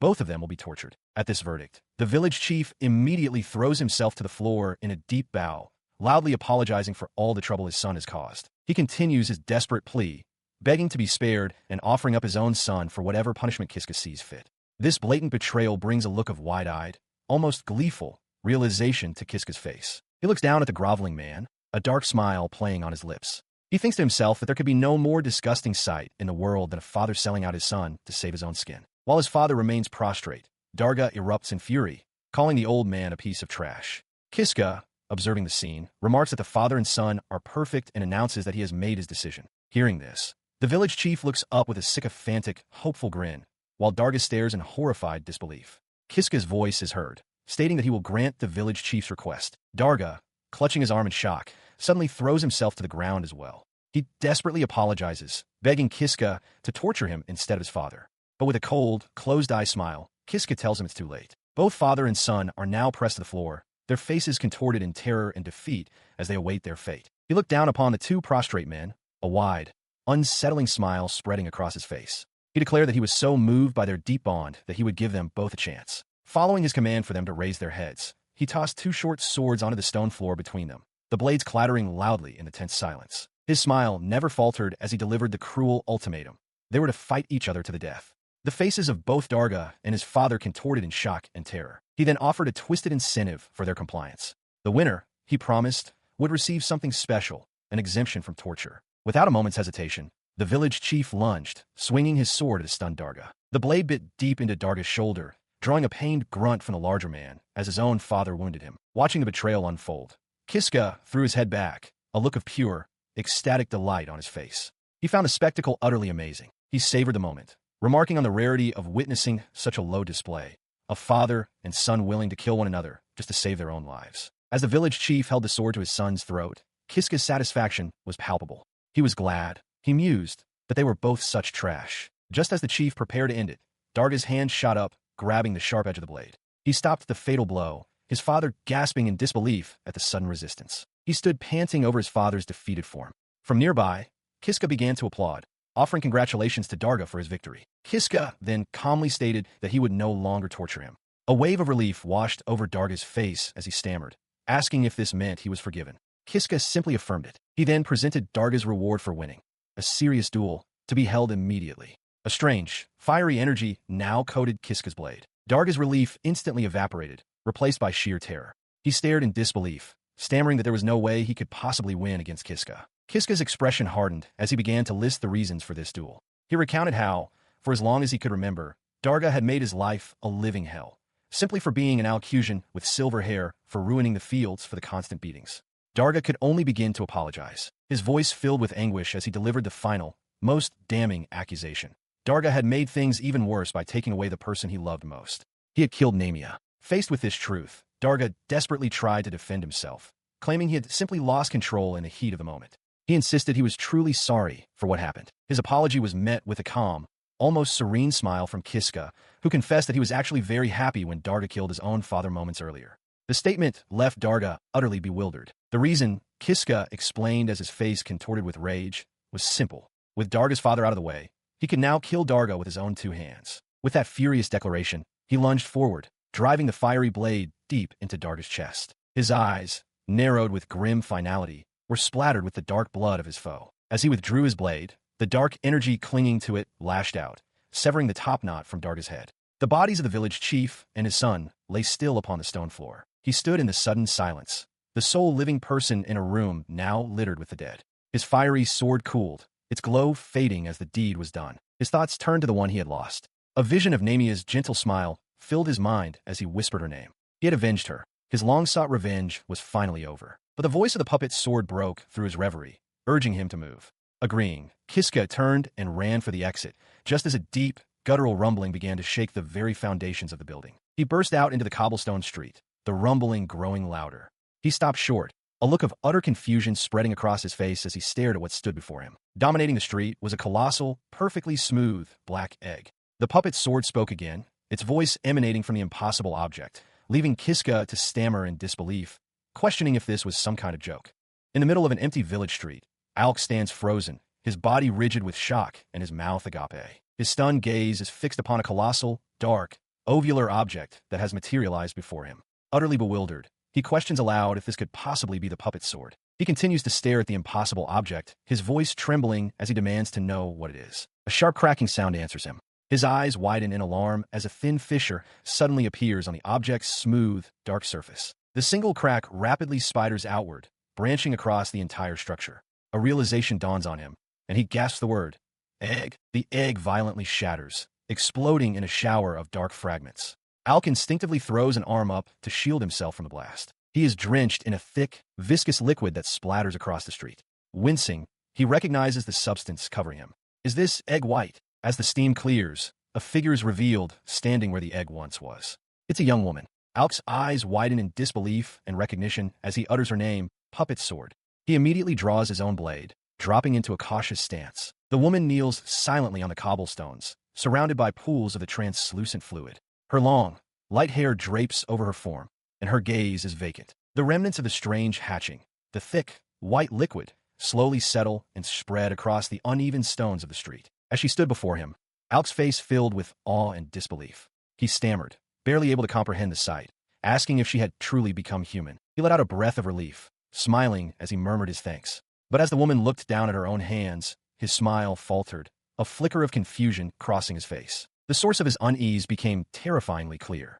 The right side of her face was a grotesque mockery of humanity, a mass of corrupted, dark flesh with a monstrous, multi-pupiled eye staring out in horror. The sight struck Alk with the force of a physical blow, his own eyes widening in pure, undiluted shock. He stumbled backward, his voice cracking as he repeatedly shouted his denial. Beside him, the woman clutched her head, her own silent scream of despair echoing his. Her anguish erupted into a full-throated cry. She shrieked that this was not what she wanted.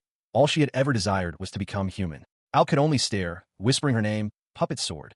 Tears streamed down her face, one side human and sorrowful, the other monstrous and weeping. She questioned the point of becoming human only to look like this, her voice dropping to a broken plea. Kill me. Her request hung in the air as she sobbed. Jolted from his stupor, Alk vehemently refused, shouting at her not to say something so stupid. He insisted there was no way he could ever do that. His expression softened, his resolve hardening into a gentle smile. He looked directly at her and declared with unwavering conviction that he didn't care what she looked like. She was his partner. His words seemed to pierce through her despair. She looked up, tears still glistening on her corrupted cheek, and asked a question that stunned him into silence. If that was true, could he love her, even like this? He stares, momentarily stunned by her desperate, tear-filled question. Her face, a tragic combination of human beauty and monstrous corruption, awaits his answer. A blush spreads across his cheeks as he finds his voice, his shock giving way to a heartfelt smile. He stammers at first, simply saying he can, before declaring with conviction, I can love you. His words wash over her, and her eyes close in overwhelming relief. Fresh tears of pure joy stream down both sides of her face as a radiant smile breaks through her sorrow. She looks up at him, her voice filled with profound gratitude. Through her happy tears, she thanks her master. Her expression shifts, however, a hint of apprehension returning as she begins to add a caveat. At that exact moment, a dark, ominous presence looms from above, and Alk's joyful expression vanishes, replaced by sudden alarm. The amorphous, dark entity that is the sword's true self descends upon them.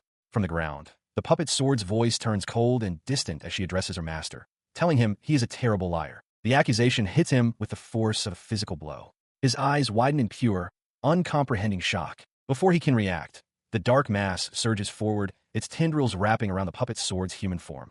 Her hand reaches out from the swirling darkness as she is consumed, and Alk can only stare, muttering her name in horror. The transformation completes in a violent eruption. The mass of darkness coalesces into a grotesque, monstrous form and lets out a deafening, distorted roar of its own name. The force of the cry blasting Alk backward. In the aftermath of the violent outburst, the scene shifts to the quiet exterior of a stately building, its domed roof stark against the daytime sky. In a quiet graveyard overlooking a vast mountain range, Alk kneels before a row of headstones, his sword resting by his side. His head is bowed in solemn remembrance. He looks up, a faint, sorrowful smile on his face as he addresses one grave in particular. He speaks the name, Namia, informing her that he has finally avenged her. His gaze remains fixed on the stone as he continues his quiet report, recalling that in their village, she was the only one who ever protected him, the only one who was on his side. With deep emotion, he confesses that she was his everything. To achieve this vengeance, he explains, he risked his life trying to escape the Katarov dungeon, admitting that he died many times in the process. He then reveals that down in the dungeon, he met a friend. Her name, he says, was Puppet Sword. As an image of the sword's monstrous true form flashes in his memory, he tells Namia that his new friend had a strange dream, to become human. It was because of this companion, he states with conviction, that he was ultimately able to escape the dungeon. He connects everything together, concluding that it was because of her help that he was able to fulfill his promise and avenge Namia. With a final, bittersweet smile, he delivers the last piece of news. And then, the puppet sword finally became human. He continues speaking to Namia's grave, his voice heavy with unspoken thoughts as he looks out at the horizon. His story, however, takes a turn as he admits to the cold stone that something went wrong. He looks down at the flower he placed by her headstone, lamenting that both she and the puppet sword are now gone. The weight of his solitude crashes down upon him as he declares that there's no one left standing beside him anymore. Overwhelmed by this profound loneliness, his composure shatters, and tears of anguish stream down his face. His gaze drifts to the empty sky as a desperate question forms in his mind. How is he supposed to keep living from this point on? In the depths of his despair, a memory surfaces, a voice from the past offering a lifeline. The voice belongs to a woman with a gentle, reassuring smile, her words echoing with a promise to grant him a single skill. The memory jolts him, his eyes flying open in sudden, breathless realization. As if summoned by the thought, a translucent, glowing panel materializes in the air before him. He stares at it, then clutches his chest, utterly stunned. He stared at the translucent panel floating before him. It displayed his status. Kiska, with 15 SP. Below, a list of his skills included Save and Reset, Provoke, Swordsmanship, and Appraisal, all at level 3. As he scanned the list, a dreadful realization struck him. The puppet sword skill was gone, but his despair quickly gave way to a flicker of hope. He still had one crucial ability left, Save and Reset. The thought solidified his resolve. He hadn't endured everything just to end up in this bleak reality. He stood amidst the graves, his grip tightening on the hilt of his sword. With his decision made, he turned his back on the tombstones and began to walk, each step firm and deliberate. His path led him to the edge of a precipice. He vowed to himself that to seize the future he truly wanted, he would redo this as many times as it took. A manic grin spread across his face. He shifted his weight, his boots scraping against the stone edge. He spoke into the wind, a promise to a lost power. "Wait for me." Puppet sword. His eyes narrowed with unwavering conviction as he continued his declaration. In the next timeline, a wild, almost desperate laugh erupted from him, his head tilting back towards the sky. "I will." His voice echoed as he threw himself into the abyss, his laughter trailing behind him against the backdrop of the open sky. As he fell, choosing to return by death, the world dissolved around him. Only a single, burning conviction remained, echoing through the end of one timeline and into the next, a promise to someone, a vow that he would make them human, no matter what it took. In a recurring vision of defeat, Kiska is on his hands and knees, helpless before a monstrous foe. He closes his eyes, a faint, determined smile on his lips. This is attempt number 560. Once again it begins. His resolve solidifies into a clear purpose. Standing tall, he clenches his fist and makes a solemn vow, promising the puppet sword that he will wait for it and that he will turn it into a human. He no longer cares about revenge. He accepts that even killing Darga will not bring Namia back. With this new purpose in mind, he stands before two large, intricate magic circles glowing on the floor of a stone chamber. He turns and proceeds down a long, torch-lit dungeon corridor, determined to save the only friend he has found in this place. His journey through the corridor leads him to a large, ornate stone sarcophagus. He recognizes it as being connected to the puppet sword's dream. He suddenly realizes something is wrong. He looks around the empty hall in alarm, calling out for the puppet's sword, only to find it gone. He turns his gaze toward the deep darkness of the corridor. As he wonders what might be inside the darkness, a shadowy, three-fingered appendage shoots out with incredible speed, wrapping tightly around his leg. He cries out in shock and pain, caught completely by surprise. He was ensnared, held fast by thick, dark tendrils. Before him loomed a grotesque monstrosity, a massive, fleshy orb covered in a multitude of unblinking eyes, its cavernous maw lined with dagger-like teeth. His own eyes widened in disbelief, a name escaping his lips in a choked whisper. "Puppet, sword." The horror gave way to desperate confusion. "Why?" he pleaded, his voice trembling. "Why did you turn into this monster?" His mind raced back through their shared history, recalling the countless battles they had fought together. He remembered telling the sword spirit how it was becoming more human. And yet, despite that progress, the fang maw before him began to close, threatening to crush him. A powerful tendril seized a limp form, lifting it effortlessly as Kiska's anguished voice echoed in the chamber, questioning why this had to happen to his companion, the puppet sword. The weight of the revelation crushed him. He collapsed to his knees, then fell forward onto the cold stone floor, utterly defeated, whispering the sword's name one last time. His eyes shot open as the full implication struck him. If the puppet sword had turned into a monster, that meant it was no longer a sword at all. A wave of absolute despair washed over him. He understood with chilling certainty that there was no longer any way for him to escape the dungeon. He thought back on the sword's true nature. The puppet sword had always been an existence outside the normal cycle of save and reset, of being unaffected by the causality of death and rebirth. This understanding seemed to steal him, and slowly, shakily, he pushed himself back to his feet. He stood amidst the dungeon's decay, a grim realization settling in. To have any hope of returning to the surface, he first had to solve the mystery of the save and reset system. He wondered if, like the puppet sword, there was anyone else who existed outside the normal cycle of death and rebirth. With this new objective, his thoughts focused on a single individual. There was only one person he could possibly turn to for answers. He proceeded down a long, torch-lit corridor, his steps echoing in the oppressive silence. His destination came into view, and he steeled himself. He admitted internally that he wasn't thrilled about this course of action, but he had no other choice. Before him, suspended within a column of light, was the woman, Ajia Tsubaki. She floated unconscious, bound by heavy chains that wrapped around her armored form. He stared at her face, his mind racing. This was Ajia, the very person who had granted him the save and reset ability in the first place. He knew the danger this represented. There was a very real chance she would simply kill him again. But the thought of repeated death no longer fazed him. He resolved that no matter how many times she struck him down, he would simply keep coming back. His purpose was clear. He would persist until he learned the truth about the save and reset from Ajia herself. Reaching forward, his hand made contact with the containment field, and it instantly shattered. The sudden release sent Ajia tumbling to the stone floor. Kiska watched, stunned, as she stirred and began to wake with a soft yawn. He watches as the woman he freed, Ajia Tsubaki, slowly comes to her senses. Her eyes, filled with confusion, fix upon him. After a moment of silence, she speaks, her voice soft and uncertain, asking who he is. His hope shatters. With a look of disbelief, he asks if she truly doesn't remember him. She looks down, a pained and apologetic expression on her face. She explains that if they have met before, she is sorry, but she simply cannot remember him. He quickly dismisses her apology, trying to appear composed as he tells her it doesn't matter if she doesn't remember. He hesitates for a moment before speaking again, acknowledging that it's a strange thing to ask someone she has just met. Her question cuts him off, revealing the true depth of her memory loss. With a look of genuine confusion, she asks if he knows who she is. He reels back, his eyes wide with shock at the realization that she doesn't even remember herself. His gaze drifts upward, taking in the stone-carved ceiling of their prison. He confirms their location, the Katarov dungeon. He confirms her unspoken question about their surroundings, stating plainly that they are in the Katarov dungeon. The truth is now undeniable. Ajia has amnesia. His mind races with this new complication. He observes that she can still talk, so it's not a complete loss of memory.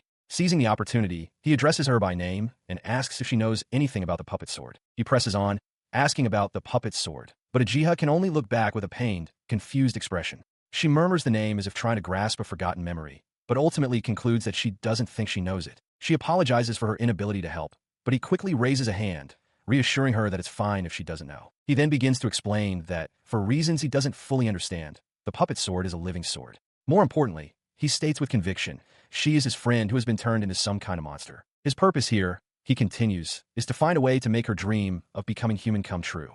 Ajia listens, her eyes wide with surprise at his profound dedication. Her surprise melts into a bright, determined smile. Understanding how important the puppet sword is to Kiska, she clenches her fists and enthusiastically declares that she will help him with his goal. Her earnest offer catches him completely off guard, and he stammers his thanks. A thought crosses his mind. This kind and supportive Ajia is nothing like the one from his past, the one he didn't want to remember. He decides to put those troubling memories aside for now and focus on the person in front of him. His brief moment of contemplation makes Ajia ask if something is wrong. He shifts their focus to the immediate danger, explaining that a monster lies ahead. He needs a weapon to fight it, but has none. The reality of the situation dawns on Ajia, who realizes she won't be much help in a fight. Suddenly, an idea strikes Kiska. He turns to her urgently, asking if she knows about something called an item box. The term seems to resonate with her, sparking a flicker of recognition. A memory surfaces, and her face lights up. "Let me try it," she says eagerly. As she holds out her gloved hand, a small orb of pure light materializes just above her palm.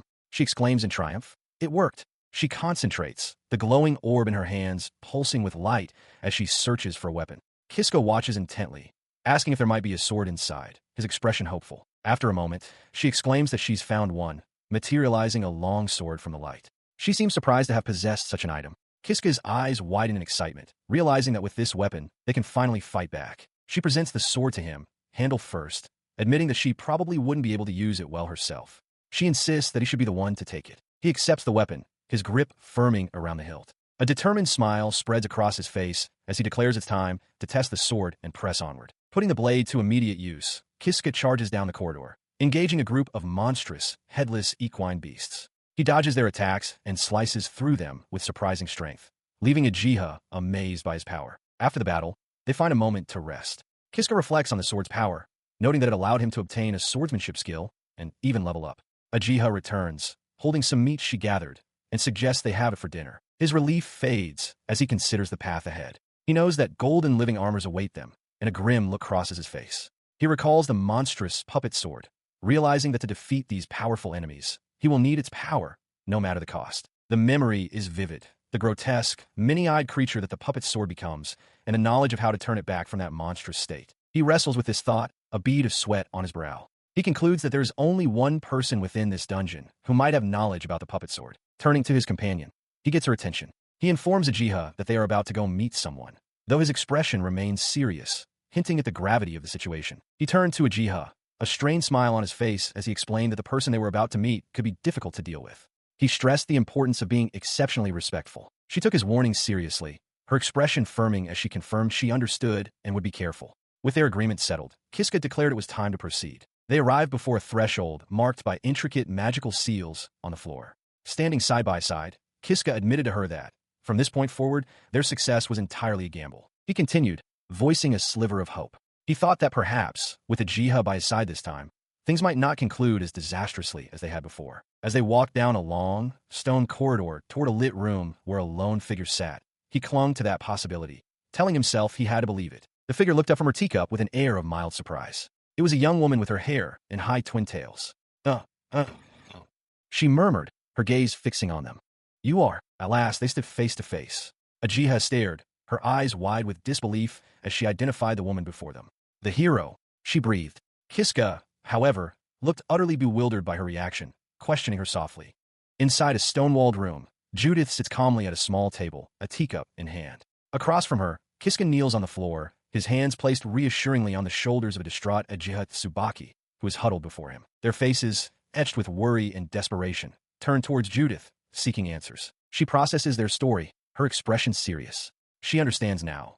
The sword has become something far beyond a mere weapon, having transformed into a terrifying monster. A confident, knowing smile spreads across her face. This, she decides, may be a situation where she must personally intervene, a last hope appearing in their moment of need. Her declaration leaves both Kiska and Ajia wide-eyed and speechless with shock. Recovering, Kiska leans forward urgently, his voice filled with a desperate hope. He asks Judith-sama if she knows how to turn the puppet's sword back to normal. She calmly explains that as a vampire who has lived for over 1,000 years, she has encountered many such items.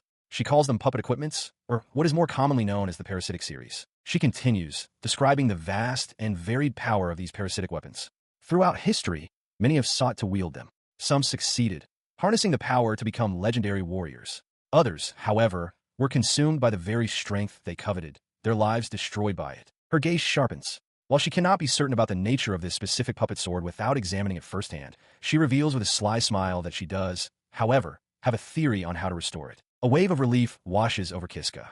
He knew it. Judith-sama truly is amazing. With his hand over his heart, he earnestly pleads for her to lend them her strength to restore the puppet sword. He pleads with his hand over his heart, while Ajia bows her head deeply beside him. Together, they beg Judith for her assistance. Judith, seated before them, acknowledges that she has long contemplated how to deal with the puppet gear, but states that this is not the real issue.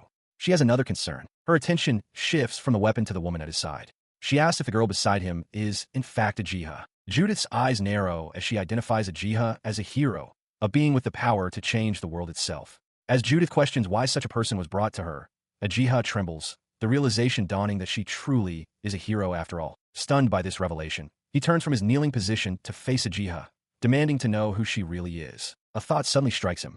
He recalls Ajia mentioning that Lady Judith was being hunted, and he understands now that her initial distrust of them was only natural. With this new understanding, he rises and introduces himself with a disarming smile. He states his name is Kiska, and that he is just a simple farmer. Judith's eyes widen in surprise. She questions aloud if a hero truly brought a simple farmer to her. He calmly confirms that is the case. He looks her directly in the eye, reiterating that he is just a man, nothing more and nothing less. He then adds a condition to his honesty, admitting that while he has been truthful, he cannot yet say that he fully trusts her. Judith listens, a faint, intrigued smile forming on her lips. She considers his proposal, a faint smile playing on her lips as she concludes that dealing with the puppet sword at this moment might not be a bad idea after all. Overwhelmed with relief, Kiska and Ajia express their gratitude. Kiska is astounded, having never imagined such an outcome was possible. He marvels at the thought that the three of them, once adversaries or strangers, would ever join forces. But the moment of reprieve is shattered when Ajia suddenly stops, her body tense.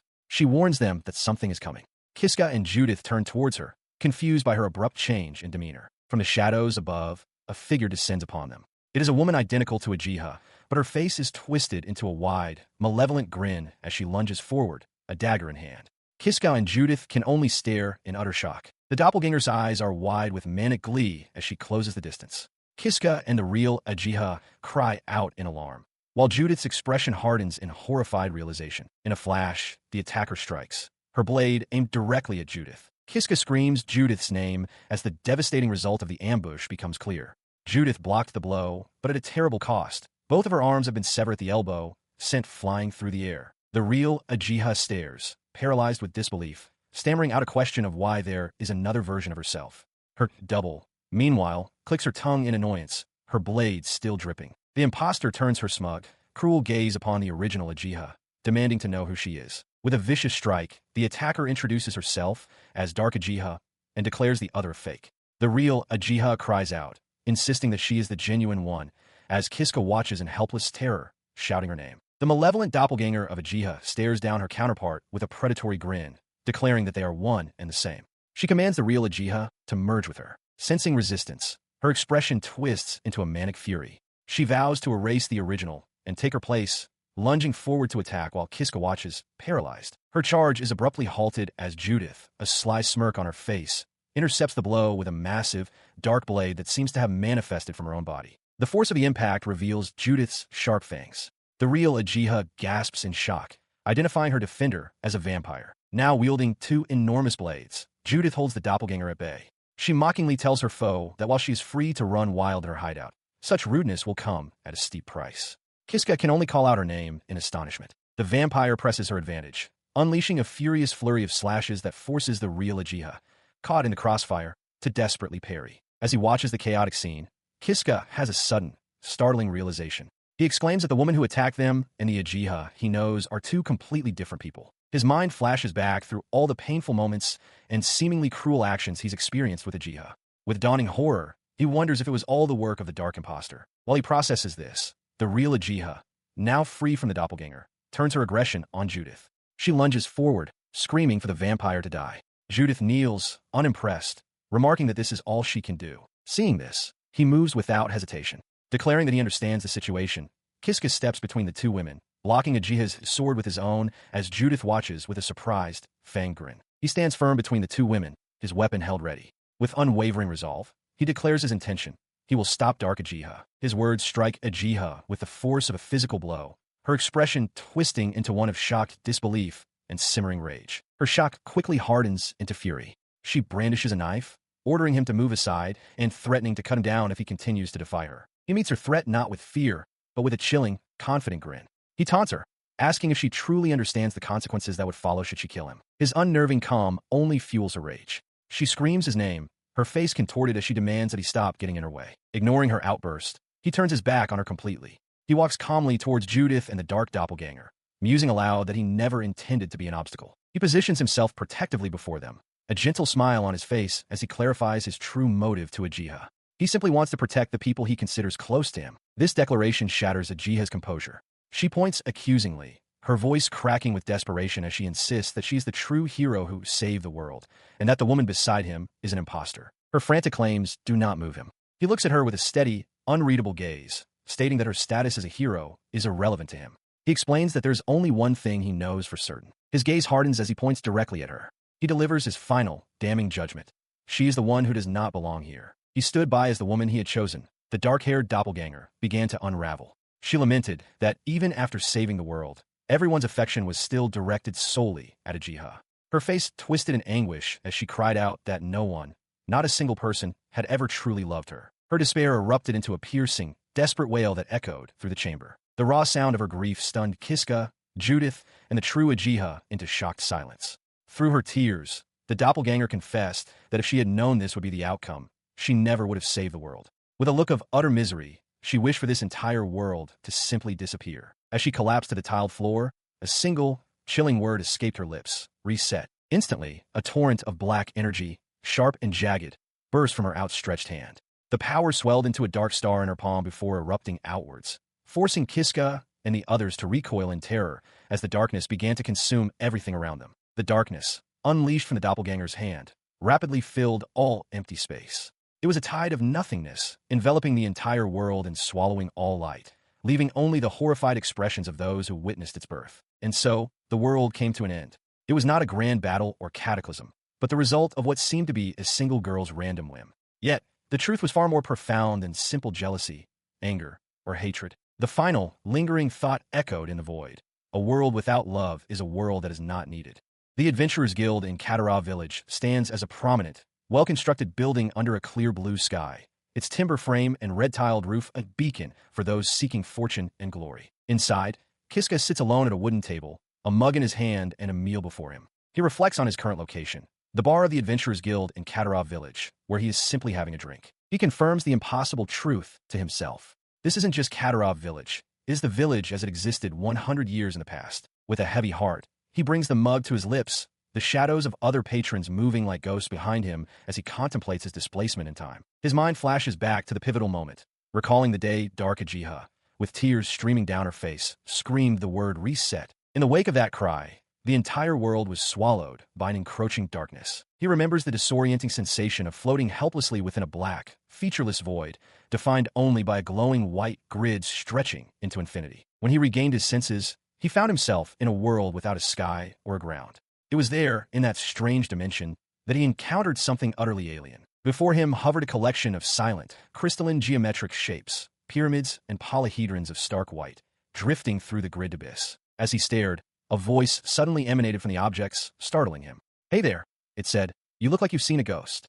His eyes widened in pure shock. He floats in the void, admitting to himself that a great deal has happened, leaving his thoughts in a complete mess. As he tries to process his situation, a disembodied voice emanates from the crystalline shapes, laughing that thanks to him, it has had some great entertainment. He recoils, startled, demanding to know who is speaking and where this place is. The voice calmly responds, suggesting he think of it as someone who observes the world. It tells him he can call it the Observer, and reveals that this place is the end of a ruined world. His eyes widen as the truth sinks in. He realizes the world truly was destroyed because Dark Ajia rewrote causality itself. Confused, he asks why he is still conscious if the world is gone. The Observer explains it is because he exists outside the flow of causality, implying he should have some idea as to why. He reflects that while he doesn't fully understand causality, his ability to save and reset must be what is allowing him to hold on to his consciousness. The Observer then addresses him by name, Kiska, and prepares to ask a question. The entity's question cuts through the void. "Don't you want to save?"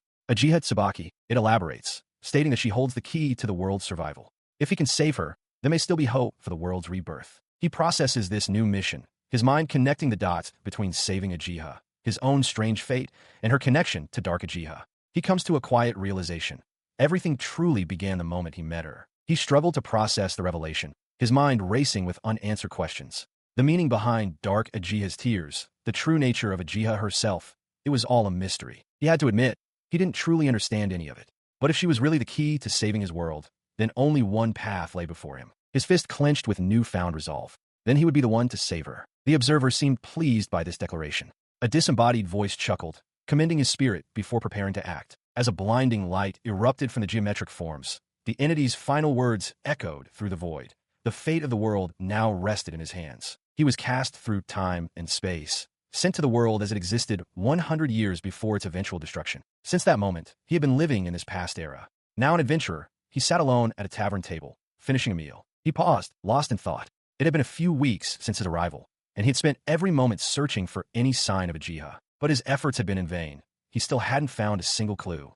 As he mulled over his failure, a heavily armored woman approached his table from behind. The armored adventurer seemed agitated as a guild receptionist made an announcement, calling for a platinum-ranked adventurer who had cleared the Katarov dungeon. Kiska's eyes narrowed slightly as he realized she was looking for him. He stands at the guild counter, listening as the receptionist points out the armored adventurer eating nearby. The receptionist, flustered, realizes he is the very person she was just talking about, stammering in disbelief at his platinum rank. Kiska vaguely recalls someone mentioning this when he first registered to cover his living expenses. Before he can react, the armored adventurer is standing directly before him. With an intense gaze, she confirms his identity and demands to know why he didn't step forward immediately. He offers a nervous smile, sweating as he fumbles for an excuse, explaining that he was in a bit of a hurry. His flimsy excuse is met with a skeptical, flushed expression. The adventurer repeats his words, in a hurry, as if finding them absurd, while he glances down at his half-eaten meal. She seems to relent with a huff, accepting his explanation for the moment. She declares the situation an emergency, stating there is no time to waste. Without another word, she seizes him by the collar of his tunic. He cries out in protest, telling her to wait, but her grip is unyielding. Her strength is undeniable as she begins to drag him bodily across the guild hall floor, his feet scraping against the wooden planks. He struggles in her grasp, his face contorted with effort and disbelief. He can only marvel at how impossibly strong she is for a female knight. She pulls him out of the guild and through the city streets, heading towards a massive stone aqueduct that marks one of the main thoroughfares. After being dragged along, he finally finds his footing as she stops abruptly. "Ah, we're here," she announces.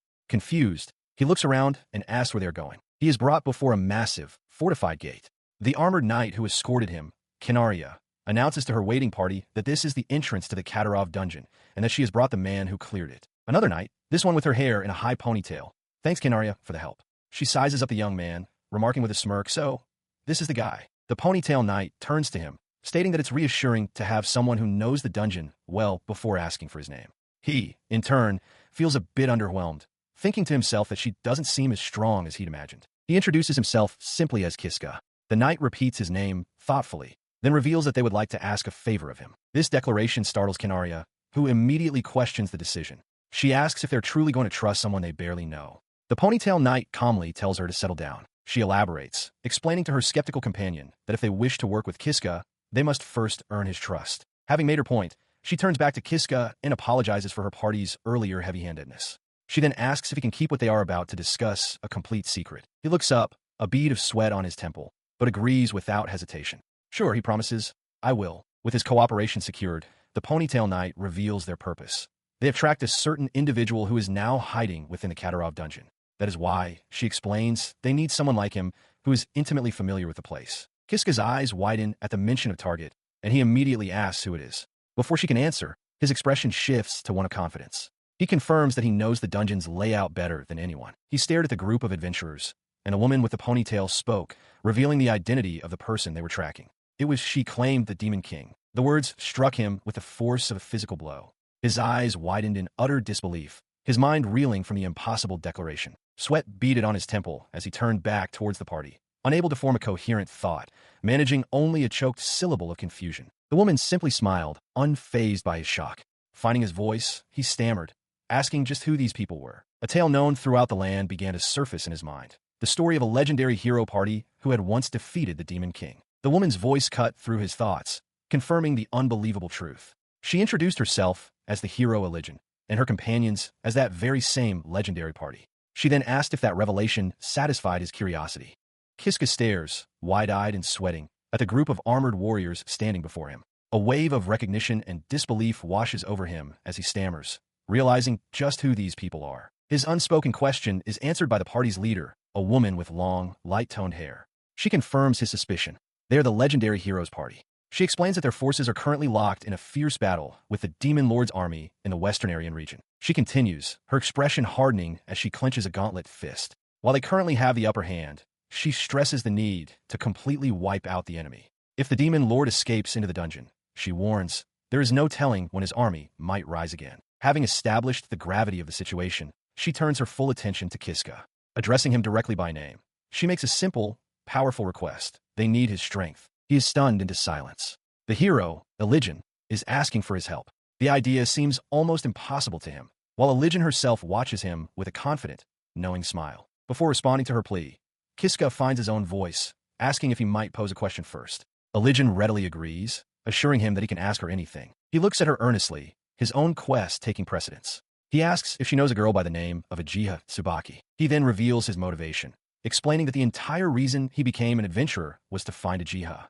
EXILED listens intently, repeating the name thoughtfully as she processes his words. In response, she turns to her companions, a stout warrior in horned armor, a hooded figure, and another armored woman. She asks if any of them have heard the name, but the second woman confirms they have not. She turns back to Kiska, her expression softening with apology. She delivers the disappointing news. It doesn't look like anyone in her party knows the person he is searching for. She considers his dilemma, then proposes a new arrangement to Kiska. He listens, his expression thoughtful as he murmurs his understanding. She then clarifies her offer with a confident smile, promising that if he agrees to lend them his strength, they will help him search for the person he seeks after the Demon Lord is defeated. The weight of her promise settles upon him. He realizes that the hero's party, one of the most influential forces in the world, is offering to help him find Ajia.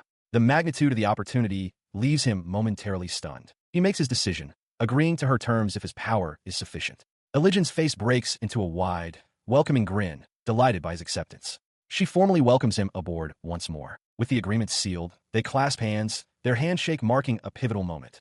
A destiny that began a century ago is now set in motion once again. Now officially a member of the party, Kiska stands in new gear, still processing the unbelievable turn of events.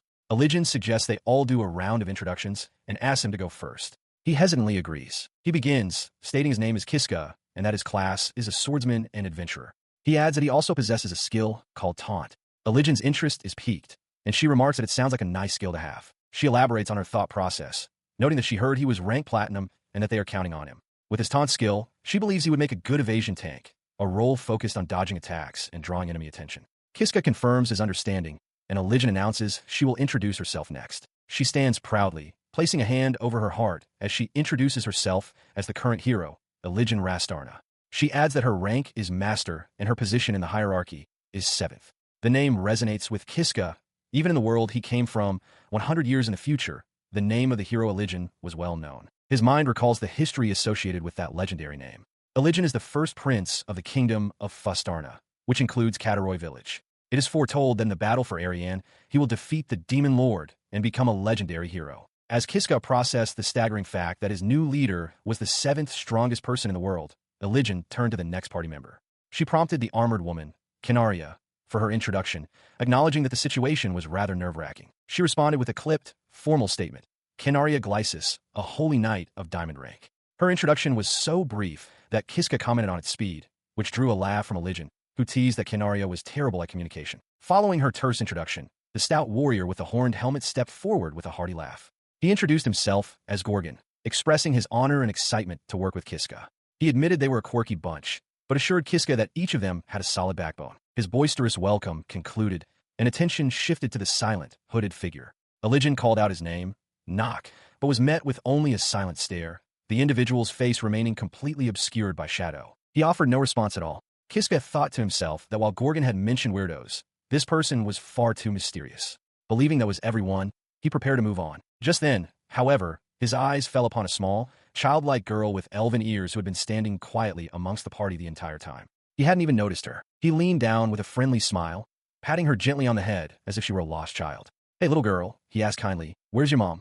The girl's face immediately contorted with flushed, furious indignation. His innocent question was met with a sudden burst of uproarious laughter from Elijin. She doubled over, pointing and shouting about how Kiska had just treated Niao like a little kid. Still laughing, she explained to the bewildered Kiska that, believe it or not, the girl was actually far older than any of them. He stared in shock as he learned she was an elven mage named Niao. The realization struck him. He'd heard that elves live for ages, which explained her youthful appearance. As Kiska stammered an apology, Niao pointed her staff at him, her cheeks still puffed with annoyance. She declared that she wouldn't forgive him if he treated her like a child again. With the introductions finally complete, Elijin announced it was time to proceed. With introductions complete, the hero's party sets off with a unified cry. Their destination, the Katarov dungeon. As they make their way across the rooftops, Kiska strides ahead, taking a different path from the rest. Elijin calls out, asking where he is going and reminding him that the main entrance is in the opposite direction. He leads them not to the main gate, but to a secluded chamber within the structure. Apologizing for the wait, Kiska presents a glowing pedestal, explaining that it is the second entrance, a teleportation circle leading deeper into the dungeon. His words catch the others by surprise. Elijin repeats the term teleportation circle with a hint of confusion, while Kinaria exclaims that she has heard of this place before. Her memory proves correct. She recalls that this specific circle was used to banish criminals. As she speaks, a dark shadow falls over Kiska's face, his expression unreadable. He confirms her suspicion, stating plainly that this is where he entered the dungeon and managed to survive. The revelation stuns Kinaria, who stares at him and breathlessly asks just who he truly is. Before she can press him for more details, Elijin calmly places a hand on her shoulder, silencing her inquiry with a steady gaze. The hero then turns her attention to Kiska, asking if the monsters beyond this point are strong. With a confident grin, Kiska replies that his former self would have died hundreds of times against them, implying that for their current party, it will be a different story. With that assessment, the entire party gathers on the glowing teleportation circle. Elijin declares that the monsters ahead should be perfect for a warm-up. As the circle prepares to activate, Kiska looks at the hero beside him. He reflects on Elijin's kindness, noting that she didn't even try to question him about his painful past. He stood with his new companions, his resolve hardening. This was his second time challenging this dungeon, and this time, he would see it through to defeat the Demon King. The teleportation magic swirled and then settled. He found himself kneeling on a cold stone floor, the transfer seemingly a success. But as he looked up, a flicker of unease crossed his face. Something was wrong. Rising to his feet, he took in his surroundings. He was in a long, torchlit corridor made of rough-hewn stone, and he was completely alone. A quick scan of the empty hallway confirmed his fears. He wondered where he was, realizing with a jolt that the rest of the party was nowhere to be seen. It seemed they had all been separated during the teleportation. He quickly assessed the situation. This wasn't the same place he had been sent to on his first trip. For now, he decided his priority had to be regrouping with the others. With a new objective in mind, he began to walk down the corridor. He recalled that during his first time here, he had been far too weak to explore this floor in any detail. The corridor stretched on, confirming his memory that this level was quite vast. As he walked, a faint sound reached his ears, and a grim smile touched his lips. He knew what was coming. From the shadows ahead, a hulking figure emerged, blocking his path. It was a massive, fur-covered beast with a brutish face, tusks, a prominent mohawk, and muscular arms ending in clenched fists. The creature let out a deafening roar that echoed through the stone passage. Kiska, however, remained perfectly calm, a single, dry thought crossing his mind about the enduring popularity of mohawks. Deep within the dungeon, Kiska comes face to face with a hulking, mohawked bugbear. A smirk plays on his lips as he recognizes the beast. It has been a while, but he recalls fighting this very creature over 500 times. His body remembers the patterns, the flow of combat. He knows that the first step is to dodge its opening strike by crouching forward. He executes the maneuver perfectly.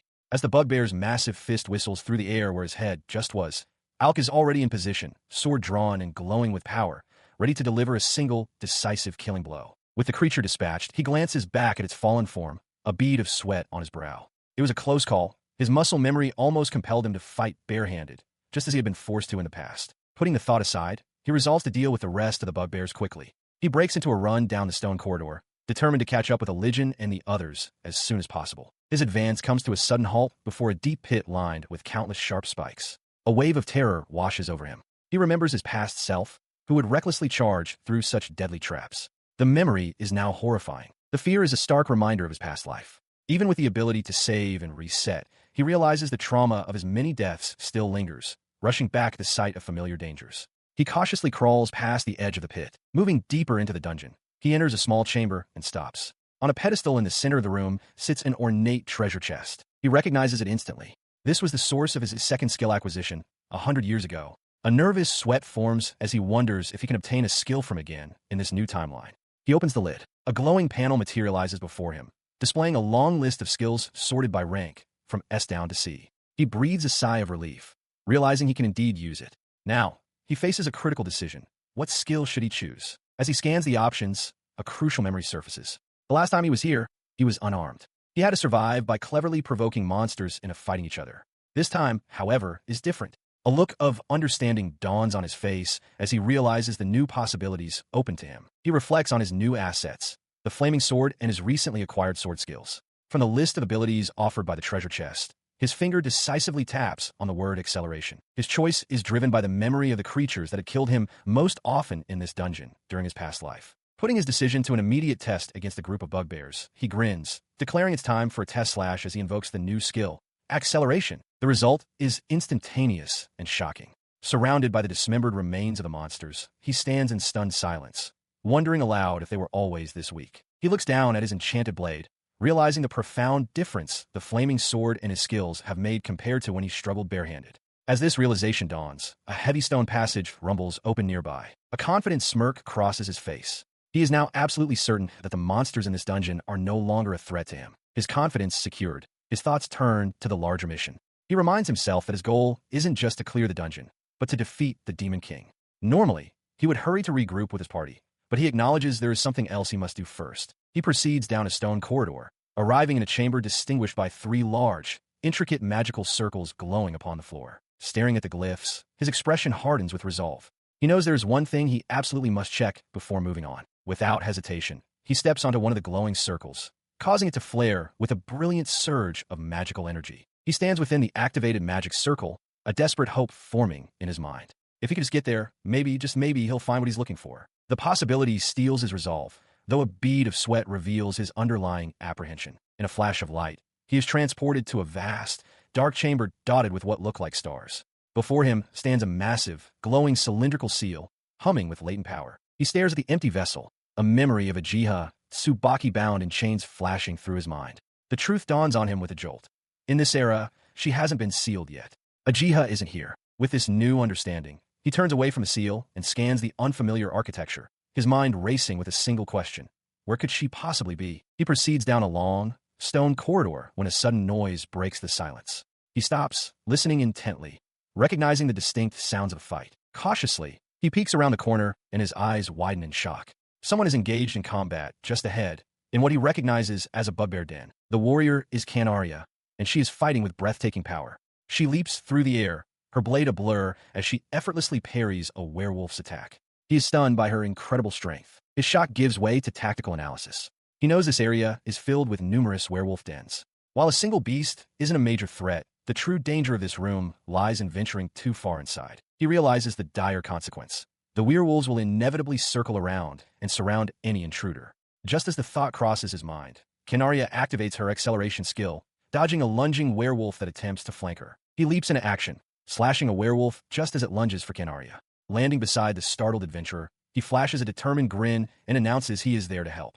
Canaria looks back, surprised by his sudden appearance. Following his intervention, they stand back to back, surrounded by the remaining beasts. With his strange, dark sword at the ready, he declares that together they will wipe them all out. Acting on his words, the pair launches into a fluid, coordinated assault. They weave through the monsters, their blades flashing as they cut down the werewolves with brutal efficiency. The battle concludes swiftly, leaving the chamber floor littered with the bodies of the defeated werewolves. Alk turns to Canaria, stating with some relief that they somehow managed to take them all down. Instead of thanking him, Canaria turns to him with a stern expression.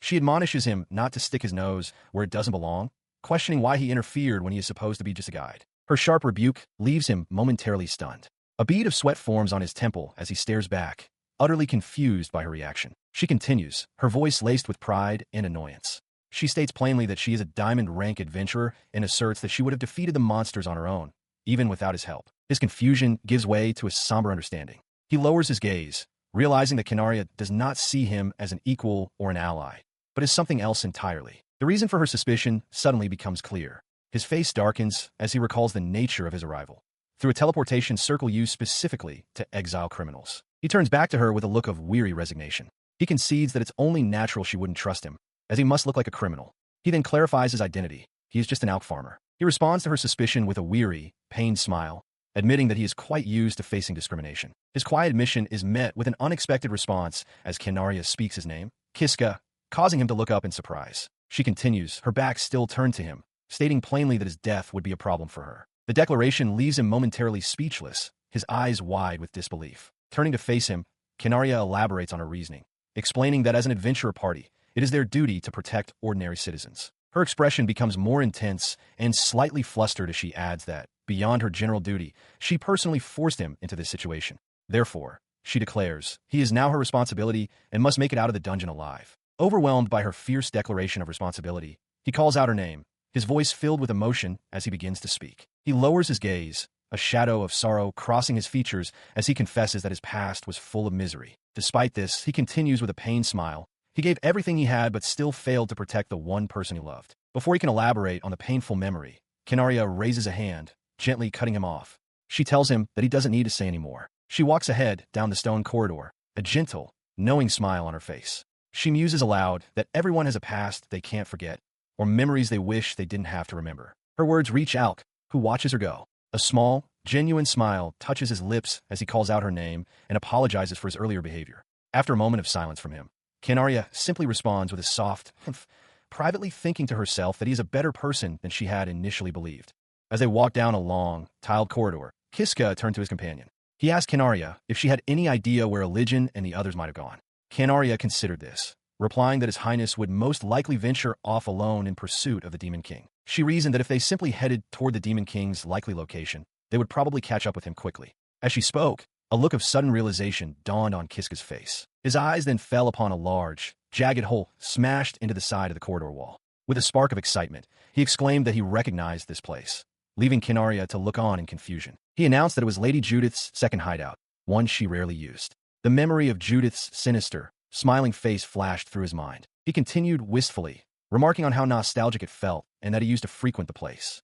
He added that it was built a century ago, a fact that seemed to catch Canaria by surprise. She peered into the dark opening and asked where the hole led. Kiska, beginning to sweat, explained that it was a passage for vampires. Her expression instantly hardened at the word vampires. A vein throbbed on her temple as she glared, and Kiska realized with a jolt of panic that he had made a terrible mistake. He panicked internally, realizing Canaria's strong sense of justice would compel her to demand they slay the vampires for the good of the people. He quickly tried to backtrack, frantically insisting that it wasn't for vampires and stammering as he searched for another explanation. He blurted out that it was a break room. Canaria looked at him, unconvinced, stating she had never heard of such a thing. Sweating profusely, Kiska insisted it was true, though he knew he was only telling a half-truth. He pressed the lie, adding with a wink that the room had a kitchen and beds, and that he had used it often himself. Canaria considered his words. She noted that they weren't exhausted, and that time was of the essence, implying they should continue on without delay. He internally grappled with the conflicting truths about Lady Judith, a potential vampire, yet his cherished benefactor. As Canaria urged them to keep moving, he felt a wave of relief, save for the moment from having to explain his lie. As they proceeded down the long, torchlit corridor, he observed the stonework with an unsettling familiarity, noting to himself that the passage remained unchanged, even from a century ago. The heavy, coffered stone slabs of the ceiling passed overhead, cracked with age but still holding firm. Breaking the silence, he turned to Canaria, his mind shifting back to their primary objective. He asked for her thoughts on why the Demon King would have fled into the Katarov dungeon in the first place. She explained her theory.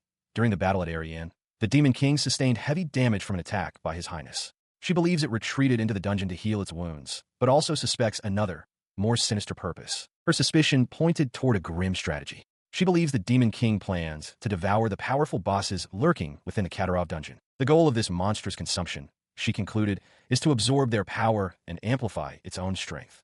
This realization visibly startled Kiska. Processing this information, he quickly formed a plan, suggesting they head directly for the boss room, where they might encounter Religion and the others. Canaria agreed, but cautioned him that they might find the Demon King itself waiting for them instead. Despite her warning, he set his jaw with determination, declaring that they must be ready for any outcome. Canaria watched him, seemingly in silent agreement. Their path forward culminated at a massive, reinforced door. Suddenly, a loud clang echoed from the other side, signaling that they were not alone. He hears the distinct sounds of combat coming from behind the massive, reinforced door. Realizing it's the Golem's chamber, he shouts that someone is fighting the boss inside, and that they must open it immediately. He and Canaria immediately throw their weight against the heavy doors, straining to force them open. As he pushes, his mind races with possibilities. Is it Religion and her party fighting in there? Or have they arrived too late and found the Demon King? Their combined strength is useless. With a grunt of frustration, he realizes the chamber must be sealed until the battle is over. Canaria confirms his suspicion, stating that the door won't budge at all. Then, as suddenly as it began, the noise of fighting stops. The abrupt silence hangs in the air. Canaria, ever practical, urges him to try opening the door again, now that the conflict has seemingly ended. This time, the heavy doors swing inward with a low groan, the magical seal having been released. The sight within is one of utter destruction. The chamber is filled with the shattered remains of a massive stone golem. Seated calmly upon a large piece of rubble, sword resting across her lap, is Religion, looking entirely unscathed. Overcome with shock and relief, both he and Canaria cry out her name in unison. She looks up, greeting them with a casual smile, as if nothing is out of the ordinary. Canaria rushes to her side, asking if she's hurt, but Religion simply laughs, boasting that she doesn't have a single scratch on her. Leaning back, Religion expresses her relief that the Demon King was prevented from consuming the golem. Kiska can only stare, awestruck by her power. He marvels that she single-handedly defeated the same monster that Ajia had struggled against. Her moment of rest is brief. She turns her attention back to the mission, asking Kiska if the main boss room is located further ahead, and more importantly, if it is still intact. He confirms with absolute certainty, a determined look on his face. As far as he knows, there are 2 more bosses left to face. His thoughts race as he maps out the path ahead. He recalls that the Griffin's chamber is next, followed by the chamber of the giant centipede. His knowledge impresses Religion, who remarks that she was right to trust her instincts about him. She recalls Judith mentioning that the centipede only moved into this dungeon about 50 years ago, leading her to speculate that in this era, a different boss might occupy that chamber. She rallies the group with renewed vigor, declaring their intent to defeat the remaining bosses before the Demon King can devour them. Turning to Kiska, she affirms that they are counting on his guidance, and he readily agrees. Their confidence shatters the moment they step through the next doorway. All 3 adventurers, Canaria, Kiska, and Religion, stare forward, their faces masks of stunned silence. Before them lies a vast, empty chamber. The floor is stained with dark pools of fluid and littered with stray feathers. Kiska voices the grim reality. The Griffin isn't here. Religion quickly realizes the truth. She admits to underestimating the Demon King, not expecting him to find the bosses so easily in such a large dungeon. It's not that the Griffin is missing, she concludes, but that it has already been devoured. She immediately turns her attention back to Kiska, demanding to know the location of the next boss. With a serious expression, he reveals that the next chamber is the final one, at the very end of the dungeon. His declaration sends a wave of shock through his companions. Both Religion and Canaria stare, their eyes wide with disbelief at the sudden realization that they are already at the threshold of the final confrontation. Her shock gives way to fierce resolve.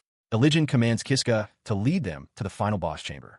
Clenching his fist, he acknowledges the order, ready to proceed. He hurried down the stone corridor, calling out to the hero ahead of him. He questioned the decision to press on, asking about their other companions, Kalgano, Niao, and Nok, and insisting they should regroup with him first. She turned back, dismissing his concerns with a confident smile. She declared that time was of the essence, and, more importantly, that they did not need to regroup. Her statement left him stunned. He asked if she was serious, unable to believe she would leave even Canaria behind. Religion's expression hardened as she confirmed it, stating that she alone would be the one to fight the Demon King. She then proclaimed her status as the hero. asserting that only she possessed the right to face the Demon King. Canaria added a practical reason, explaining that Illigin's powerful attacks might inadvertently strike them all during the battle. With the matter settled, the reduced party of three, Kiska, Illigin, and Canaria, proceeded deeper into the dungeon, their footsteps echoing in the empty hall. They passed by a pedestal where an ornate chest lay open and empty. Kiska noted with concern that the Crystal of Wisdom had already been used. Moving past the empty chest, their focus shifted to the massive, imposing doors that stood at the very end of the corridor, sealing the final chamber. As they stood before the entrance, Kiska nervously announced their arrival. Beside him, Canaria was visibly sweating with anxiety, while Illigin remained resolute and stern. The three adventurers gazed up at the colossal doors, intricately carved with crescent symbols. Kiska breathed out the realization. This was the final boss chamber. His expression tightened with apprehension. He knew that what lay beyond that threshold was either the final boss he remembered from his past life, or the Demon King himself. He stands with his companions, ready for the final confrontation. Illigin gives a quiet affirmation. All right, and Kiska, filled with resolve, urges them forward. Let's go. With their decision made, the heavy doors to the chamber creak open, revealing the throne room beyond. As they step inside, they are met with a shocking sight. Before them sits the Demon King, a being of immense size and power, casually chewing on the remains of what appears to be the dungeon's final boss.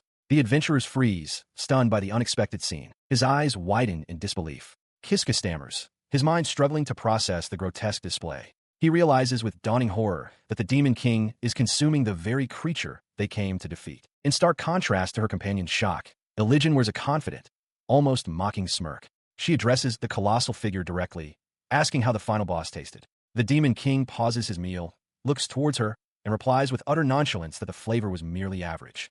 Inside a grand throne room, the hero Illigin confronts the seated Demon King, Zorga.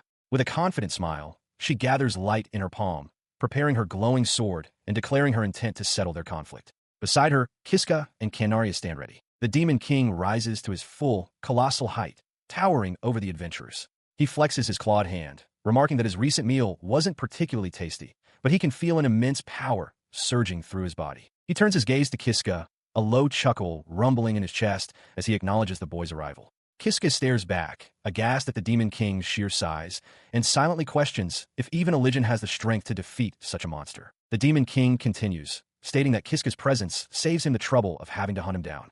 With that, he begins to raise his massive, dark-bladed weapon. With a menacing grin, he lunges forward, expressing his gratitude for the convenience. As the colossal figure charges, Illigin shouts a warning to Kiska, and Canaria urgently tells him to stay sharp. In response to the charge, Illigin unleashes a powerful technique from her holy sword style, the cruciform slash. The Demon King meets her attack with his own profane slash, noting with a smirk that she's going all out from the very beginning. The two opposing sword arts, one of holy light, the other of dark energy, speed across the chamber and collide with tremendous force, erupting in a blinding flash of power. Watching from a safe distance, Kiska realizes with shock that the two immense attacks have completely neutralized one another, leaving both combatants unharmed. The combatants clash again.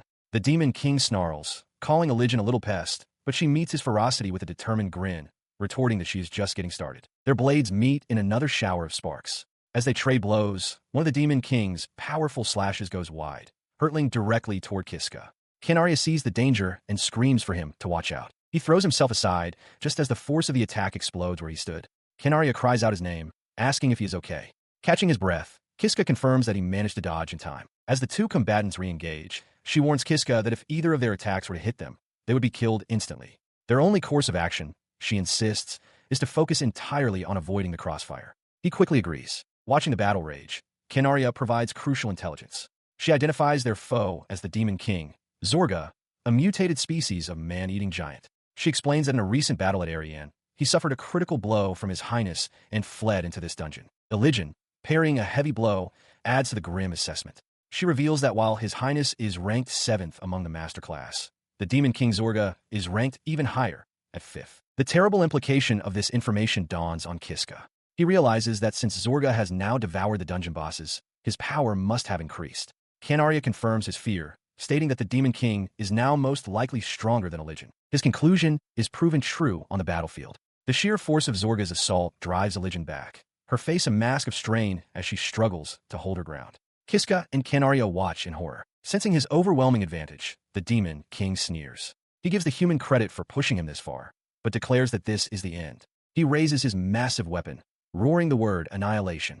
As the final blow descends, Kiska shouts Elijin's name and surges forward to help. Kenaria quickly grabs his arm, stopping him. She tells him to wait, her eyes fixed on the fight. Her faith is rewarded. Elijin slides low beneath the massive swing, dodging the attack completely. She declares that the outcome of the battle is not decided by strength alone, renewing the hope of her onlookers. As the hero prepares her counter, Kenaria explains the source of her power.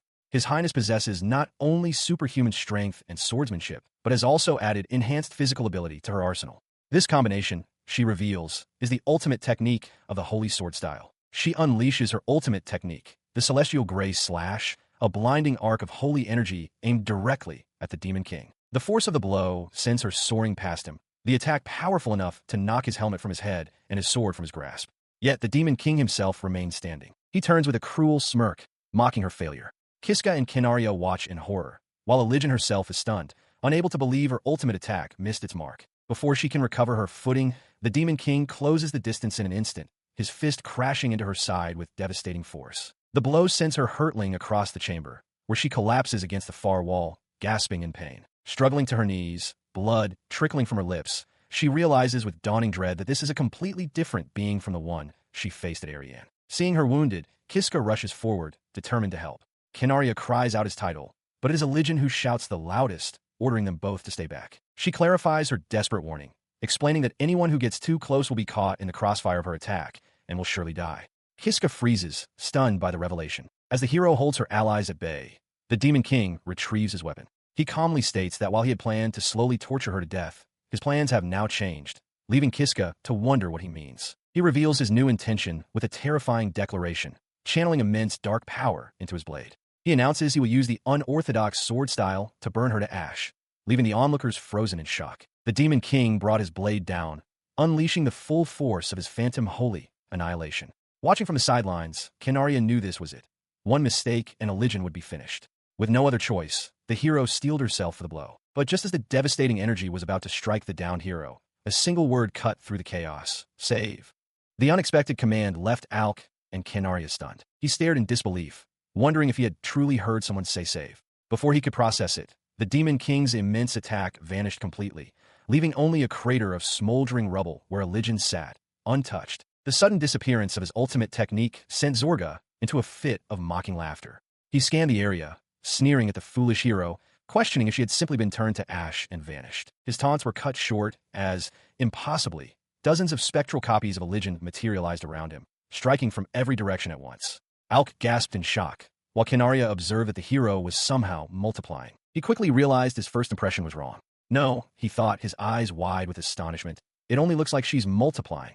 He understood that her movements were simply too fast for the eye to follow, creating a blur of afterimages. Kenaria confirmed his suspicion, explaining that while it appeared as if Elijin had split into multiple copies, she was in fact using her unique save ability. She was using it to rewind time, repeating the same moments over and over again to create the illusion of a simultaneous, multi-pronged assault. The revelation struck Alk with force. He remembered Elijin's save ability and the reset power used by the Dark Ajia. He possessed both save and reset himself. Yet he understood with a sinking feeling that he was completely incapable of replicating such a feat. His thoughts returned to the battlefield, where the true nature of the conflict was laid bare. With this incredible power, the hero Elijin stood against Demon King Zorga, marking the beginning of the fourth hero versus Demon King war. Her final, time-woven strike found its mark.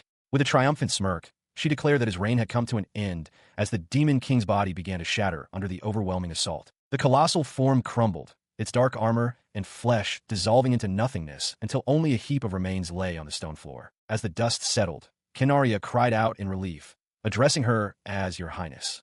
Alk, equally relieved, simply called out her name. Elijin turned towards them, a weary but satisfied smile on her face. She chuckled lightly, asking if she had made them worry. Just then, a massive set of doors behind them began to creak open with a deafening groan. The rest of her party, Gorgon and Yao, rushed past her towards the newly opened passage. The dwarf warrior boomed, asking where the Demon King was, while the small elf girl called out to Elijin in excitement. Watching the victorious group prepare to head home, Alk's mind raced. He had just witnessed Elijin defeat the Demon King using save, a feat that cemented her status as the hero. Yet, this only raised a more pressing question. Who, then, was Ajia? He wondered if they had truly saved the world, as the mystery had only deepened. Unseen, Judith watched from the shadows. Beneath a vast, clear blue sky, a peaceful town rests, its stone church steeple reaching towards the heavens. It is a day of triumphant return. In a flash of brilliant light, a group of adventurers materializes on a high balcony overlooking that very town, their long journey finally at an end. The hero Elijah takes a deep, satisfying breath, a wide grin spreading across her face as she declares that the air on the surface is simply the best. Her sentiment is shared, though for different reasons. The dwarf Gorgon bellows with laughter, urging Elijah to find food, reminding her they haven't had a decent meal in days. The young elf Meow agrees, clutching her stomach and admitting that it's grumbling loudly. As the party shares a light-hearted moment, an elderly man in a butler's uniform rushes towards them, his voice choked with emotion as he cries out that his highness has returned. He reaches the group, his face a mask of overwhelming relief. This is Frat, Elijah's butler. He thanks the heavens that she is safe. Elijah winks, casually greeting him and confirming she's back. She apologizes for making him worry, but Frat, wiping tears from his eyes, explains that he was sick with worry after hearing she had entered the dungeon with only a small group for a top-secret mission. Elijah smiles reassuringly, informing him that they managed to defeat the Demon King safely. His eyes widen in amazement. As Frat expresses his awe, Elijah quickly deflects the credit, placing a hand on Kiska's shoulder and declaring it was all thanks to him. Kiska, caught completely off guard, stammers that he didn't really do anything. He tries to downplay his role, but Elijah insists, explaining to her butler that without Kiska, they wouldn't have even known the way through the dungeon. She adds that the Demon King had devoured every other monster, and if left unchecked, could have become a threat beyond anyone's control. He bashfully tries to deflect the praise, insisting he didn't do much, but Elijah is firm. She declares that there is no doubt Kiska was the true MVP of the battle, and the rest of the party voices their sincere gratitude for his help. She continues, admitting that while she was the one who defeated the Demon King, she was panicking when the party was scattered during the teleportation. Kiska looks startled by her candid confession. His surprise gives way to an apologetic smile as he admits that, to be honest, he didn't know about that particular detail either. Elijah confesses she was also in the dark. Meanwhile, Gorgon and Nock discuss the dungeon's mechanics. Gorgon speculates that the hidden teleportation circle was likely designed to prevent Exile party members from entering together, noting that he has seen plenty of other parties use the main gate without issue. Their conversation is cut short when the butler, Frat, suggests they move along. He reminds the heroes that the people are waiting for them and that it is time to head back to the village. Following his lead, the entire party emerges from the dungeon entrance to face a large, expectant crowd of villagers who have gathered to welcome them. The crowd erupts in excited murmurs upon seeing the hero. They recognize Elijah, and a rumor quickly spreads among them that she infiltrated the notorious Katarov dungeon all by herself. Stepping forward, Elijah raises a hand, and a large, ornate chest materializes before her with a flash of light. She calls for the villagers' attention, introducing herself as Elijah, first prince of the kingdom of Rastarna, and announces that she has slain the Demon King. As the chest opens, it reveals the grim proof of her victory, the severed head of the Demon King Zorga, his face locked in a final, monstrous snarl. With the evidence displayed for all to see, Elijah raises a fist in triumph. She declares that peace in their world is at last assured and calls for everyone to celebrate together. The crowd, with Kiska smiling among them, roars its approval. Amidst the joyous crowd, Kiska looks on with a faint, relieved smile, a bead of sweat on his temple. He quietly expresses his gladness at how things have turned out. His relief is shared by the others. Elijah laughs heartily, telling Meow that ever since she came to this era, she felt as though she'd been caught up in something unbelievable. He walks through the village, his earlier apprehension giving way to a genuine smile. He decides that this turn of events isn't so bad after all, turning his attention to Canario walking beside him. She notices his gaze and explains their next move. She informs him that a grand victory parade will be held in the royal capital, Lorna, to celebrate the Demon King's defeat, and that they will be heading there tomorrow. Her expression softens slightly as she gives him a piece of advice for the evening's festivities. She warns him not to drink too much tonight, reminding him to be well-rested and ready to move in the morning. The implication of her words suddenly dawns on him. His eyes widen in shock as he points to himself, stammering as he asks if her instructions mean he is also part of the parade. She looks at him, her expression firm and unwavering. She confirms his inclusion without hesitation, stating plainly that of course he is. He is a member of the hero's party. After all, her words, and the way she said them, resonate deeply with him. A warm smile spreads across his face as he realizes she addressed him with a small but significant change. That evening, under a starry sky, the party gathers at a large local inn to celebrate their victory and their final night in the village. Inside, the mood is festive. Gorgon laughs boisterously while a green-faced Meow looks ill from drinking. Kiska, Elijah, Kinaria, Nock, and even Ajia Tsubaki share a meal, enjoying the hard-won peace. He recalled Elijah's promise, delivered with a confident smile. She had assured him that once all the post-battle duties were concluded, she would begin the search for Ajia, just as she had pledged. This filled him with a renewed sense of hope. He knew Elijah was a prince of the kingdom of Rastarna, With a network that vast, the search would surely be more effective. As night fell over the town, he felt a quiet optimism settle over him. For the first time in a long while, it seemed he was finally one step closer to finding Ajia. The next morning, the entire party gathered by two ornate carriages, preparing for their journey to the capital. Eligen took charge of the arrangements, deciding that she, Canaria, Frat, and Nock would occupy the first carriage, anticipating a relaxing trip. This meant Kiska was grouped with the others. The boisterous dwarf, Gorgon, immediately clapped him on the back, declaring him a big bro, much to the quiet annoyance of the elf, Niao. Niao reflected on her own awkward introduction, feeling a distance had formed between them. Shaking off, she called out for everyone to head for Lorna. Inside their carriage, a tense silence hung in the air. Gorgon, ever the extrovert, broke the quiet by once again addressing Kiska as Big Bro. He leaned in, his expression friendly, and asked about Kiska's past accomplishments. He mentioned hearing that Kiska had cleared the Katarov dungeon and questioned how many people had been in his party. Kiska hesitated for a moment before quietly stating that he had cleared it alone.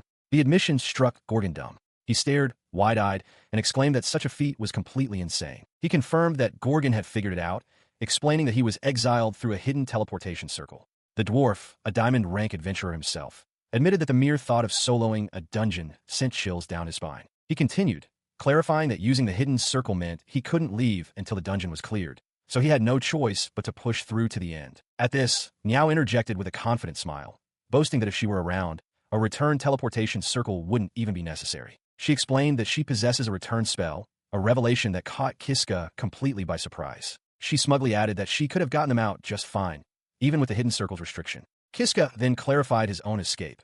After defeating the Demon King, who had devoured the original final boss, a new teleportation circle appeared, allowing him to return to his village. Gorgon laughed heartily, turning to Niao and teasingly accusing her of just wanting a bit of credit for the dungeon clear. Kiska chuckled, reassuring a flustered Niao that he understood.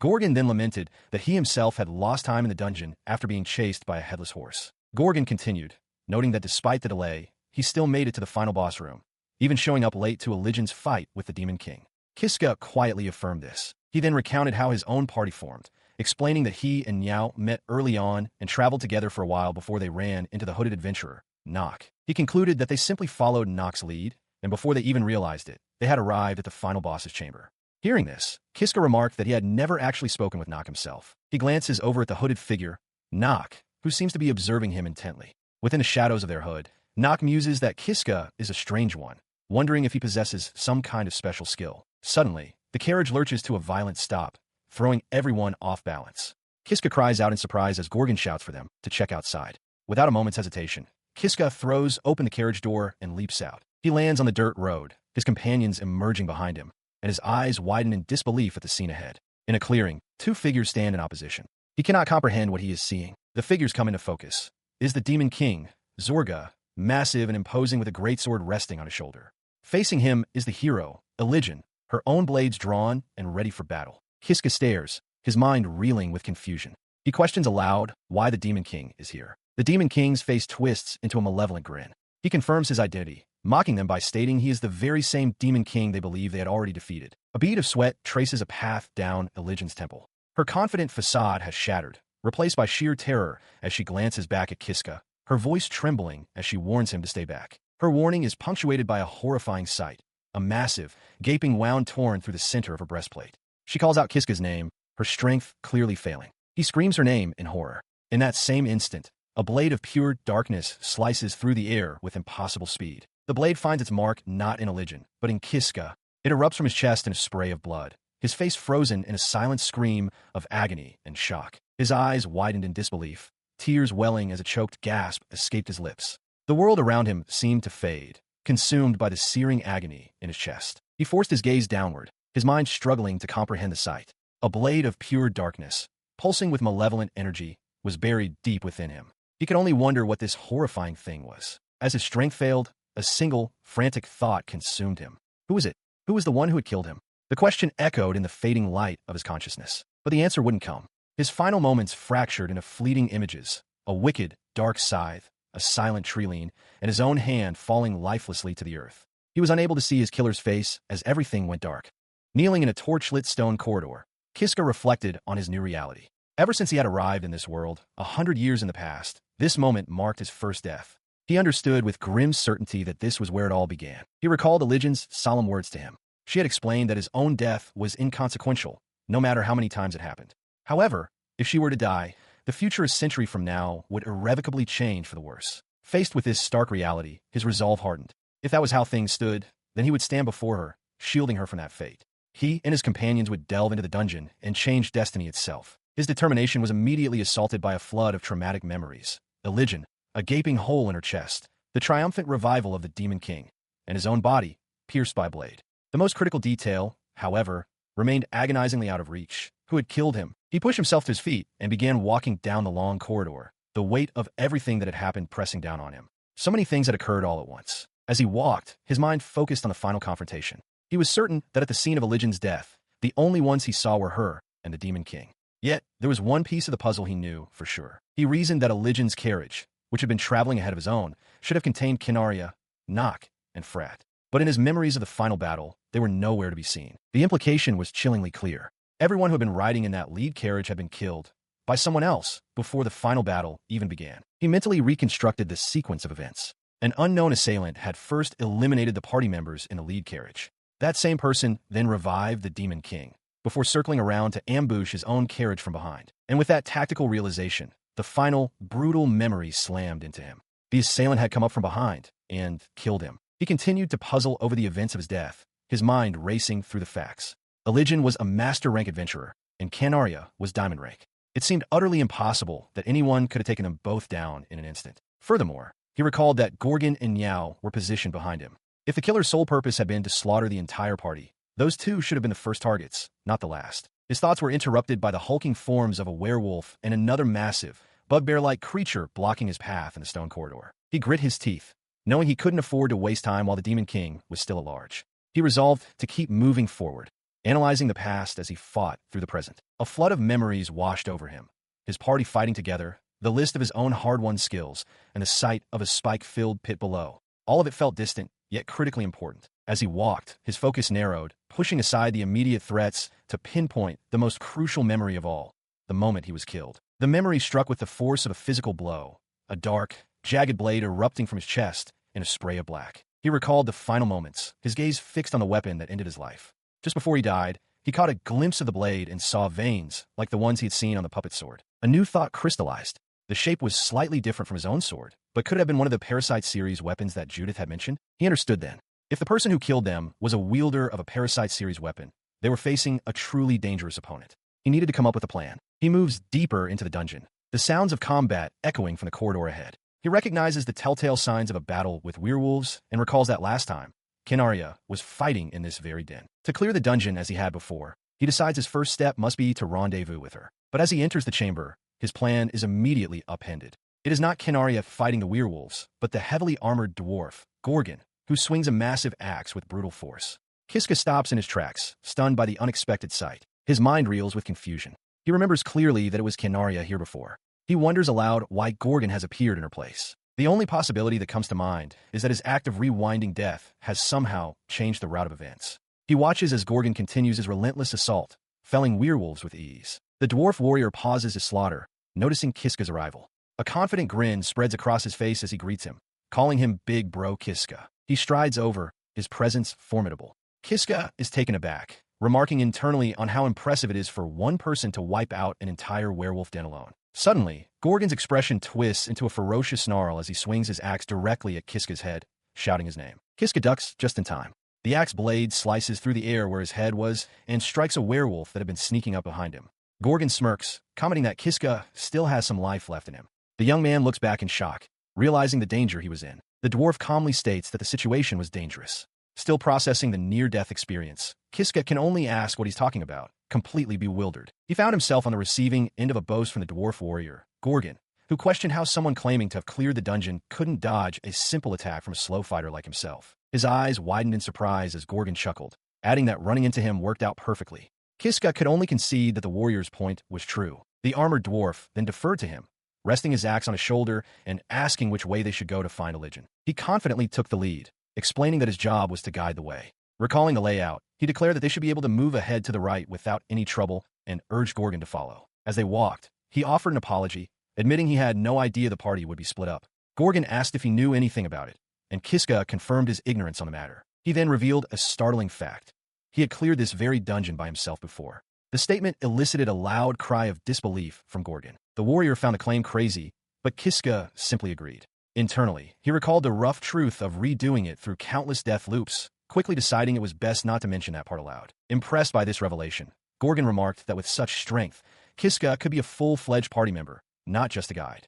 Kiska laughed off the compliment as they continued down the stone corridor. He pointed forward, confidently announcing that the boss room, where the golem was located, was just ahead. He voiced his suspicion that a Legion might be there. His detailed knowledge prompted a wry smile from Gorgon, who commented on just how much the young man seemed to know. He is brought up short when Gorgon turns to him, a grin on his face, and asks if he already knows the future. The question catches Kiska completely off guard. Before he can process the question, Gorgon suddenly shouts a single word, "Go!" Kiska reels back in shock and confusion, calling out the dwarf's name. He stammers, trying to comprehend how Gorgon could possibly know such a thing. A nervous laugh escapes him as he struggles to find an explanation. His laughter dies in his throat as a memory surfaces, the moment of his death. He recalls the person standing behind him then.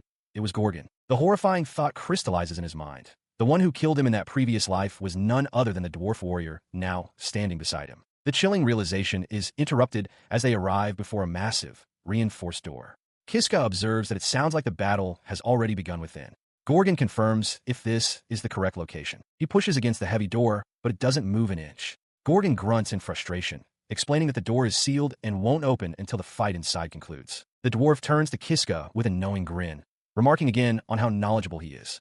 The comment only deepens Kiska's unease. He can no longer be certain of anything. He internally wrestles with the new information. If Gorgon was his killer, he must remain vigilant. His thoughts are cut short as he realizes the sounds of combat from beyond the door have ceased. Just as he notes the silence, the heavy doors swing open. Inside, Ajia stands with a look of surprise, and beside her is Judith, holding a massive, intricately designed sword. Gorgon lets out a booming laugh as they step through the doorway, spotting the others. Kiska, however, stares in wide-eyed shock, mistakenly identifying the woman with Ajia as Kinaria. His mistake hangs in the air as Judith, the actual woman present, observes the scene with a grave expression. She realizes that the future has shifted once more, noting to herself that Kinaria has appeared in this timeline. Unaware of the temporal complexities, Ajia offers a bright smile, welcoming Kiska and Gorgon and expressing her relief that they arrived safely. In response to her greeting, Gorgon boasts loudly, declaring that common monsters are no match for his strength. Kiska, still processing the situation, simply addresses Ajia by name. As he looks at her, a chilling premonition grips him. In his mind, Ajia's cheerful expression remains, but her words are a death sentence. She tells him he is going to die tomorrow. The vision leaves him reeling, his mind racing with the question of what he could possibly do to save her. In the present moment, however, Ajia simply asks him to guide their party forward. Lost in his dark thoughts, Kiska can only manage a weak agreement. Despite his internal turmoil, the group's progression through the rest of the dungeon proceeds without incident. Their journey is marked by fierce battles, with visions of the Demon King Zorga and other powerful foes flashing by as they press onward. The memory of Ajia's desperate struggle against Zorga in the previous timeline serves as a constant, grim reminder of the stakes. Eventually, their travels lead them to a town, where they find lodging for the night under a cloudy sky. Morning arrives, and with it, the day of their departure for the city of Lorna. On a dirt road leading out of the city, two elegant, dark carriages stand ready for departure. Each is drawn by a pair of white horses and attended by drivers, prepared for the journey to Lorna. As the party gathers, Ajia takes charge of the travel arrangements. She notes that with two carriages, they should have a comfortable trip, and begins assigning passengers to the first vehicle. She turns her attention to Kiska, explaining with a smile that both carriages were arranged specifically to save him. He looks up at her, a mix of gratitude and uncertainty on his face, and begins to speak her name. Before he can finish his thought, Ajia interrupts with a fierce declaration. She announces that she will ride with him, vowing to personally rewrite his destiny. Kiska is stunned into silence, only able to question if she truly means to ride with him. Having made her decision, Ajia begins to organize the rest of the party. Her plan is immediately met with enthusiasm from Niao, who excitedly asks to join them. Ajia smiles and agrees, suggesting they all ride together. Two ornate carriages, drawn by pairs of white horses, make their way along a dusty country road. The rhythmic clatter of wheels and hooves echoes through the tranquil landscape. Inside one of the carriages, Kiska sits with a tense expression, sweat beading on his brow. He reflects grimly that this time, he is traveling with a different group of companions than before. He sits across from Ajia and Niao, his gaze distant. He notes that so far, nothing unusual has occurred, but a deep-seated anxiety prevents him from letting his guard down. His mind is consumed by a horrific memory, the image of Ajia with a fatal, gaping wound in her chest. He hardens his resolve, determined to discover what truly happened in the carriage that day and change the outcome. His intense preoccupation does not go unnoticed. Elijah leans forward slightly, her expression kind, and asks if something has happened, pointing out that he has looked quite serious ever since they boarded. He flinches, startled that his anxiety was so obvious. Flustered, he quickly concocts an excuse, stammering that he's just nervous because he has never been to a large city like Lorna before. She smiles, accepting his explanation. She tells him she can understand the feeling, but that he has no need to worry. Trying to appear casual, Kiska forces a laugh and rubs the back of his neck, agreeing that he's just nervous. Elijah continues, her tone reassuring. She reveals that the ruler of Tarna is her father, King Varian Rastarna, whom she describes as a kind and gentle man. She assures Kiska that someone who contributed so much to defeating the Demon King will be warmly welcomed by everyone. Her words seem to soothe his frayed nerves. A genuine smile touches his lips as he says that hearing her say so puts him at ease.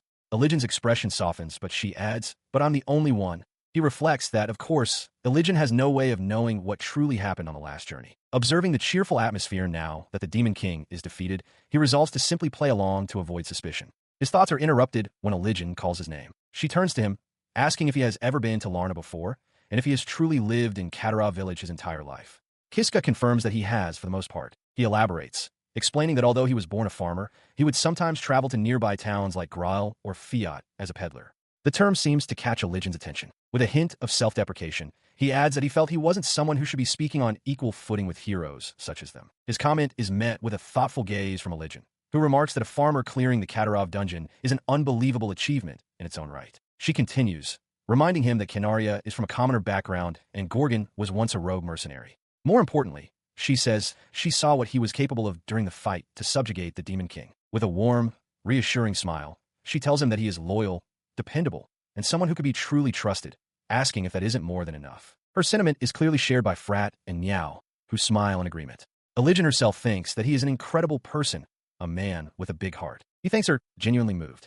As he turns to look out the carriage window, his resolve hardens with the knowledge that someday she will be the one leading the kingdom, and that is precisely why he must change his fate. He gazes out at the passing trees, his mind fixed on their destination.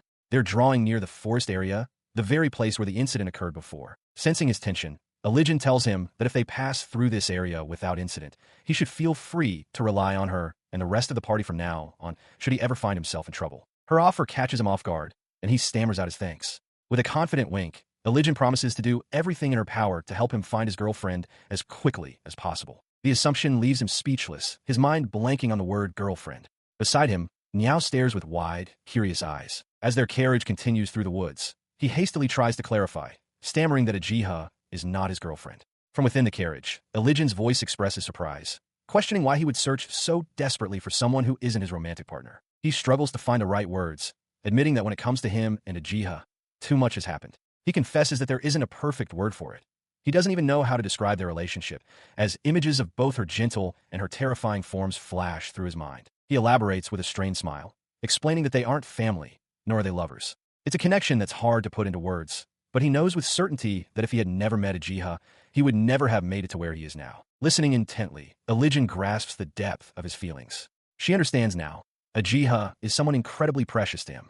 Kiska confirms this, his expression firming as he declares that he came to this era for the sole purpose of saving her. With the truth revealed, a thoughtful silence falls over the carriage. He turns his gaze back to the window, his thoughts drifting. He came here to save Ajia, and now he finds himself trying to save the hero of this era, Elijah.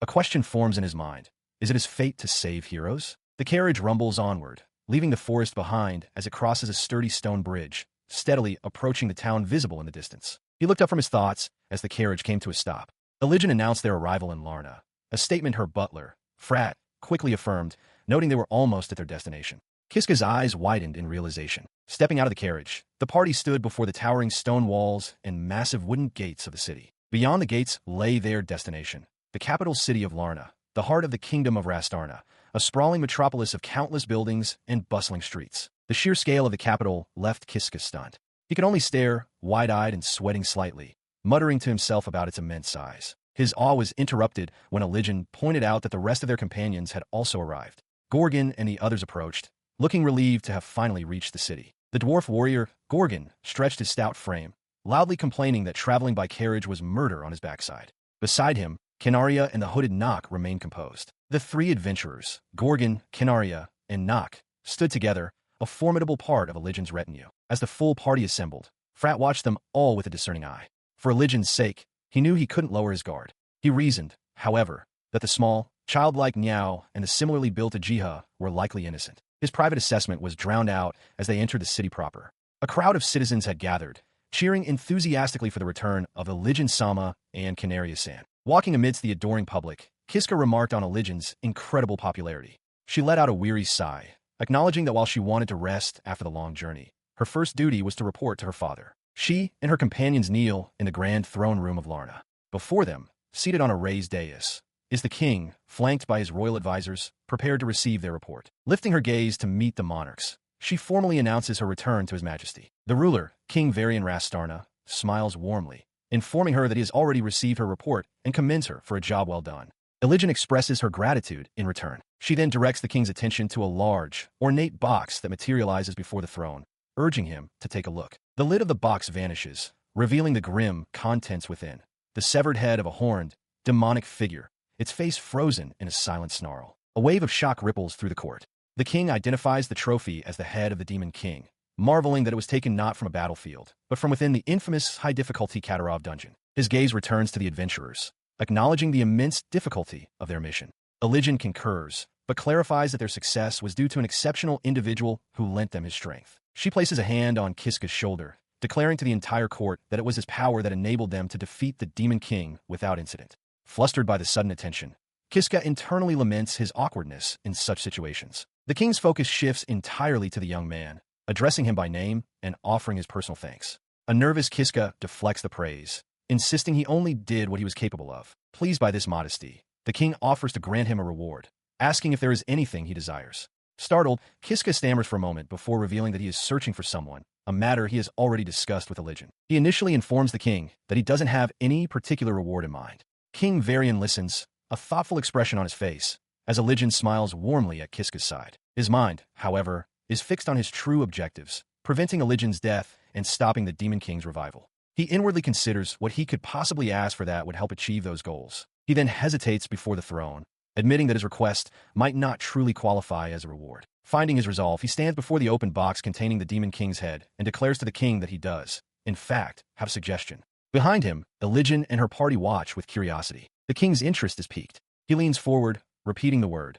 A suggestion, you say, as the view pulls back to show the spires of the royal castle. Night descends upon the capital, the sky above the castle rooftops filled with clouds and stars. Later, a celebratory banquet is held. Kiska sits among the heroes, Elijin's party, Ajia, and Canaria, at a long, lavishly set table, attended by servants. While eating, he breaks the silence, stating that there is one thing he has been wondering about. His thoughts turn inward, focusing on the central mystery. He recalls the original timeline, questioning how the one who killed them was able to interfere with the Demon King's head when it should have been secured inside Elijin's item box. He connects this puzzle to the suggestion he made earlier. It seems impossible that someone could have simply taken the head from a carriage. The crucial question remains, how did their killer manage to slay Elijin and revive the Demon King? He had achieved his first objective, to isolate the Demon King's head. The ornate chest now rests upon a grand altar, a solitary and silent sentinel within a hallowed chamber. He had successfully separated Elijin from the artifact, but the core questions still plagued his mind. Would Elijin still be killed? Would the Demon King still find a way to revive? As night fell over the city, his resolve hardened. He vowed that he would figure it out, that he would uncover the identity of the one who had killed them in the other timeline. He sat alone in his modest room, the weight of his mission settling upon him. He would put an end to this threat once and for all. The Demon King's head was now secured within the sacred walls of the Temple of Lorna. Deep inside the temple, the chest rested upon its altar, the only light coming from two flickering candles. A figure emerges from the shadows, their footsteps silent on the stone floor. Ajia Tsubaki approaches the altar with quiet purpose. Meanwhile, in another location, Elijin's expression shifts from composure to one of wide-eyed, utter shock. She slips an ornate, silver ring onto her gauntlet finger, a faint, knowing smile gracing her lips as she does so. Her face breaks into a wide, ecstatic grin. At last, she exclaims, holding up her hand to display the new ring. The moment I have been waiting for. Nearby, Kiska watches as Canaria stares, her face a mask of stunned disbelief. The armored knight found herself face-to-face with Kiska, who stood in a nearby doorway. A bead of sweat traced its way down his temple as he forced a smile, his eyes betraying a deep unease. "What are you doing here, Canaria-san?" he asked, the question hanging in the air. In that moment, a terrible suspicion took root in his mind. Was she the culprit? Within a grand, ornate hall, Kiska stands before religion, his mind racing with a single, dreadful question. Is she the traitor? She explains calmly that she was merely making her rounds, checking for any suspicious individuals who might try to misuse the Demon King's head. Kiska, feigning innocence, asks her to clarify what she means by suspicious. He presses the point, asking directly if she is referring to someone attempting to revive the Demon King. His question strikes a nerve. A dark shadow falls over Religion's face, her features contorting with unspoken fury. She quickly masks her anger with a dismissive smile, questioning if such a person even exists. Kiska, sweating slightly, plays along, claiming he wouldn't know. He continues, suggesting that even if someone tried to revive the Demon King, it's reassuring that the head is secure. With that, he declares his intention to press forward. His parting words, however, are a direct warning. Religion won't be killed. The statement shatters her composure, her eyes widening in pure shock. His friendly demeanor vanishes, replaced by a hard, knowing gaze. He points out that she is present, implying she understands the situation better than anyone.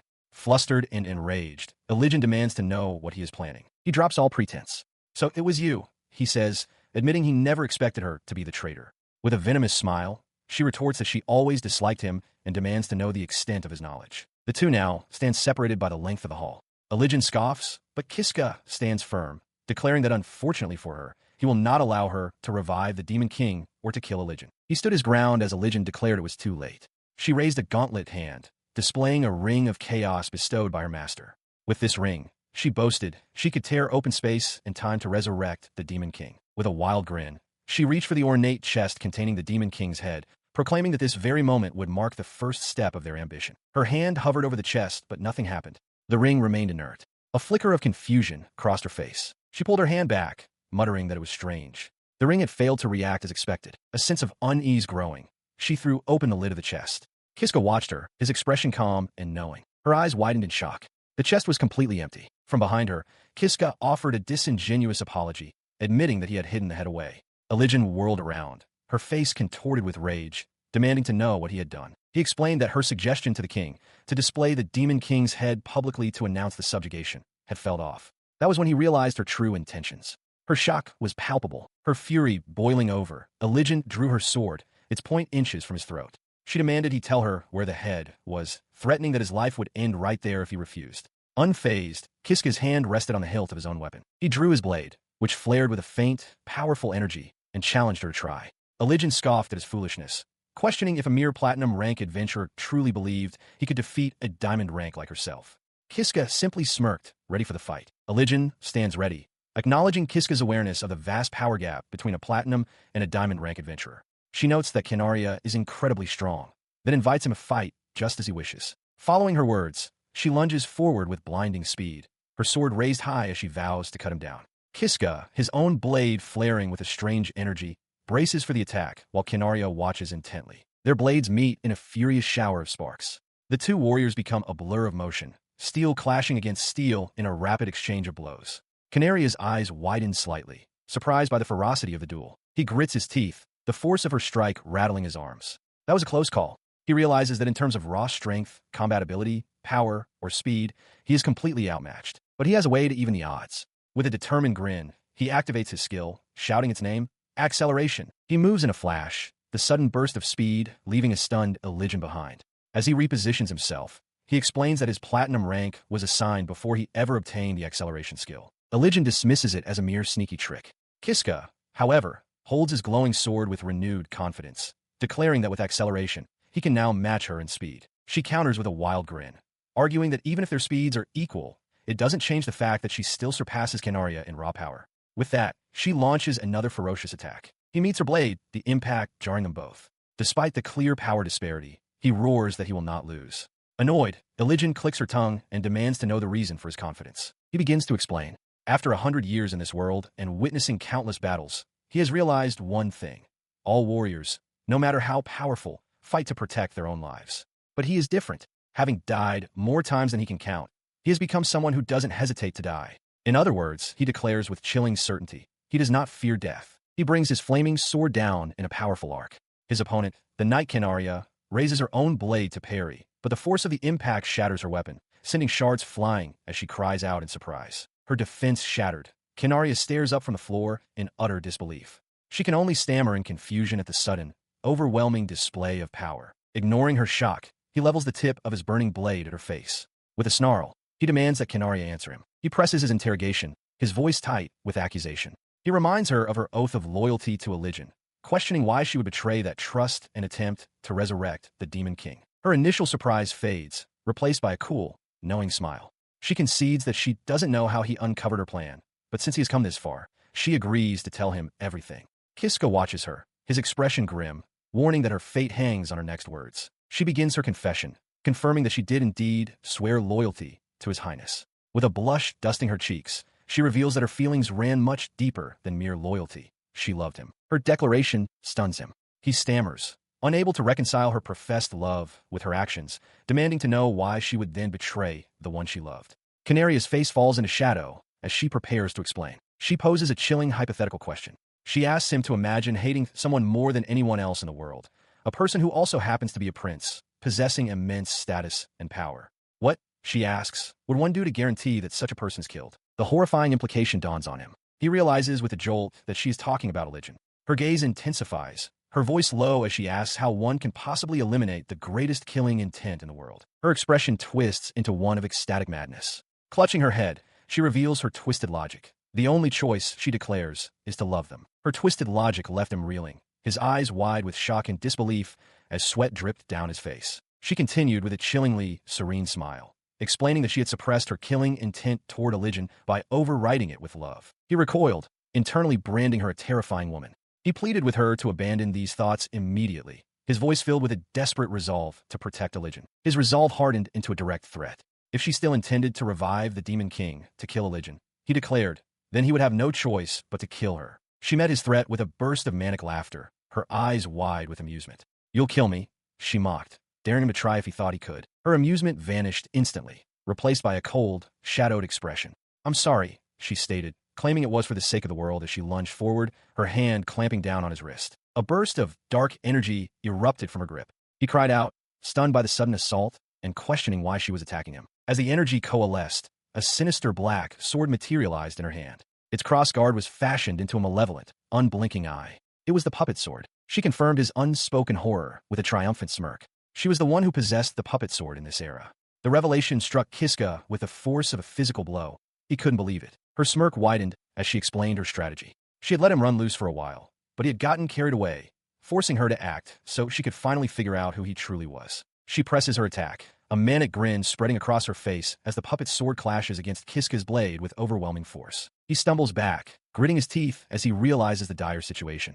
Against the puppet's sword, his own blazing sword puts him at a significant disadvantage. He knows all too well that even in its initial state, the weapon supports its user's movements and provides statistical bonuses to both their attack and defense, raising their overall combat ability. Parrying another blow, he understands it's a hopeless struggle. At this rate, he will lose. Canaria confirms his fears, declaring that as a former user, she understands the puppet's sword better than anyone. Seeing no other option, he decides to retreat for now, turning to flee towards a large set of doors. Canaria shouts for him to wait, her expression a mix of shock and frustration. Before he can reach the exit, a massive figure blocks his path. A heavy blow strikes him from behind, sending him sprawling. He looks up in shock, recognizing the dwarf warrior, Gorgon. The warrior scoffs at him, calling him pathetic for being hit by such a slow attack. Kiska can only groan in pain, unable to rise. He turns to Canaria, apologizing for his late arrival. She calmly tells him to wait. She instructs Gorgon not to kill Kiska yet.